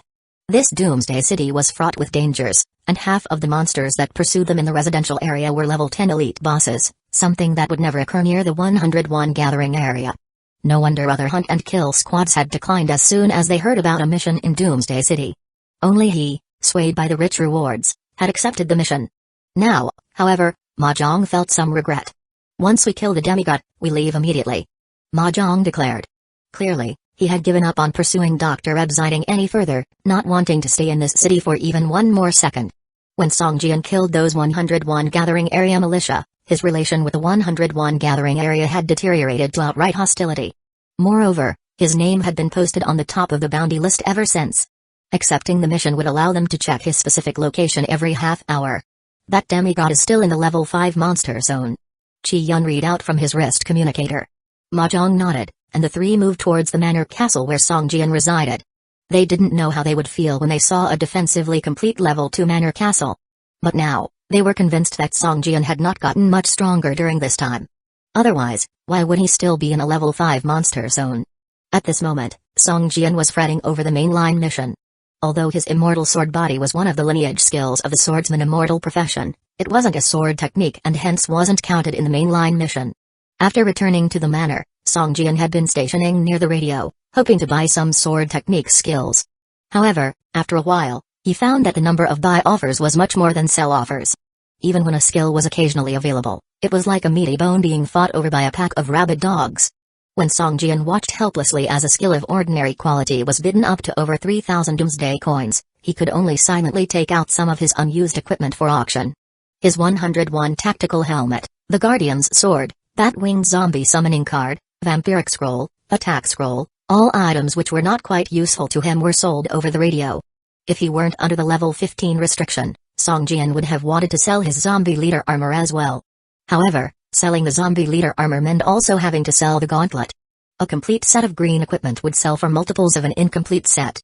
His bag turned out to have quite a few empty slots, and his doomsday coins also reached over 5,000. At least he was no longer impoverished. But he hadn't yet managed to purchase a sword technique, his initial objective. Forget it. Even if a sword technique does appear, with my current wealth, I can't compete with this crowd. Better to go out and kill monsters and gaining from their loot. Songjian frustratedly turned off the radio, ready to leave the manor and hunt level 15 monsters. Just then, he suddenly heard a dragon's youthful growl from the outside of his manor. Looking from his window, he saw a group of players wielding weapons, chasing a young black dragon. Boss, a level 8 elite boss. It's a dragon, it'll definitely drop good stuff. A level 10 player holding a submachine gun was full of excitement, leading at the front. 7 or 8 level 10 players also closely followed behind him, ready to surround and kill the young black dragon. Songjian didn't know whether to laugh or cry watching the young black dragon. The little guy had no self-awareness of being hunted and was playing like it was just a game. Flying slowly, crying occasionally, or even directly turning around to rush into the crowd of players and attack them. Fortunately, the young black dragon was only treating this as a game and had no intention to kill. Otherwise, at least 3 or 4 of this group would have already died. As a pet, the young black dragon didn't abide by the monster rule that whoever has higher damage gets attacked. Even though it might seem mentally handicapped near Songjian, when it faces other creatures, its cunning or, as you might say, wisdom that has been inherited from the dragon clan, naturally reveals itself. Damn it, this boss's attack is so high. Quickly, throw another herb to grab its attention. A mage player, unable to withstand the young black dragon's attack, shouted. I'm telling you, I've been the only one taking things out all this while. Are you guys planning to make a fortune without spending a dime? A young player protested unsatisfiedly. The black dragon had appeared because it was attracted by the herbs he was carrying. If it wasn't for him taking out a herb every now and then, teasing the boss, it would have probably escaped long ago. But him being the only one to make a contribution left the herbalist career player somewhat unsatisfied. Along the way, the consumed herbs were worth dozens of doomsday coins. Don't be stingy. Once we kill this boss and it drops items, if it suits your profession, you get first pick. The player in the front with a submachine gun, shooting at the young black dragon, shouted. Yes, if there's suitable equipment, you get first pick. The other players also shouted. In truth, among the group, he was the only herbalist, so even if it dropped herbalist profession equipment, other players couldn't use it. Seeing the others' responses, the herbalist hesitated for a moment. Then, from his bag, he took a red herb and threw it towards the young black dragon. The young black dragon who was attacking gave up the nearly dead mage when it smelled the fragrance of the herb. It turned around, bit the herb and swallowed it, giving a pleasant dragon's growl. Keep going, keep going. Its vitality points have dropped below half. Push harder, victory is at hand. Haha, a level 8 elite boss. It'll definitely drop great stuff. I've seen a level 5 elite boss before, it was so fierce that I almost couldn't run away. I can't believe we're hunting a level 8 elite boss today. After watching for a while, Songjian finally understood why the young black dragon was fooling around with his crowd. It was for the herbs. This rascal. Songjian was both amused and annoyed. Speaking about herbs, he had gathered quite a bit from the Cantaloupe ruins. Even after creating some weakness potion and fire lizard medicine, he still had a lot left over.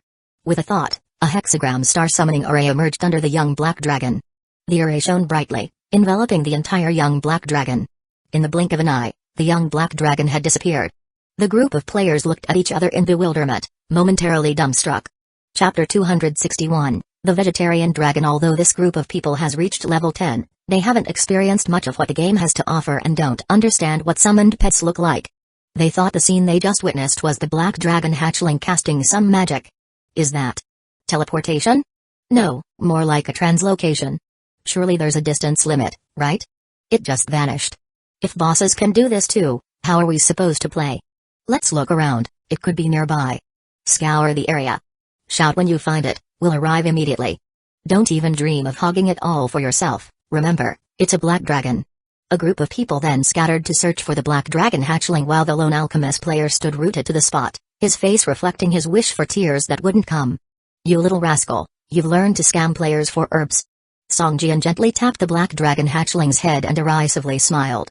GRR. The black dragon hatchling was standing by Songjian's side, lifting its head with an expression that reflected more pride than shame. Its nail-sized tail was wagging with sheer speed. Just let me know if you need something to eat. Don't mess with the players again. Beware of running into a powerful one who might slay you. Songjian commented, stroking its head. Whoosh! Hundreds of herbs magically appeared in front of the black dragon hatchling. Golden, blue, crimson. Colorful herbs spread across the floor. The black dragon hatchling let out a joyful roar and started gulping down the scattered herbs. Aren't dragons typical meat eaters?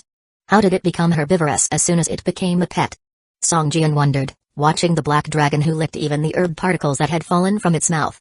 After resting in the manor castle for several hours, Songjian decided to advance to the level 15 monster area. A piece of silver-quality leather armor remained unwearable in his inventory, itching at his patience.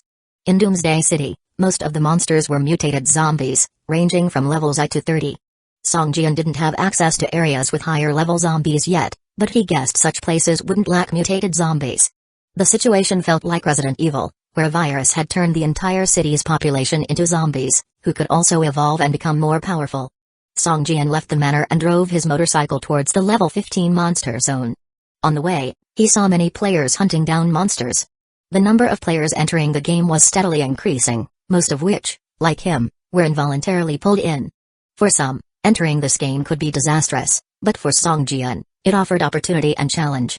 In reality, it had only been 3 or 4 days since Songjian encountered this game. Coastal City might have seen hundreds of deaths during this short period, but Songjian hadn't heard any such reports from the radio or TV broadcasts. It was as though someone was keeping it all under wraps. Songjian arrived at the level 15 monster zone. Here, one could barely see any players. Most players had only recently reached level 10 and were fussing over choosing their professions. Generally, many preferred hunting monsters at lower levels for safety, given that one lost their life permanently upon death in this game. The level 15 mutated zombies had significantly higher vitality points, defense, attack, and speed. Their resistance to sunlight also increased substantially, maintaining all their attributes even in daylight. For other players, these monsters were like mini-bosses. It was no surprise that nobody was found in this area. With a flick of his right hand, a warmth surged from his heart. In a flash of golden light, Songjian wielded his crimson fire heart-ape sword and charged at the level 15 mutated zombie. Whoosh! With a single swing of his sword, 3 silver sword silks materialized, cutting through the air like blades. His 3 streams of dark brown liquid sprayed from the zombie's body. The golden sword, although only level 1, inflicted higher damage than the level 10 guardian sword. Each sword silk attack could deal over 150 damage. Once the sword silks vanished, the zombie, with just over 1,000 vitality points, had less than half remaining. Such phenomenal damage startled even Songjian. He had initially planned on activating the immortal sword body, but no longer deemed it necessary. Broken wing dance. Boom, boom, bang. While airborne, a silver sword chi that was roughly 3 meters long split the mutated zombie's body in 2. So it simply died like that? Songjian looked surprised. He had just killed an ordinary level 15 monster with full attribute points within just a few moves, which was quite unlike his initial expectations. When he first encountered this creature, he had been prepared to give it everything he had. Woo-oo, woo-oo. One by one, mutated zombies crawled out of the dark corners, their bloodshot eyes fixated on Songjian, filled with a primal desire to kill. Thump thump thump. 7 or 8 mutated zombies from both sides of the road began charging at Songjian. With just a thought, a hexagram star summoning circle appeared in front of Songjian. A flash of white light later, the black dragon hatchling appeared, fluttering its wings and letting out an immature roar. The faint dragon might emanating from the black dragon hatchling failed to deter the mutated zombies, who continued charging at Songjian. Sword in hand, Songjian dashed toward the mutated zombies, releasing an onslaught of his skills. Silver light beams blossomed within the zombies as howls echoed through the scene. As more zombies appeared, Songjian's vitality points began to decrease, but the number of slain zombies also soared. Buzz! Songjian's sword suddenly began to tremble violently, as if trying to escape his grip. With the force proving too strong, Songjian had to let go. The crimson fire heart-ape sword zoomed into the sky. Golden light erupted in the sky, akin to a sunrise. Buzz buzz buzz! The hum of his sword grew louder. In a flash, several faint golden sword apparitions rained down on the mutated zombies in a 10-meter radius. Streaks of critical damage floated above the zombies' heads, accompanied by harrowing cries. The crimson fire heart-ape sword swiftly returned to Songjian's hand. Upon closer look, It had leveled up to 2. Its attack and properties had slightly increased, but what surprised Song Jian more was the dramatic spectacle of the sword leveling up. Almost 300 vitality points were drained from each mutated zombie within a 10-meter radius. All of them now glared at Song Jian, roars of rage filling the air. At this point, all of their aggression was firmly locked onto Song Jian. Chapter 262, Sniping Immortal Sword Body, Activate. A golden glow enveloped Song Jian, and 8 long sword illusions seemed to guard him, enhancing Song Jian's strength significantly. His sword danced, revealing a silver light. Song Jian chose to advance rather than retreat, charging towards the incoming level 15 mutated zombies. As the battle went on, the violent killing intent in Song Jian's heart surged once again, giving him a sense of absolute fearlessness and indifference to pain. The sense of coolness in his mind, however, sustained his sanity, preventing him from being drowned in madness and becoming a walking corpse driven only by a thirst for blood. Roar. A giant desert scorpion beast illusion, standing over 2 meters in height and over 4 meters in body length, appeared next to Song Jian. The moment it appeared, its scorpion tail pierced through a mutated zombie like a bolt of lightning, shattering the zombie with a gentle shake. The desert scorpion beast charged into the horde of mutated zombies, reaping through them like a grim reaper. The zombies' attacks phased through it as if attacking a shadow, causing no harm to the beast. But whenever the beast's body touched a zombie, the illusion turned solid in an instant, inflicting significant damage on the level 15 monsters. If the mutated zombies were capable of fear, the mere presence of the desert scorpion beast would have sent them running in all directions. As time passed, the corpses of the mutated zombies around Song Jian continued to pile up. Transparent flames danced around him, seemingly never to extinguish. An hour earlier, the black dragon hatchling had its vitality points greatly reduced and was forced to retreat to the pet space, as it did not possess Song Jian's restorative vitality. Fighting against the attack of the mutated zombies, Song Jian was surrounded by countless monsters. Even with a vitality recovery rate of 300%, his vitality began to slowly drop. Break. Swinging his left hand in an arc, a silver sword chi, 3 meters long, bisected 7 or 8 zombies attacking him. Panting heavily, Song Jian sprinted with increased speed, weaving through the ruins of a collapsed 6-story building and diving into a deserted alley. Just moments before, Song Jian suddenly felt a strong sense of murderous intent. An immediate threat was closing in. He made a split-second decision to eliminate the zombies surrounding him, creating a breach in their circle, and made his escape. After several twists and turns, he took refuge in a residential building. As the monstrous roars gradually subsided, Song Jian heaved a sigh of relief, taking out food and water to replenish his strength. Earlier, Song Jian had slaughtered over 80 mutated zombies of level 15. The experience points he earned as a level 13 player had also increased slightly. However, the commotion they made was substantial. The mutated zombies' roars sounded like they were drawing their comrades by communicating through sound. As a result, there were more and more mutated zombies surrounding Song Jian.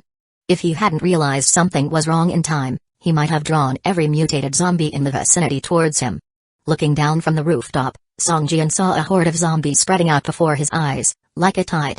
In the distance, a special mutated zombie stood, over 3 meters tall and with 4 arms, its body shimmering with a dark metallic sheen. Evidently, this was a level 15 elite boss, lured here by noises of the battle. At this sight, Song Jian couldn't help but shudder. Had he not detected the danger and acted when he did, he may have stayed to fight a little longer.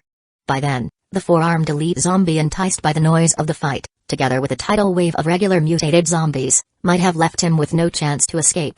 Just then, Song Jian felt a sudden sharp pain in his temples and looked up towards a distant skyscraper where a blinding light flashed. With a bang, his heart leaped at the sight of a blaze of fire spouting from the rooftop of the skyscraper. It was teeming with cold murderous intent. A sniper. The thought surfaced in Song Jian's mind. The next moment, his body vanished, replaced by a large black mist spreading across the rooftop. Bullets were fast, but their speed was also relative. The skyscraper was some distance away from Song Jian's location, and even a sniper bullet needed some time to traverse the gap. Song Jian could feel the frigid bullet swiftly piercing the black fog, easily drilling into the rooftop floor, leaving behind a fist-sized hole. Having narrowly escaped, Song Jian was covered in cold sweat. The bullet had very nearly struck him. If he had hesitated for a split second, the fist-sized hole in the floor would have been instead in his temple. Captain, the target was not hit. Chi Yun, lying on the edge of the skyscraper, reported through an 8 times magnification scope. He had witnessed Song Jian vanish, replaced by a black mist enveloping the rooftop. Although Chi Yun is a healer, it doesn't prevent him from mastering sniper skills. The sniper rifle in his hand is a level 10 silver weapon, and he aims for Song Jian's head. They are unaware of Song Jian's vertical pupil equipment. For a regular level 13 player, a direct headshot from a sniper rifle could be lethal. The target seems to have advanced classes and some strange skills at his disposal. Abandoned a long-range ambush. We'll move in for a close capture. Ma Zhang said dispassionately. Chu Ping, sneak in and confirm the target's specific location. Understood. Chu Ping chuckled. He sheathed his dagger, pulled out a rope, and began to rappel down the skyscraper's edge. In just a few seconds, Chu Ping went from the top of a 100-meter-high building down to the ground. With a swing of his arm, he gathered the rope and stuffed it into his backpack before sprinting towards Song Jian's hiding spot. Let's go as well. Ma Zhang and Qi Yun quickly left the skyscraper and followed Chu Ping. Song Jian was now driven by anger. He had long forgotten his grudge with the gathering Area 101 and never expected them to send assassins after him so long after the event. He assumed he had once again come across some other treasure-hunting player killers. If you wish to die, I will grant your wish. Song Jian was filled with rage. Coming face to face with death in the previous encounter made him feel a strong urge to rip his enemies apart. Swoosh, a cloud of black smoke fell to the ground. Song Jian quickly deactivated his black fog and dashed towards the far-off skyscraper. Chapter 263, Greed. Ma Zhang and his two companions wanted to hunt down Song Jian.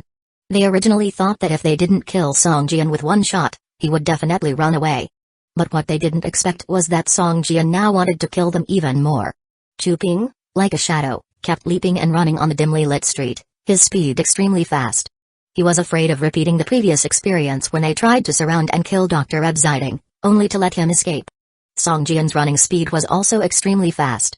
In his mind, snipers always missed their shots, then disappeared miles away. If he arrived later, he might not even see the opponent's back. And just like that, on a road more than 4 meters wide, the two unexpectedly collided head-on. Chu Ping looked at Song Jian's name, red as blood, which was a distinctive feature of those hunted by the 101 gathering area. Only in the eyes of the hunters who took the bounty mission, Song Jian's name would appear as blood-red as it was. Correspondingly, in Song Jian's eyes, the 101 gathering area hunter above Chu Ping's head appeared bloody and scarlet, which was a unique characteristic of a hunter's name in the eyes of the hunted. Seeing Song Jian, Chu Ping's lips revealed a mocking smile. He did not expect the other party to not escape but instead boldly appear before his eyes. Is he going to counter-kill us?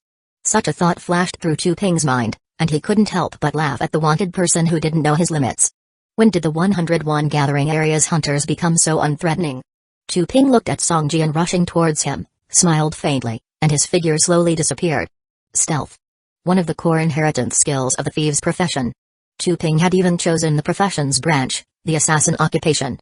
This occupation weakened the stealing ability while enhancing the combat and assassination skills. He was confident in killing targets of the same level or even higher than him.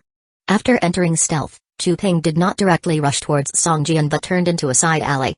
He knew that Song Jian, seeing his stealth, would definitely use a wide-ranging group attack skill to strike the place where he disappeared and estimate his approximate location based on his movement speed after entering stealth. Under normal circumstances, the movement speed after stealth would decrease significantly. If the stealth skill was only at level 1, the movement speed would decrease by 60%, and the decrease would be less with higher levels. Chu Ping's stealth level was not high, only level 3, with a 52% decrease in movement speed. But he had acquired a silver quality thief skill book, Enhanced Stealth, which increased the stealth movement speed by 15% for 10 seconds. In other words, at this moment, Chu Ping's stealth speed only decreased by 37%, which was equivalent to the effect of level 7 or even 8 stealth skills. However, what surprised Chu Ping was that Song Jian did not immediately release a wide-ranging attack skill when he disappeared. Instead, he stopped, looking forward with a cold smile. A bad thought suddenly rose in Chu Ping's heart. Does this guy have any skills or items that can see through invisibility? Thinking of this, Chu Ping, who originally planned to attack Song Jian from behind, immediately suppressed his impulse to kill and slowly retreated into the dark alley. Sure enough, a faint vertical crease appeared on Song Jian's forehead, emitting a silver light, and a vertical pupil slowly opened its eyes, looking forward. Chu Ping was startled, and a chill struck his back. He was lucky to be cautious. Otherwise, his figure would have been exposed by now. As an assassin, exposing oneself before a fight, unless the enemy was significantly weaker, the smartest choice was to run immediately. Is this a superpower, magic, or genetic mutation? Chu Ping wondered silently. Song Jian's equipment and weapons had their aura hidden, looking no different from an ordinary close combat profession. But at the moment when the vertical pupil opened, Song Jian's importance in Chu Ping's mind had instantly risen several levels.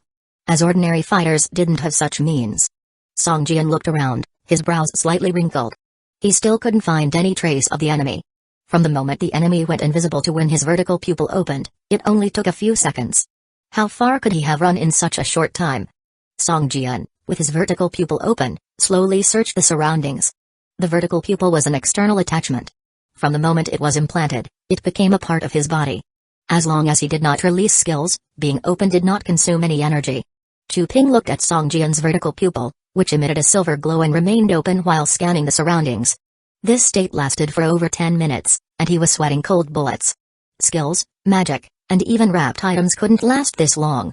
So it must be something like genetic mutation or a biological warrior's implant. However, biological warriors and genetically modified soldiers who strengthened themselves by merging other organisms' genes always had many side effects, but Chu Ping didn't notice any obvious side effects on Song Jian. Could it be? Just then, a thought flashed through Chu Ping's mind, and he suddenly came up with another possibility, his eyes full of surprise and greed. An external attachment. It must be an external attachment. Chu Ping's eyes lit up, and he couldn't help but slowly move towards the entrance of the alley overlooking the deepest part of it. An external attachment is equipment that can improve with the host's strength. It can almost rival a growth-type equipment. It's incredibly valuable. If I can get it, even without this bounty reward, that's an external attachment. For a moment, Chu Ping's palms were sweating and anxious. At this time, two figures appeared across the street. Ma Zhong and Qi Yun finally arrived and saw Song Jian standing alone on the street, looking a little confused. Read the latest stories on Novelbin. Where did Chu Ping run off to? Ma Zhong muttered to himself. Perhaps he hid.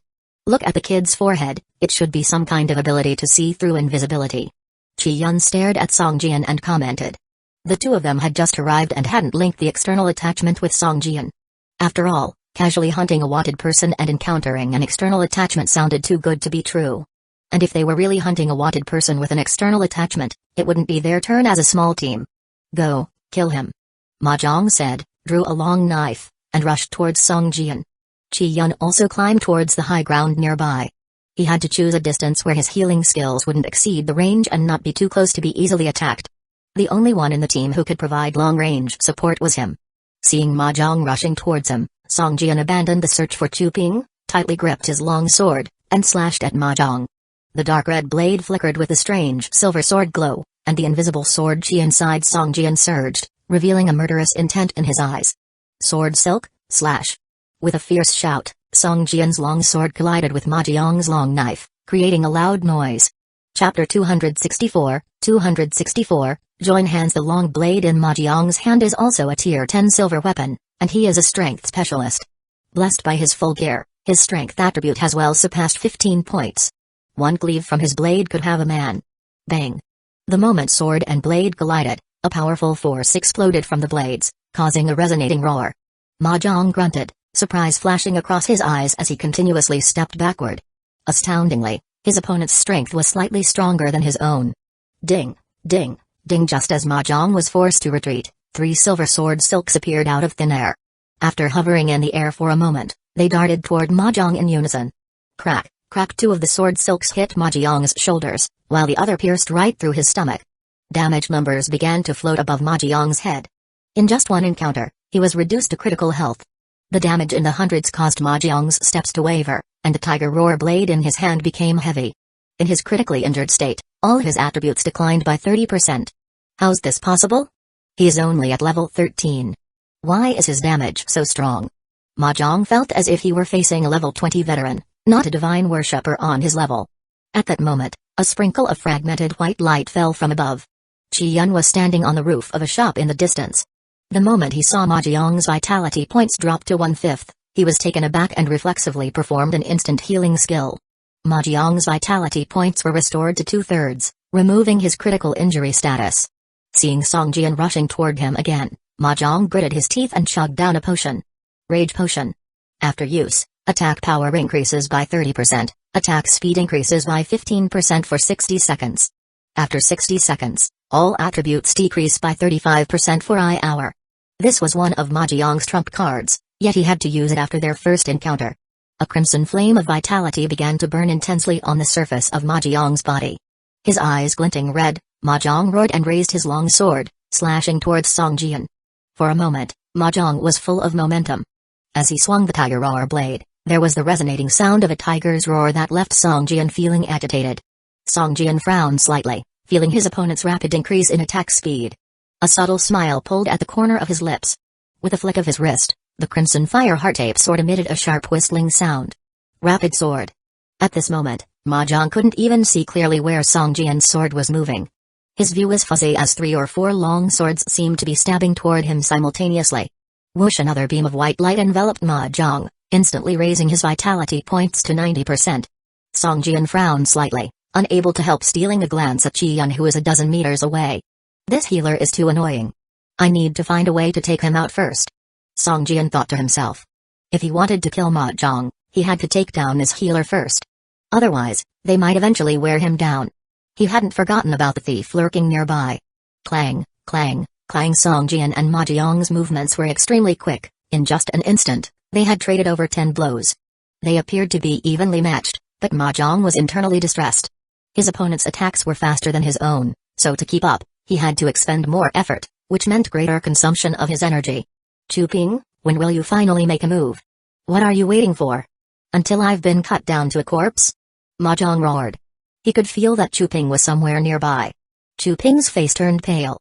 After realizing that Song Jian possessed an external weapon, his intention had changed. Even if this mission were to fail, if he could obtain the opponent's weapon, he'd still come out as a big winner. However, there was only one external weapon, but 3 people on their team.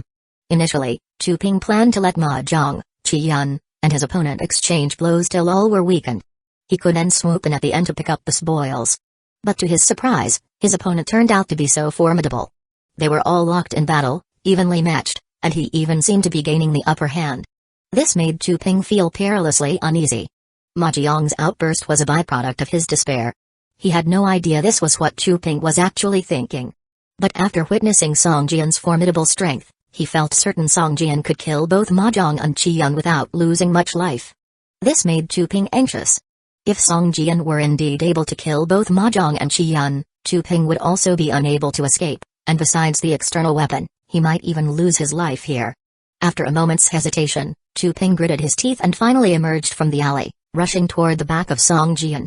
Mahjong valiantly resisted Song Jian's assault, with his body teetering and about to fail, but he did not retreat an inch under Qian's treatment. Qian, who had planned to use his sniper rifle for ranged skirmishes, bore a bitter expression. He didn't expect their targeted fugitive to be so formidable. Despite only being at level 13, the fugitive exhibited a strength that could rival that of someone over level 20, leaving him no chance to pull out his sniper rifle. He could only desperately use his spirit points to replenish Mahjong's vitality points. As he watched Mahjong's vitality points fluctuate up and down, Qian's heart pounded fiercely in sync. At this very moment, Qian noticed a semi-transparent figure slowly sneaking up behind Song Jian. His face lit up with delight. If 2 of them attacked Song Jian at the same time, the pressure on him as a healer would certainly lessen. Die. The moment Mahjong saw Chu Ping appear, he started behaving aggressively. There wasn't much time left from the 60 seconds of his rage potion's effect, after which all his attributes would reduce by 30%. He couldn't possibly match Song Jian then. He had to seize the opportunity to join forces with Chu Ping within the remaining time. He only hoped they could at least cause Song Jian some serious injury. Ambush. At this moment, Chu Ping had also closed in on Song Jian. His dagger, like a viper's fang, was aimed at the back of Song Jian's head. Sensing a gust of wind behind his head, Song Jian's figure bolted forward as if he had teleported, his aura growing violent and fierce. He slashed his sword towards Mahjong. Broken wing dance. Both Chu Ping and Mahjong didn't see it coming. At this moment, Mahjong felt like a massive wave was surging towards him. His face changed, he dared not resist head-on and quickly dodged to the side. Due to his failed ambush, Chu Ping, who was behind him, was revealed. Seeing Mahjong avoiding to the side, Song Jian didn't let the second strike of his broken wing dance chase after Mahjong. Instead, he turned around and slashed towards Chu Ping. In his panic, Chu Ping didn't expect Song Jian to change his attack target so quickly. Hastily, he crossed his daggers to shield himself. Bing! The long sword and daggers collided harshly. An immense force was transmitted, and Chu Ping couldn't block it. He was blown into the air, leaving his chest vulnerable. In his horrified gaze, Song Jian's figure leaped high into the air, and the dark red sword, emitting a dazzling silver sword light, struck down towards his head. Chapter 265, Slaves. Boom. Song Jian moved extremely fast, and with a slash of his sword, he fiercely struck Chu Ping's chest. The sound of bones cracking echoed, and in an instant, Chu Ping's vitality points plummeted, with his chest bones completely shattered. Blood uncontrollably sprayed from his mouth, and he no longer had any strength in his body. With blood frothing at the corners of his mouth, Chu Ping tried to retreat, but suddenly felt a surge of energy rising from his feet, causing his body to uncontrollably float into the air. A floating state. Despair appeared on Chu Ping's face as his heart sank. He knew that in this state, his body would be completely defenseless, and he would inevitably suffer even more damage than usual. Will I die here? This thought crossed Chu Ping's mind for the first time. He has next. Chu Ping roared, trying to cause trouble for Song Jian before he died. Qi Yun had originally been focusing on healing Ma Zhang, but after seeing Ma Zhang being slashed apart by Song Jian, he quickly cast a healing skill on Ma Zhang. However, the situation changed in an instant, as it only took one strike from Song Jian to leave Chu Ping in a nearly dead state. Qi Yun hurriedly interrupted the healing skill he was casting on Ma Zhang, waving his magic staff, and shifted his focus to healing Chu Ping instead. Qi Yun quickly cast an instant healing skill on himself, slightly raising his vitality points. He then began chanting a spell, preparing to release an even stronger healing skill. At that moment, Song Jian raised his left hand, his index finger shining with a silver light. A terrifyingly powerful silver sword chi was released, directly piercing Qi Yun's forehead and penetrating his skull. Sword finger. It was an incredibly swift and sharp strike that nobody saw coming. Chu Ping couldn't even see how this attack was executed. All he saw was a dazzling silver sword chi. Thud. Chu Ping's corpse fell from the sky and landed on the ground, rolling twice before becoming still. Dumbstruck, Qi Yun stared at the system prompt. System, your healing target has died, rendering your healing ineffective. The skill has failed, and has entered a cooldown period. He died just like that? Even with my healing, he still... Qi Yun found it hard to accept the situation. Song Jian was simply too fast. He had initially been targeting Ma Zhang, but in the blink of an eye, he pivoted and, using the acceleration from the broken wing dance, directed his remaining two attacks towards Chu Ping. In his floating state, Song Jian unleashed the incredibly swift sword finger. Even if Chu Ping had been at full health, the level 2 sword finger would have caused over 75 points of physical damage as well as an additional 80 points of metal element damage. Even if Qi Yun had managed to cast a healing skill on Chu Ping, restoring 50 vitality points, it wouldn't have changed Chu Ping's fate in the end. After killing Chu Ping, Song Jian didn't even look at the loot he dropped. Instead, he turned towards Ma Zhang, stomping his foot and sending a fanged whirlwind roaring towards Ma Zhang. Ma Zhang glanced at Song Jian and unexpectedly turned around and ran for his life. He had less than 10 seconds left until the effects of his rage potion wore off.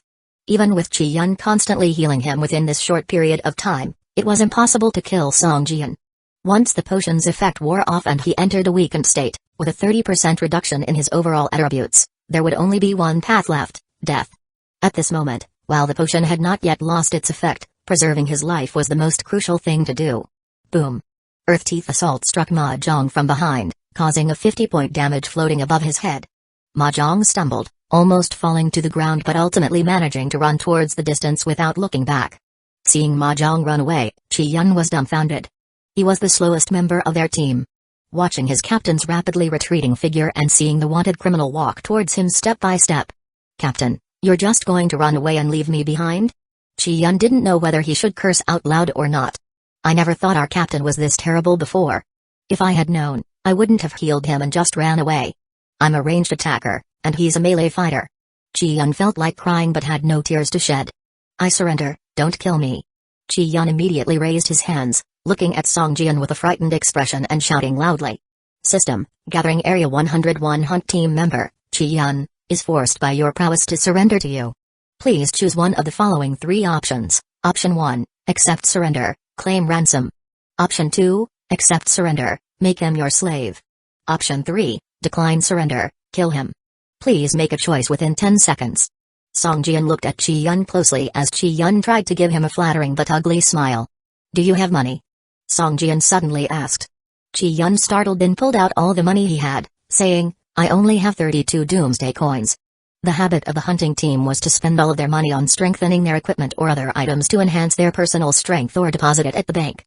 They wouldn't carry too much money with them during missions. Seeing the 32 doomsday coins in Qi Yun's hand, Song Jian shook his head, then become my slave. Song Jian directly chose the second option. Chi Yun's face showed a mix of anger and uncertainty, clearly not mentally prepared to become a slave. If you don't want to, I'll kill you. Song Jian said, his face filled with murderous intent. I'm willing to become your slave. Chi Yun eventually nodded reluctantly, his face full of humiliation. The moment Chi Yun agreed, a mysterious force surfaced on his forehead, imprinting a magic rune there. Chi Yun trembled, opening his mouth to let out a painful scream, but no sound came out. The mysterious force then disappeared, leaving Chi Yun lying on the ground like a bag of mud, gasping for breath. At this point, Song Jian discovered that he now had a slave interface, which showed all of Chi Yun's attributes. Moreover, he could strip Chi Yun of his equipment at will. Song Jian glanced over Chi Yun's equipment. Most items were of white quality, and even the healing short staff he was holding was only of green quality. Only the silver quality sniper rifle seemed valuable. Song Jian shook his head, removed the silver quality sniper rifle, and put it in his own backpack. He then told Chi Yun, from now on, focus on healing. Be a good healer and don't think about attacking. As a main healer, Chi Yun primarily mastered common skills like the Eagle Eye skill but could only perform basic attacks even with the sniper rifle. It was a waste of resources. Hearing Song Jian's words, Chi Yun's face showed a mixture of shame and anger, but he ultimately nodded. System, you have deprived your slave, Chi Yun, of an item, lowering his loyalty points to you by 10. Chi Yun's current loyalty points towards you are now only 50. If they fall below 50 points, there is a chance that your slave will try to escape. Chapter 266, Let me show you my safe house defecting? Song Jian glanced at Chi Yun and sneered, dare to defect, and I'll kill you. No, I don't dare. Chi Yun shook his head repeatedly. System, you intimidate the slave Chi Yun, increasing his loyalty by 5 points. Explore new novels on Novelbin. Song Jian was taken aback. This worked as well? Tell me, why did you come after me? Song Jian looked at Chi Yun and asked. Actually, we are members of the assassination team of Gathering Area 101. The reason we came here is that Gathering Area 101 has issued a warrant for you. Half an hour later, Song Jian finally found out that it was still because of the trouble he had caused when he saved Dr. Ebsiding at the garbage station. Gathering Area 101? Haha. Song, no, Master, you must not underestimate Gathering Area 101. It is one of the 500 safe havens created by humanity after the Doomsday Catastrophe. By now, all other safe havens have been destroyed, leaving only this Gathering Area 101. Chi Yun said. All the other gathering areas have been destroyed, leaving only this one? Song Jian couldn't help but sneer. Then how did the City of Sin and the City of Holy Light come about? If Gathering Area 101 were really that strong, it would have become 101 City by now, rather than still being just a gathering area. The essence of a gathering area in the wilderness is no different from the level 2 manor castle built by Song Jian, except that Gathering Area 101 covers a larger area than Song Jian's manor castle. Gathering Area 101 not only has complete facilities but also has many hunting teams, assassination squads, and even its own affiliated corps, Storm Legion. Chi Yun said. Storm Legion? This name sounds familiar, it seems like I've heard it on the radio, Song Jian murmured. That's right. How many people are in the Storm Legion? Storm Legion has a total of 800 elite professionals, Chi Yun said. Only 800 people? And they dare to call themselves a legion? Song Jian couldn't help but say. To support 800 people is already the limit for Gathering Area 101. However, if possible, Gathering Area 101 can launch a battle involving more than 30,000 people at any time. Chi Yun said, after all, Gathering Area 101 shelters many wanderers, many of whom have taken it as their home and are willing to fight for it. There is no shortage of such people. Moreover, according to rumors, Gathering Area 101 has already begun preparations for creating a city for the third time. If it succeeds, it will be on par with major forces like the City of Sin and the City of Holy Light. By then, even more people would be willing to settle in Gathering Area 101. Chi Yun said. Song Jian nodded, his heart feeling slightly heavy. After all, it was a major power that had existed for decades after the Doomsday Catastrophe. In the beginning, it was probably just an ordinary human without a background who had created Gathering Area 101 from scratch through his own strength. If what Chi Yun said was true, the person who created Gathering Area 101 was really remarkable. Now, such a force which has been developing for decades wanted to hunt him down. It would be false to say that he was not worried since, after all, he only had one life in this game. Okay, when do you think they'll send another assassination team after this failure? Song Jian stared at Chi Yun and asked. Chi Yun hesitated for a moment and said, actually, There was a problem with the teleportation device we used. Our team originally had 5 members, but one of them was torn apart by the spatial forces during the teleportation. Another one was seriously injured and died shortly after arriving, leaving only 3 people. The team leader, No, Mahjong, is now alone. He is likely to give up on the assassination mission and go back to report the information. I estimate that they won't dispatch another assassination team until the researchers have perfected the teleportation device. In the short term, there should be no more assassination teams entering this city. Song Jian nodded slightly, realizing that he should be safe for the time being.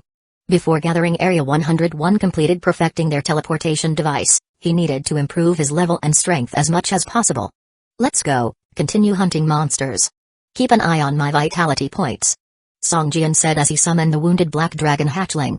Chi Yun immediately used her healing wand to restore the hatchling's vitality points to full. Roar with a roar from the black dragon hatchling, 5 or 6 level 15 mutant zombies were lured out. Song Jian flexed his wrist, summoning the crimson fire heart-ape sword. With a flourish, he jogged towards the monsters. Whoosh, whoosh, whoosh, as Song Jian danced around, his dark red sword flew, releasing dazzling silver light. Facing 5 or 6 mutant zombies, Song Jian made no defensive moves, choosing instead to endure their attacks and annihilate them, displaying a reckless, do-or-die attitude. The black dragon hatchling nearby was also continuously spewing dragon breath, swinging its claws and tail, and tearing into the fallen mutant zombies. Gradually, the noise from the battle attracted a large number of mutant zombies. In no time, dozens of level 15 monsters surrounded Song Jian. "Watch my health and heal me," Song Jian shouted, rushing into the monster horde without backing off, chopping down the nearby monsters. As Song Jian's vitality points gradually decreased, Chi Yun's hands trembled slightly from a distance.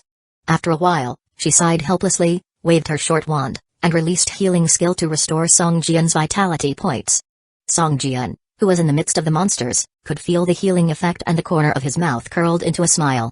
As for this slave whose loyalty was bordering on betrayal, he didn't fully trust her. Using only 70% of his strength, he left himself a small margin for safety. If Chi Yun dared to betray him, he could guarantee that he could break free of the encircling monsters. Like this, Song Jian continued to fight for several hours. Only when Chi Yun's spirit points were depleted did he use the immortal sword body and make his way out with the black dragon hatchling. Although they had killed hundreds of level 15 mutant zombies, there was no noticeable reduction in the tide of monsters chasing after Song Jian. They pursued him relentlessly. Song Jian summoned his motorcycle, returned the black dragon hatchling to the pet space, and shouted at Chi Yun, "Get on." Chi Yun hurriedly sat on the back of the motorcycle. With a roar, a plume of black smoke erupted from the exhaust pipe, and the motorcycle sped off like a bolt of lightning, heading towards Song Jian's manor castle. "Ha, this is the thrill of monster hunting." Song Jian laughed heartily against the wind. A complex expression appeared on Chi Yun's face as she stared at Song Jian's back, deep in thought. The two quickly returned to Song Jian's manor castle. Seeing the now level 2 safe house, Chi Yun's face showed surprise. "Is this your safe house? You already created one for yourself?" Chi Yun could hardly believe her eyes. "This is Doomsday City, with so many monsters inside. Won't they attack here?" Chi Yun couldn't help but ask. It should be noted that creating a safe house in the wilderness wasn't an easy task. Many ambitious individuals had attempted to imitate Gathering Area 101, creating their own safe areas, but in the end, they were all ruined under the siege of countless monsters. Although the overall number of monsters in Doomsday City was smaller than the wilderness, the density was considerably higher, at least 10 or even 100 times more. Song Jian smiled faintly but did not explain. Instead, he summoned the black dragon hatchling and let it play around on its own.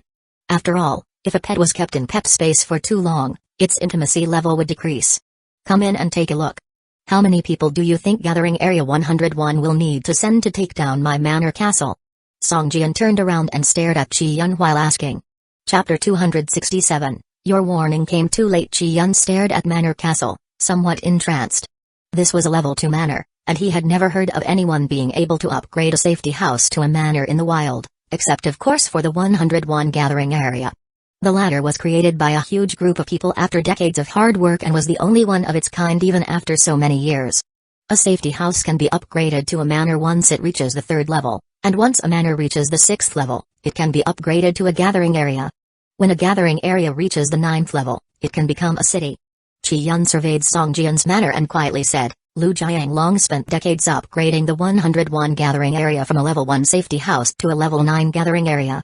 The hardship he must have gone through is probably known only to him. If your manor were in the wild, and he knew you had a level 2 manor, he would probably send the Storm Legion to level it. But in Doomsday City, the black fog outside the city provides natural protection. Although you can't go out, it's not easy for them to get in. Even if the 101 gathering area sends many assassin teams, they probably wouldn't be able to conquer your manor.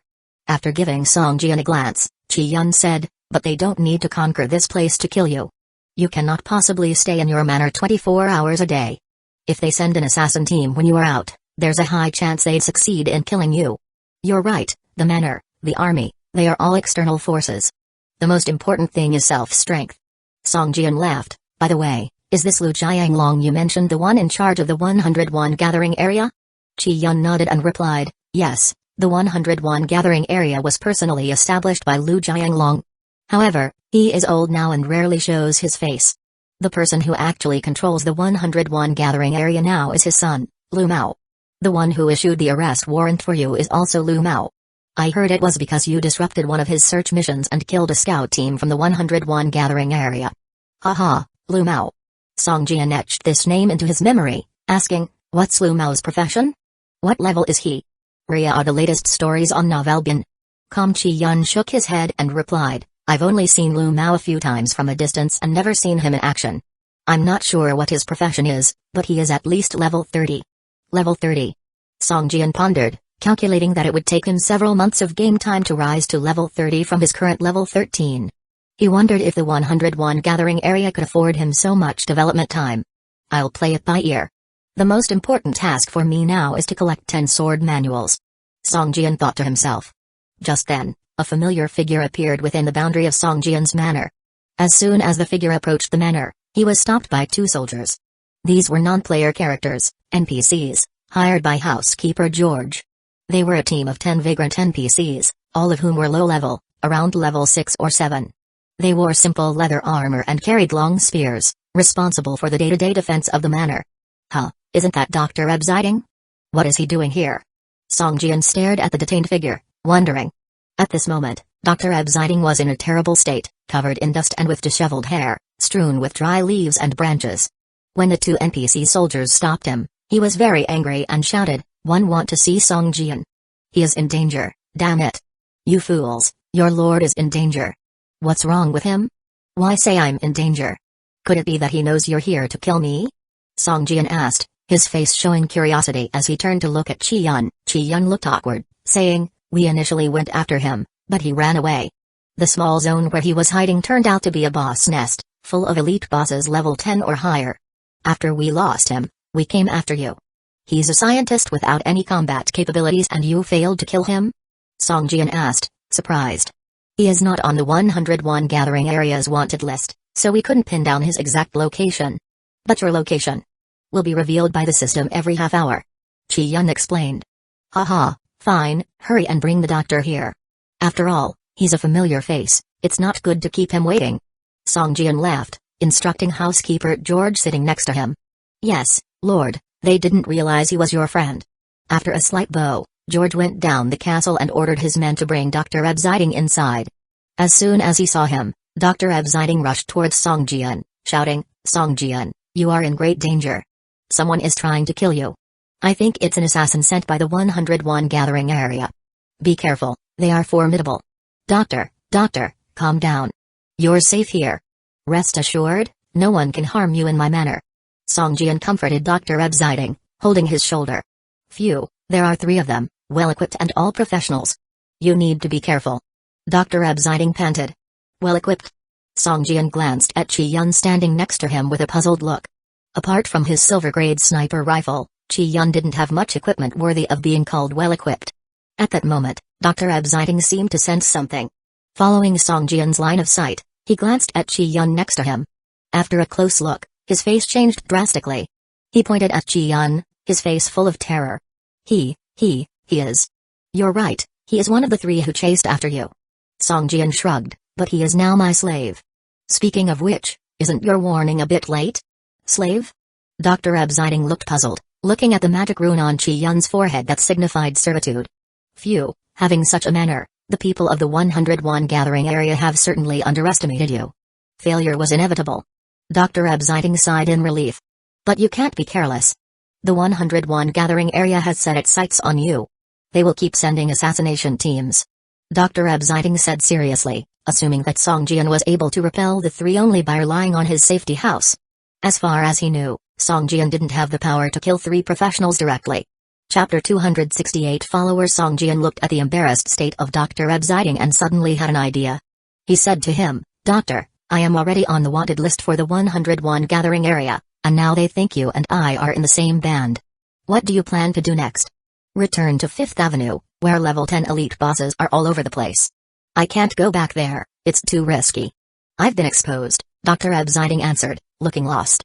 As a researcher with no fighting abilities, he couldn't survive in the monster-filled Doomsday City. His existence had already been hard even before, now the search for food and water is becoming more and more difficult. Why not stay with me? I can set up a laboratory for you. What do you think? Song Jian said with a smile. At least here, you won't need to worry about safety, what do you say? Dr. Absiding fell silent. Although he was quirky, he wasn't stupid. In this city, probably only Song Jian was willing to shelter him. Fine, I'll have to rely on you from now on, Dr. Absiding sighed, a little depressed. He didn't want to lose his freedom, but if he had decided to ally with a powerful force before the apocalypse broke out, he could have left the city with other big shots. System, you have agreed to shelter the plot character Dr. Absiding. As he was concerned about his safety, Dr. Absiding agreed to stay and became your follower. System, when you enter and stay in the game, Dr. Absiding will continually consume Doomsday coins as his salary. This stops when you leave the game. The stronger the follower's level, the more Doomsday coins consumed. System, your follower is a researcher type, possessing substantial knowledge reserves. You can select the direction of his research skill tree to develop more research skills. If he dies, all his skills will return to their initial state when he was recruited, and loyalty will randomly drop 10 to 30 points. System, if a follower dies, you can find a resurrection altar to resurrect the follower at a certain cost. However, if the follower's loyalty drops to the betrayal standard after death, they cannot be resurrected. System, Dr. Absiding's current loyalty is 70. If it falls below 60, he will start to slack off. If it falls below 50, he may desert. System, you can view follower Dr. Absiding's attributes and initial skills, and can choose the direction of his research. Song Jian knew that Dr. Absiding was a researcher, so it was obvious that the latter's research skill tree had already climbed to a very high level. If he changed the research direction now, it would mean a huge loss. So Song Jian decided to stick with Dr. Absiding's current research skill base and continue to improve. Opening his follower's personal attribute interface, Song Jian started to study it closely. Unlike Qi Yun, Dr. Absiding was Song Jian's follower, who had certain freedom and privileges. Even if Song Jian wanted to view Dr. Absiding's attributes and skills, he needed Dr. Absiding's permission. Soon, the attribute interface previously full of question marks was unrestrainedly revealed to Song Jian. Dr. Absiding, Song Jian's follower. This is a rare research-type follower in the game, with a discovery rate of 1 in 1,000 and a recruitment rate of 1 in 10,000. Current level 15, experience points 3,351 out of 8,000. After leveling up, his physical properties will also improve, and he can spend skill points to upgrade his research skills. Following were a series of physical attributes and mastered skills. For the sake of not flooding this with too much information, Song Jian didn't list them all. If he did, this chapter could end here. Expert Level 9 Engineering Manufacturing? Song Jian's eyes lit up as he looked at Dr. Absiding like he was looking at a sparkling diamond. As everyone knows, the level of life professions can't be enhanced using skill points, they must be accumulated through proficiency. Initially, all life skills start at level 1, then gradually improve to level 2, 3, and so forth up to level 5. After reaching level 9, then only one could be a novice, further splitting into 9 levels. After breaching level 9, there would be an improvement to intermediate. After intermediate level 9 is senior. After senior level 9, then it's expert. After expert level 9, it's master, grandmaster, great grandmaster, and after great grandmaster it's divine level. All of Song Jian's life skills are still below novice. He didn't know when he would be promoted to novice. Hence, one could imagine how high Dr. Absiding's expert level 9 standing was. Dr. Absiding, can you craft the T11 high explosive grenade now? Song Jian asked expectantly. Dr. Absiding gave Song Jian a look and said somewhat irritably, the T11 high explosive grenade was devised by me. What do you think, can I make it? And recently, I have developed a TX high explosive grenade which is 5 times more potent than the T11. However, to use this kind of grenade, you need to have a throwing skill of at least level 10. Level 10 throwing skill? Song Jian couldn't help but gasp. The only skill he had at level 10 was his innate skill thick-skinned, which required a lot of skill points. The throwing skill was a basic passive skill, and he could learn it just by throwing a few stones, but Song Jian hadn't put much effort into exercising this ability, so his throwing skill was only at level 1. High explosive grenades are consumable and not considered weapons, so they won't be subject to the 80% power reduction limit. If I could get a large batch of these grenades, my leveling speed would definitely soar. Song Jian thought to himself. Here's the list of materials needed to craft the TX high explosive grenade. As long as you can collect all these materials, I can make it for you. In this city, it's the best for leveling. Dr. Absiding directly handed a list to Song Jian. Song Jian looked it over. Compared with the T11 high explosive grenade, there were only 2 or 3 more materials, so he nodded and put the material list in his bag. Doctor, what about other weapons besides high explosive grenades? Such as firearms, rocket launchers, missiles, etc. Can you make nuclear bombs? Song Jian asked, his eyes shining. I'm a PhD in physics and materials, not in weapon manufacturing or weapon research. I am ignorant in the field of weapon development. I know the principle of making nuclear bombs, but to expect me to produce a nuclear bomb by myself is a pipe dream, Humphrey. Dr. Absiding looked a bit unhappy, gave Song Jian a penetrating look and said. Well okay, doctor, I apologize. Song Jian said sheepishly, shrugging his shoulders. Seeing Song Jian's good attitude, Dr. Absiding's face relaxed a lot. After hesitating a little, he said, actually, I have also done some research on space science, like spatial equipment, for instance. If there are materials, I can make them. Chapter 269, Rebuilding the Laboratory Spatial Equipment? Song Jian's eyes lit up, then a look of joy spread across his face. Can you make a transmission array? A transmission array? Dr. Absiding looked blank before rage filled his face. Stomping his foot, he exclaimed, Are you crazy? Who do you think I am? A master of spatial magic? Even if I could make it, do you think I can just hammer out a transmission array with a hammer?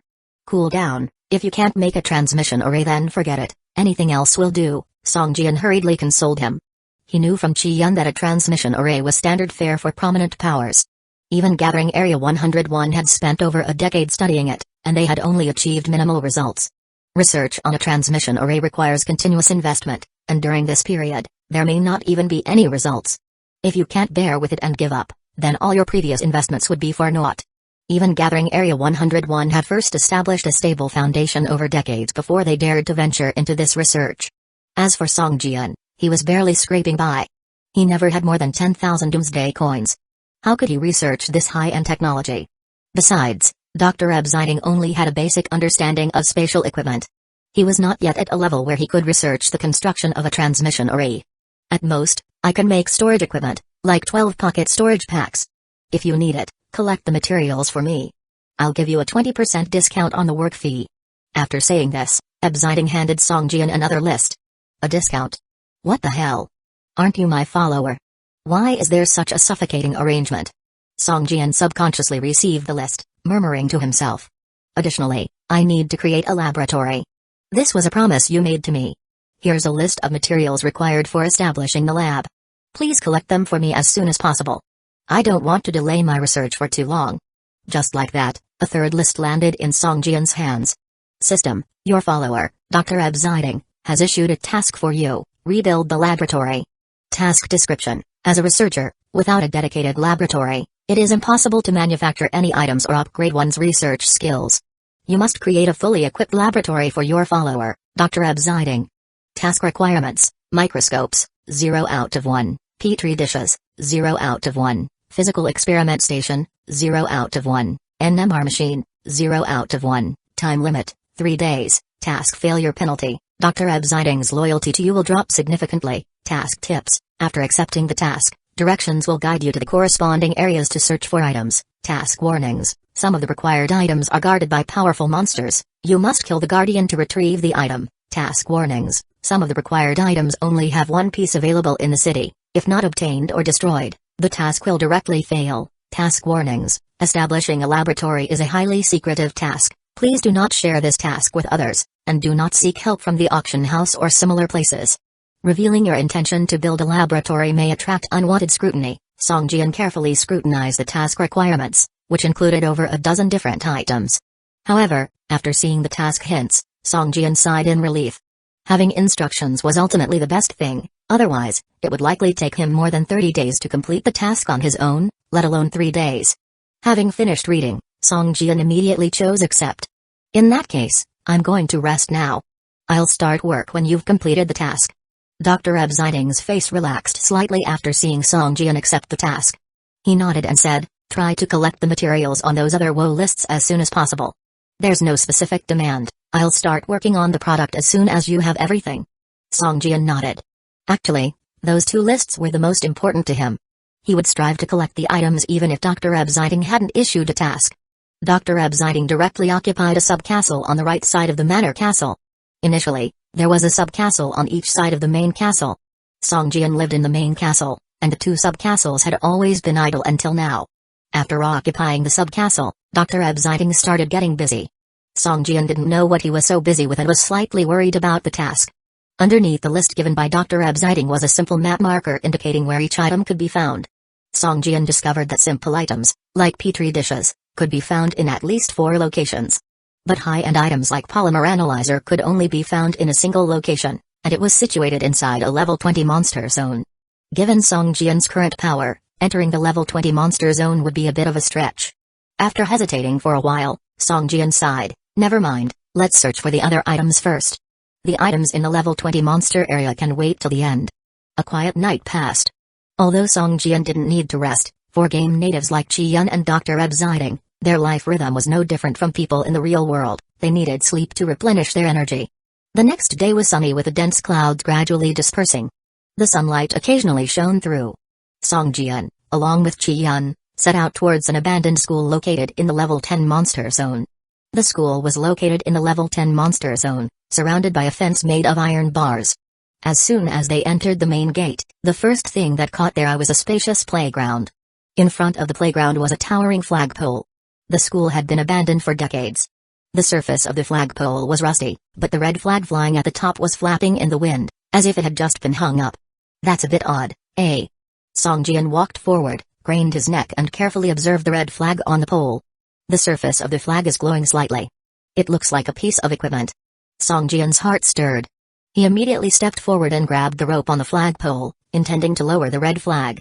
The moment he touched the flagpole, a system notification popped up. System, you have come into contact with a special object, the school flagpole, triggering a special entertainment task. Task name, raising the national flag. Task description, the school's flagpole is malfunctioning and can't lower the school flag.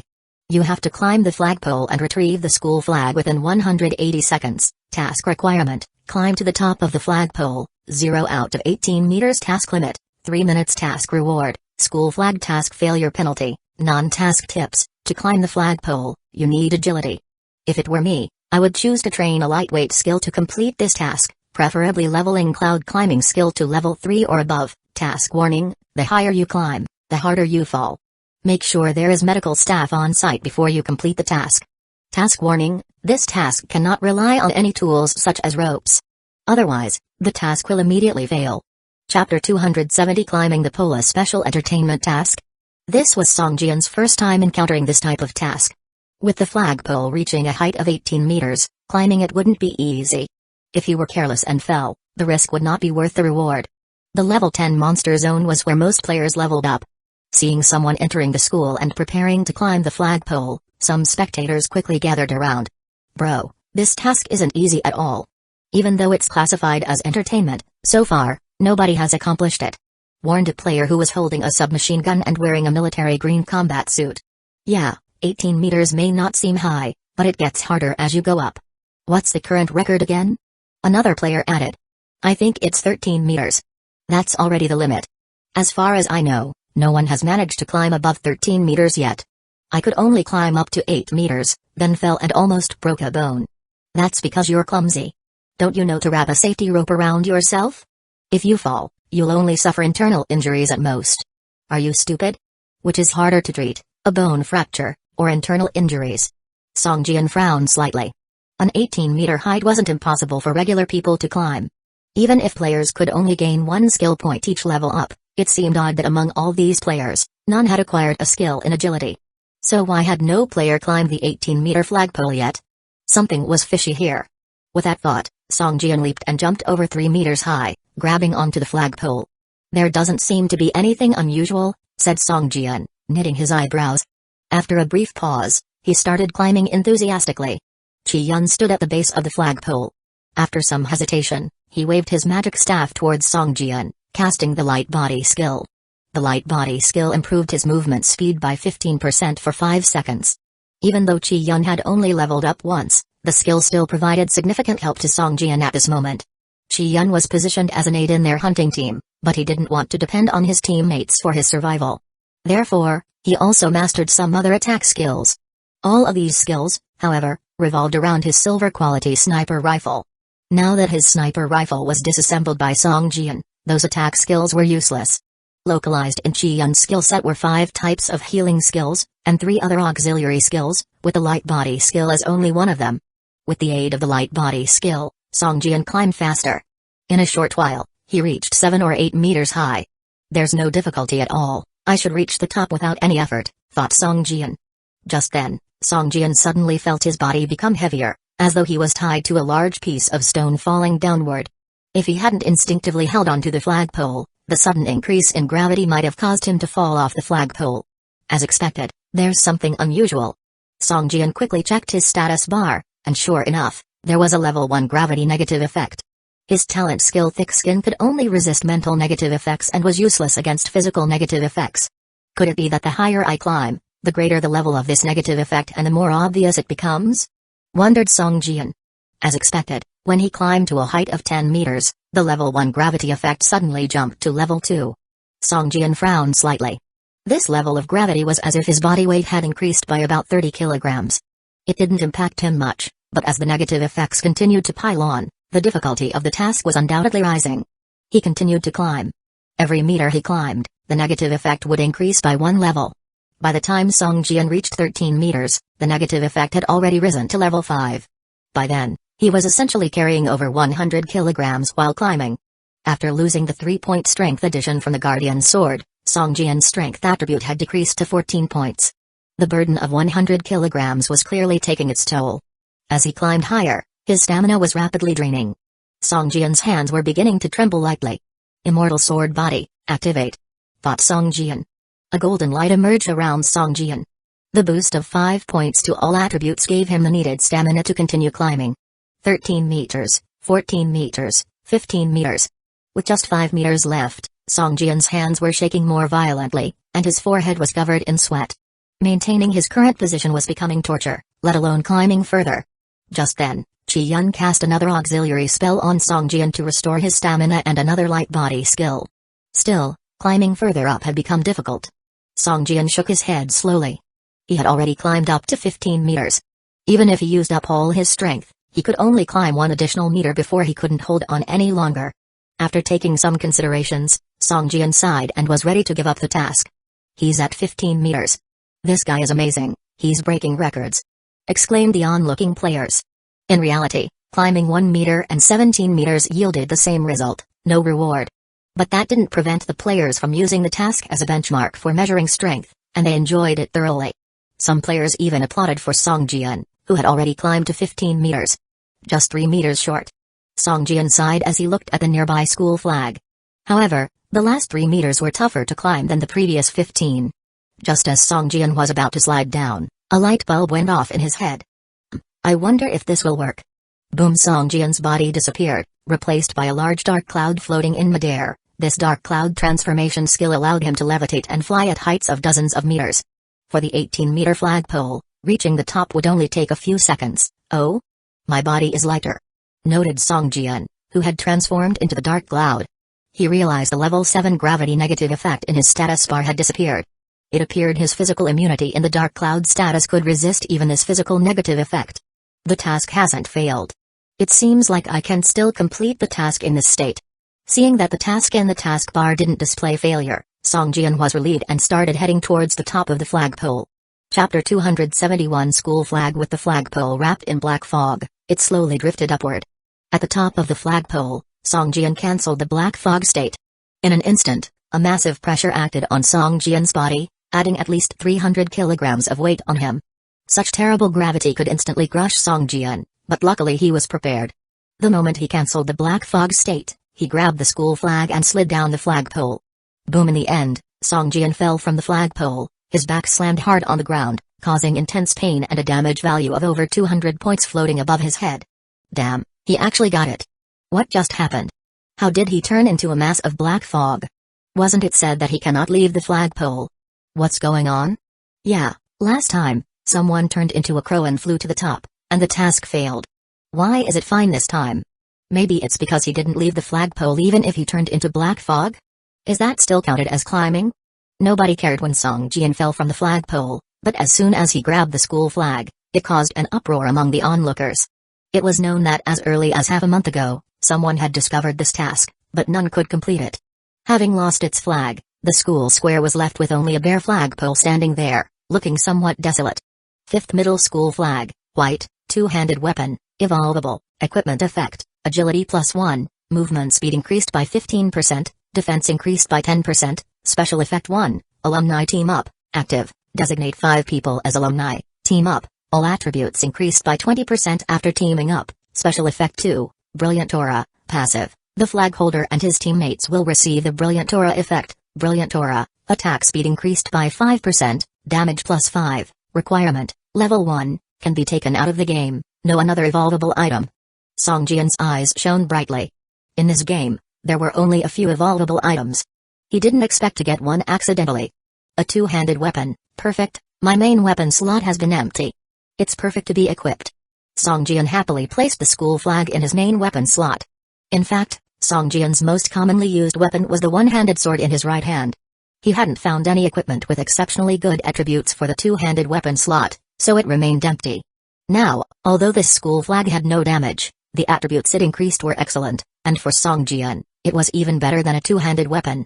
After equipping the school flag, it appeared on Song Jian's back with the words 5th middle school written on it.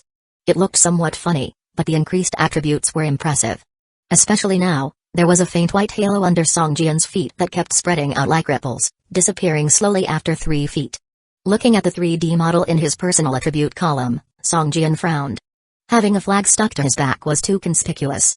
Soon, he set the school flag to hide, and it slowly disappeared from his back but still maintained its effect. Let's go, Chi-yun, let's search the school first and complete the task immediately, Song Jian said with a smile.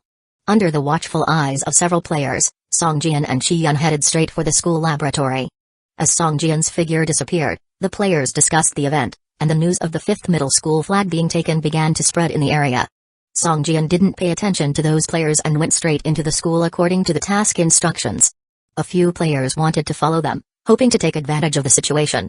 However, when they saw Song Jian and Chi-yun enter the school, they all stopped. Everything inside and outside the school had been searched several times, and everything valuable had been taken away. No one could be bothered to make a secret room in the school, as it wasn't like those mansions. Why are they going in there? The place has been searched hundreds of times, someone asked curiously. You know it's been searched, but they don't. If they don't see it for themselves, would they be at ease? Weren't you the same when you first went into search? A companion rolled his eyes and glanced at him.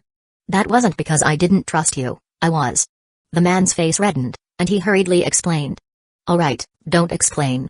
An explanation is just a cover-up. I reckon they'll be out in no time anyway. The place has been licked clean by dogs, other than a few useless tables, chairs, and bottles. As expected, a while later, Song Jian led Chi-yun out of the school, expressionless. The players looked at each other with a hint of mockery in their eyes. In fact, the apparatuses were just ordinary background items in the eyes of other players, but from the perspective of Song Jian, who had accepted the task, their status changed. As Song Jian approached, the items would all become task items and even emit a faint light to remind him to pick them up. In the school, Song Jian obtained 3 task items and had to search elsewhere for the rest. Once he got the items, any identical objects in other places would disappear from the task map. Only the items Song Jian hadn't picked up would appear on the map. Both of them proceeded to the level 15 monster area. Here, players were few and far between, and monsters were abundant. They moved cautiously but eventually attracted the attention of the monsters. At first, it was only 3 or 4 mutated zombies, but once they started fighting, the noise attracted all the surrounding mutated zombies. In no time, there were hundreds of monsters blocking their path. They were forced to retreat, killing and stopping intermittently, ending up back in the level 10 monster area. After 2 more attempts, they couldn't get to the location indicated on the task map. You wait here, or go back to the manor first. I'll go try it alone, Song Jian said to Chi-yun. Chi-yun nodded, and as she watched Song Jian's retreating figure, her face went through a series of emotions. Finally, she sighed and turned to walk towards the safe house. Although she was already level 12, without the silver sniper rifle, she could barely protect herself. At most, she could hunt level 5 or 6 monsters. These level 10 monsters were still a bit difficult to handle. Just when she was about to leave, a figure emerged from a small alley nearby, shrouded in a gray cloak, his face hidden by it.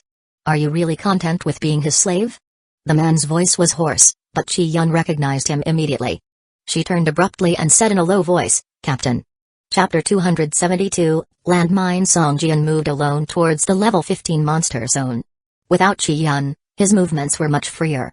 Whenever he encountered monster blockades, he would morph into a dark cloud, ascend into midair, and float off in the direction indicated on the mission map.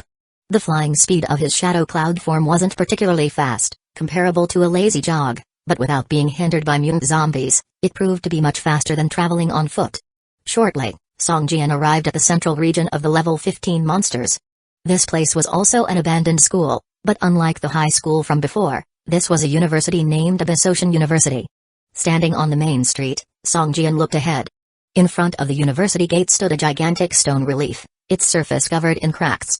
The words Abyss Ocean University etched on the relief had faded with time. This time, Song Jian's destination was the physics laboratory of Abyss Ocean University. All the remaining mission items, save for one located in the level 20 monster zone, could be found in this university's physics lab. This was the crucial reason Song Jian had chosen this location as his second destination. Entering the school gates, ahead lay 3 teaching buildings, each towering 10+ stories high. The buildings, seemingly abandoned for a long time, looked somewhat dilapidated. Confident no one had searched this place before, Song Jian decided to first gather the mission items before making a thorough exploration of these buildings. Behind the teaching buildings ran a few small paths leading to the cafeteria and dormitory areas. Further along was a dense forest surrounding a small hill, upon which a pavilion had been constructed. It appeared to be a park-like area.